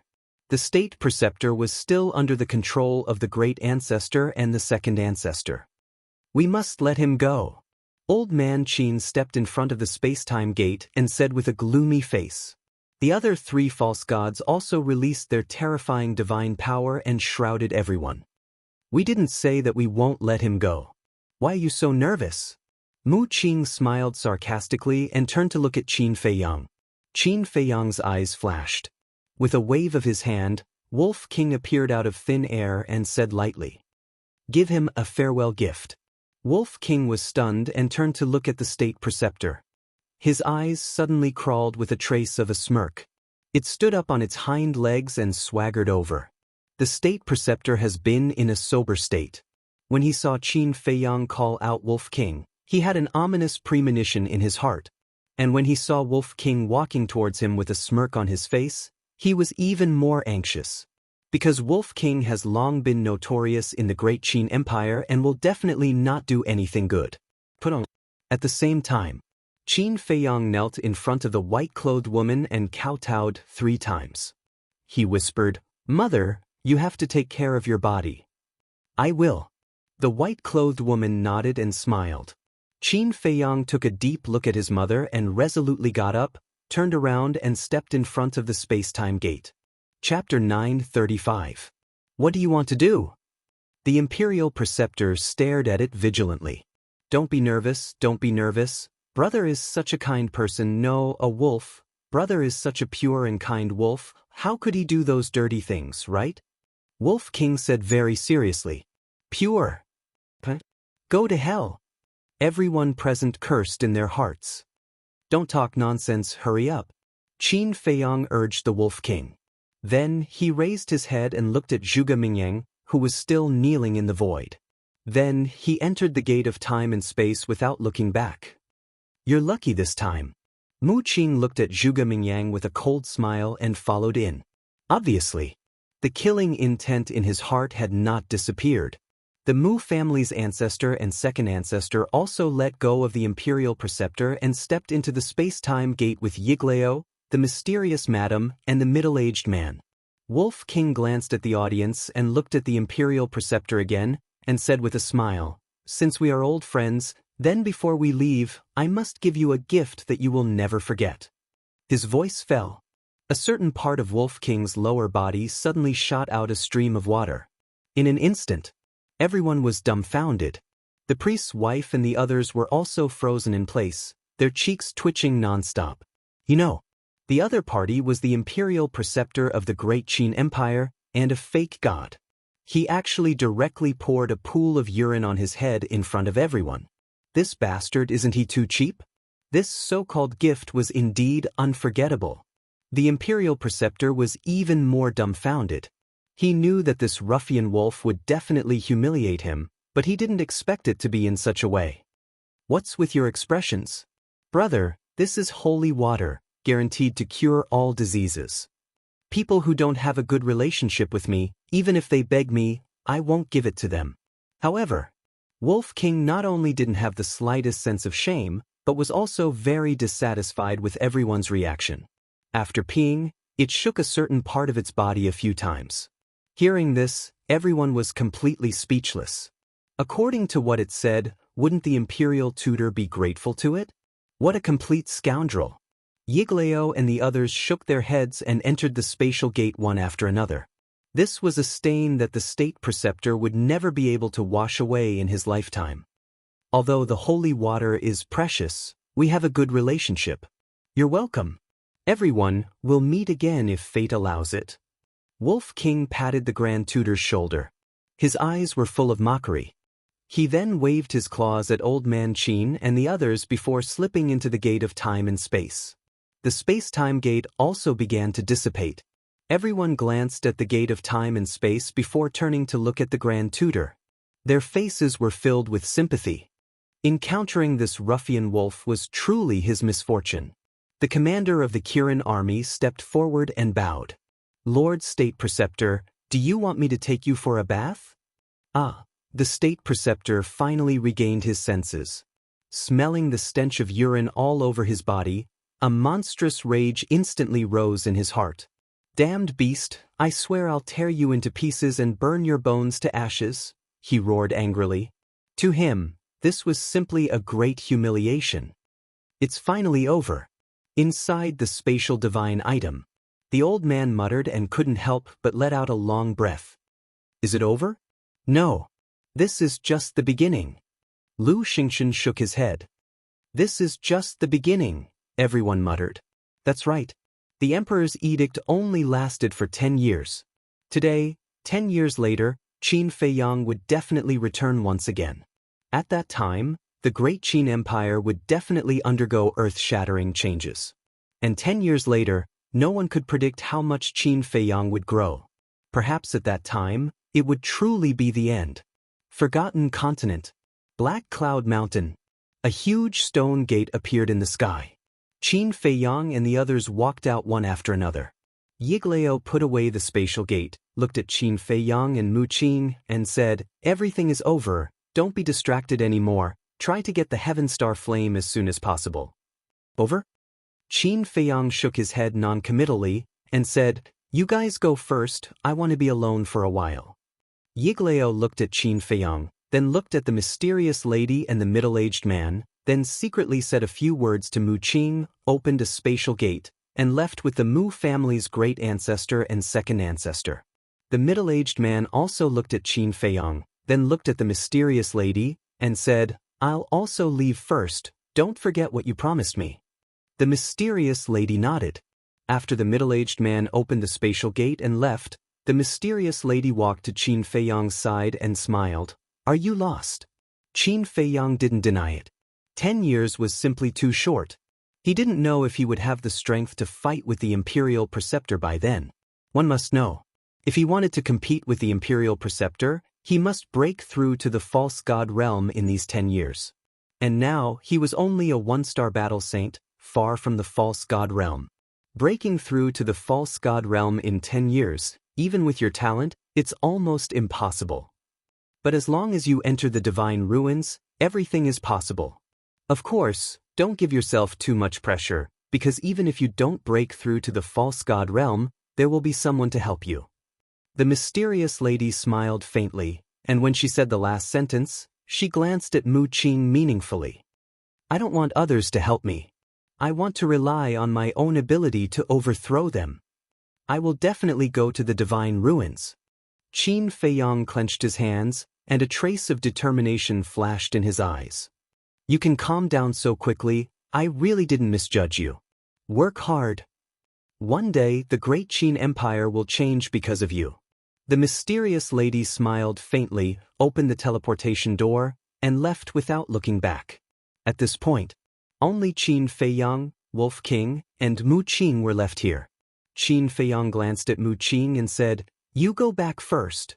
Mu Qing frowned and thought, "There's something I think I need to tell you." "What?" Qin Feiyang asked. Mu Qing said, "When you were unconscious, the masked old man called your mother a little special." "What did he call her?" Qin Feiyang said. Mu Qing said, "He called your mother Lord." "What?" Qin Feiyang's eyes trembled, and he suddenly turned to look at Mu Qing. Wolf King also said, "Brother was in the castle and heard it too." This, Qin Feiyang's face was full of surprise and doubt. Suddenly, he seemed to think of something and he looked at Wolf King and Mu Qing angrily, saying, "Why didn't you tell me earlier?" Mu Qing said helplessly, "The situation was so chaotic at that time that I completely forgot about it." "Little Qin Zi, do you know who he is?" The Wolf King looked at Su Wen curiously. Qin Feiyang nodded, took a deep breath, and said with a smile in his eyes, "In this world, there is only one person who will call my mother Lord, and that is Uncle Yuan." "What? Is it that old man?" Wolf King was dumbfounded. "He is Uncle Yuan. It turns out that he has never left me and has been secretly watching me." Qin Feiyang said with a smile.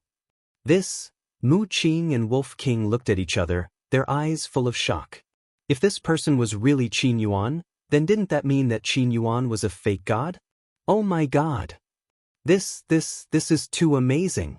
Brother, why didn't I see that he was so strong before? Wolf King said in surprise. Nonsense, what was your cultivation level at that time? I guess you were not even a martial arts grandmaster. Mu Qing rolled her eyes. As a semi-divinity realm cultivator, it was easy for him to conceal his cultivation. That's true. Wolf King smiled awkwardly. Mu Qing also left, leaving only Qin Feiyang and Wolf King. A man and a wolf landed on the top of a mountain, sitting on the edge of a cliff, looking at the sky. So far, there are 5 fake gods. The foundation of the great Qin Empire is very terrifying. A moment later, Wolf King sighed. Qin Feiyang nodded. In the past, although he was also under pressure, he could still bear it. But now, after learning about the foundation of the imperial capital, frankly speaking, this pressure made him a little breathless. But it doesn't matter, you still have us. Let's not talk about Fatso and the others. Brother's talent is not worse than yours. When you step into the false god realm, I will definitely step into the false god realm too. When the time comes, we will go back to the imperial capital and turn it upside down. The Wolf King chuckled. Qin Feiyang glanced at it and said with a smile, "Thank you." Time flew by. The next day, early morning. After a night of settling down, Qin Feiyang's heart finally calmed down completely. Phew.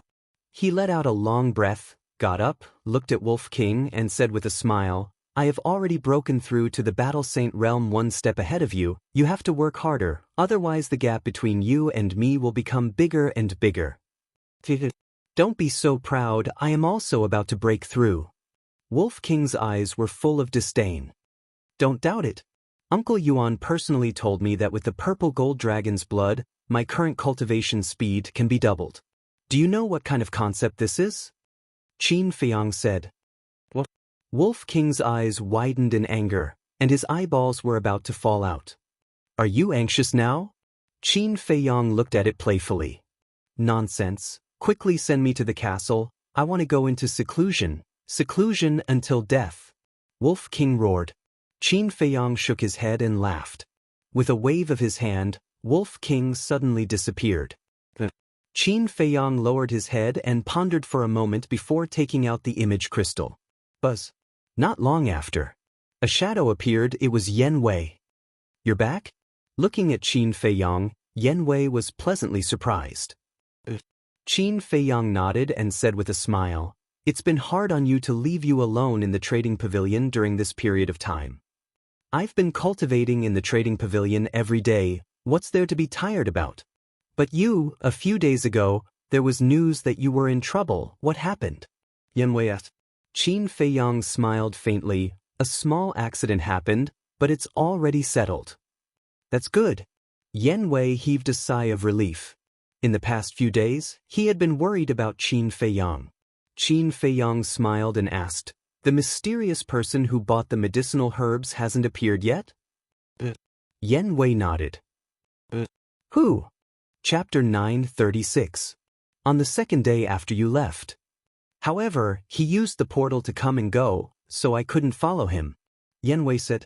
Qin Feiyang frowned and asked, "Did you ask about his background?" But he was very tight-lipped. No matter how much I asked, he just wouldn't tell me. Yen Wei said. Qin Feiyang's eyes were filled with disappointment. Yen Wei pondered for a while and said, "I think it's very likely that he's from the Mu family." Why do you think so? Qin Feiyang looked at him suspiciously. You just left the Central Divine Kingdom, and he appeared right after. What does this mean? This means that he knows that you've left. And in the whole forgotten continent, other than me, only the Mu family knows that you've left. Yen Wei analyzed. Qin Feiyang fell into deep thought. To be honest, Yen Wei's analysis was very reasonable. He could almost conclude that it was the Mu family. But after thinking about it carefully, he felt that it didn't make sense. Because if Yen Wei could think of it, the Mu family could also think of it. Even if other people in the Mu family couldn't think of it, with Mu Qing's brain, he definitely wouldn't ignore this point. If he was Mu Qing, he definitely wouldn't go to the trading pavilion to buy herbs at this time. Because if he did that, he would expose himself. But other than the Mu family, who else could it be? After all, there was one thing that Yen Wei was right about. This time, in the whole forgotten continent, only the Mu family knew that he had returned to the Great Qin Empire. It seems that no matter what, the Mu family is the prime suspect. Qin Feiyang rubbed his forehead, looked up at Yen Wei and asked, "Have you asked about the Mu family's address?" "Without your permission, I don't dare to act rashly, so I haven't asked about it yet." Yen Wei said, "Now your first task is to find out the Mu family's address." "The sooner the better," Qin Feiyang said. "All right." Yen Wei nodded, and the shadow disappeared. Qin Feiyang put away the image crystal. He lowered his head and pondered for a moment. Then, he took out an illusory form pill and changed into Ancestor Mu's appearance. He then opened a portal and returned to the main tower. But he didn't return to the alchemy room in the first tower. Instead, he headed straight for the depths of the main tower. He was going to the Warrior Mountain Range. Going to the Warrior Mountain Range was naturally to find Guofeng, because this Guofeng still owed him a rank 6 pillfire. Along the way, he had to pass by the fighting arena and martial arts treasury. Isn't that admiring the ancestors? I haven't seen him in a few days. I wonder what he's doing. Just like before, as long as Qin Feiyang appeared, it would inevitably cause a commotion. But for this, Qin Feiyang turned a blind eye to it. That's not right. Why did his aura become even stronger? He seems to have a holy aura. Could it be that he has already broken through to the Battle Saint realm? Those with sharp eyes also noticed the change in Qin Feiyang's aura, and their eyes were filled with surprise. You must be joking.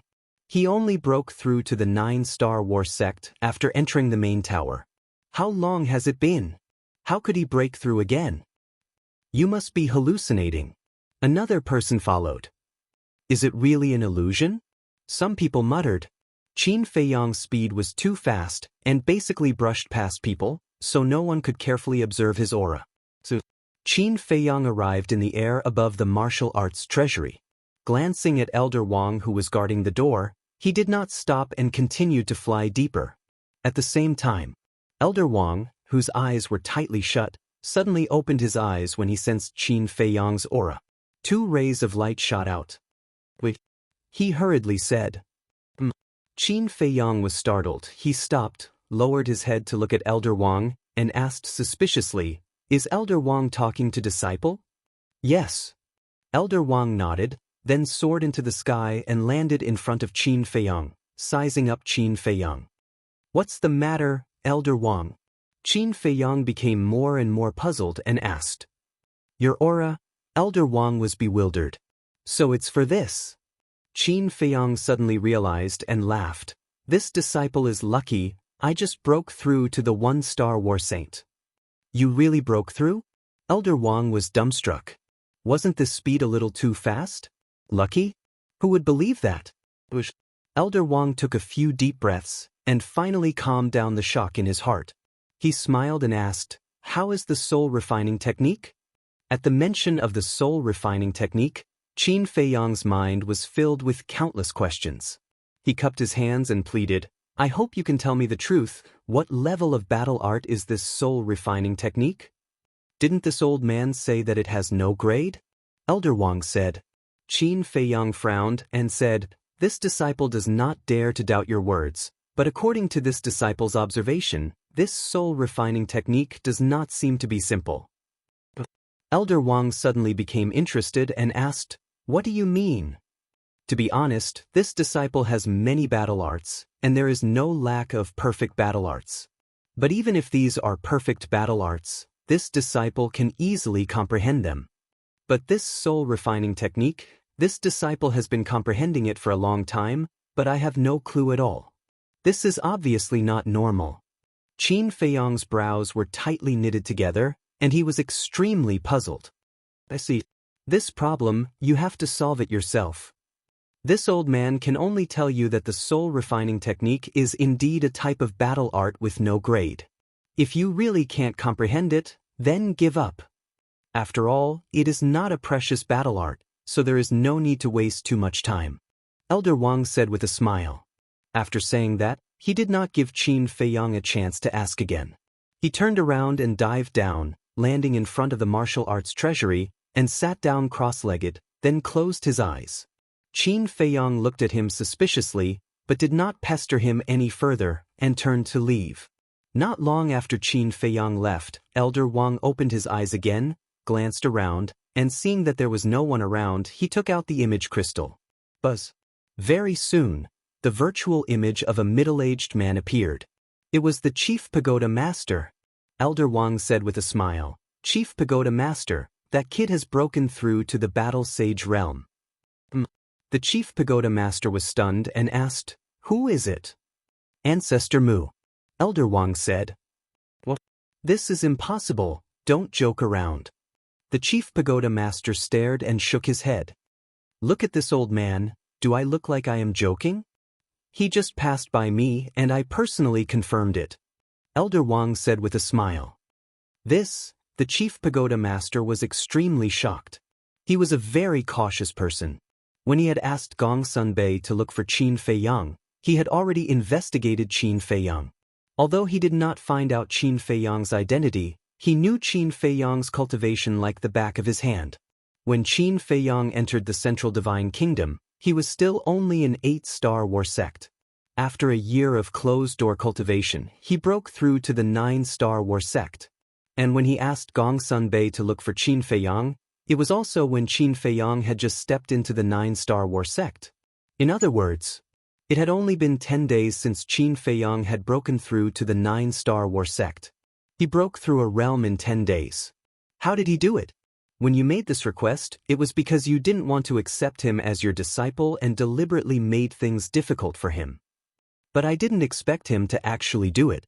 Now, tell me, how do you plan to deal with it? Elder Wang looked at him mockingly. What else can I do? As the Chief Pagoda Master, I can't possibly go back on my word. The Chief Pagoda Master smiled bitterly. This time, he had really miscalculated. Suddenly, he seemed to have thought of something and asked, What about the soul refining technique? This old man also asked just now. Although he hasn't comprehended it yet, he has already discovered that the soul refining technique is extraordinary. Elder Wang said. The Chief Pagoda Master said, In that case, this child is indeed a promising talent. Let's not talk about the soul refining technique for now. Just based on his talent in cultivation, he is worth us focusing on nurturing. Elder Wang said. The Chief Pagoda Master nodded his head and laughed. It seems like you like him a lot. There's nothing I can do about it. His performance is too good. I can't help but like him. Right? So many days have passed. Is there still no news of Qin Feiyang and that mysterious woman? Elder Wang frowned. These two seem to have evaporated into thin air. The Chief Pagoda Master shook his head. During this period of time, in order to find Qin Feiyang and the mysterious woman, he had put in a lot of effort, but there was still no news. Qin Feiyang, Elder Wang pondered for a while and said, How about this? Let Gongsun Bei and the others stop the investigation first. The Chief Pagoda Master was stunned and asked, Why? If it were you facing the investigation of the Chief Pagoda Master, would you appear? Elder Wang asked. The Chief Pagoda Master shook his head. Isn't that right? Right now, Gongsun Bei is leading people to search everywhere with great fanfare. If it were anyone else, they would hide, let alone this cunning Qin Feiyang. But if we don't make a move first and wait for the news to pass, he will appear sooner or later. At that time, we will wait for the opportunity to capture him. Elder Wang said. Makes sense. The Chief Pagoda Master nodded thoughtfully, then asked, Then, should I inform Gongsun Bei now? Elder Wang nodded. Then, the two turned off the image crystal at the same time. However, they would never have thought that the person they were looking for was right beside them. At the same time, Qin Feiyang pondered as he flew toward the Warrior Mountain range. Although Elder Wang had repeatedly stated that the soul refining technique was a kind of unranked battle technique, he felt that Elder Wang seemed to be hiding something. What kind of secret was this soul refining technique hiding? Unknowingly, a vast mountain range entered Qin Feiyang's sight. He temporarily put aside this doubt and looked up at the mountain range. The mountain range stretched as far as the eye could see. Giant peaks stood tall, exuding a majestic aura. The mountain streams were lush with vegetation and ferocious beasts everywhere. A wide river, like a giant python, meandered across the entire mountain range.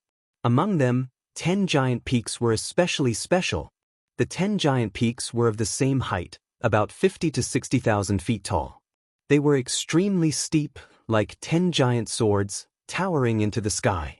On each giant peak, there were countless caves of various sizes. They looked like they were riddled with holes. However, these were not ordinary caves, but the cave dwellings of the Warrior Mountain Range's disciples. At the top of each of the 10 giant peaks, there was a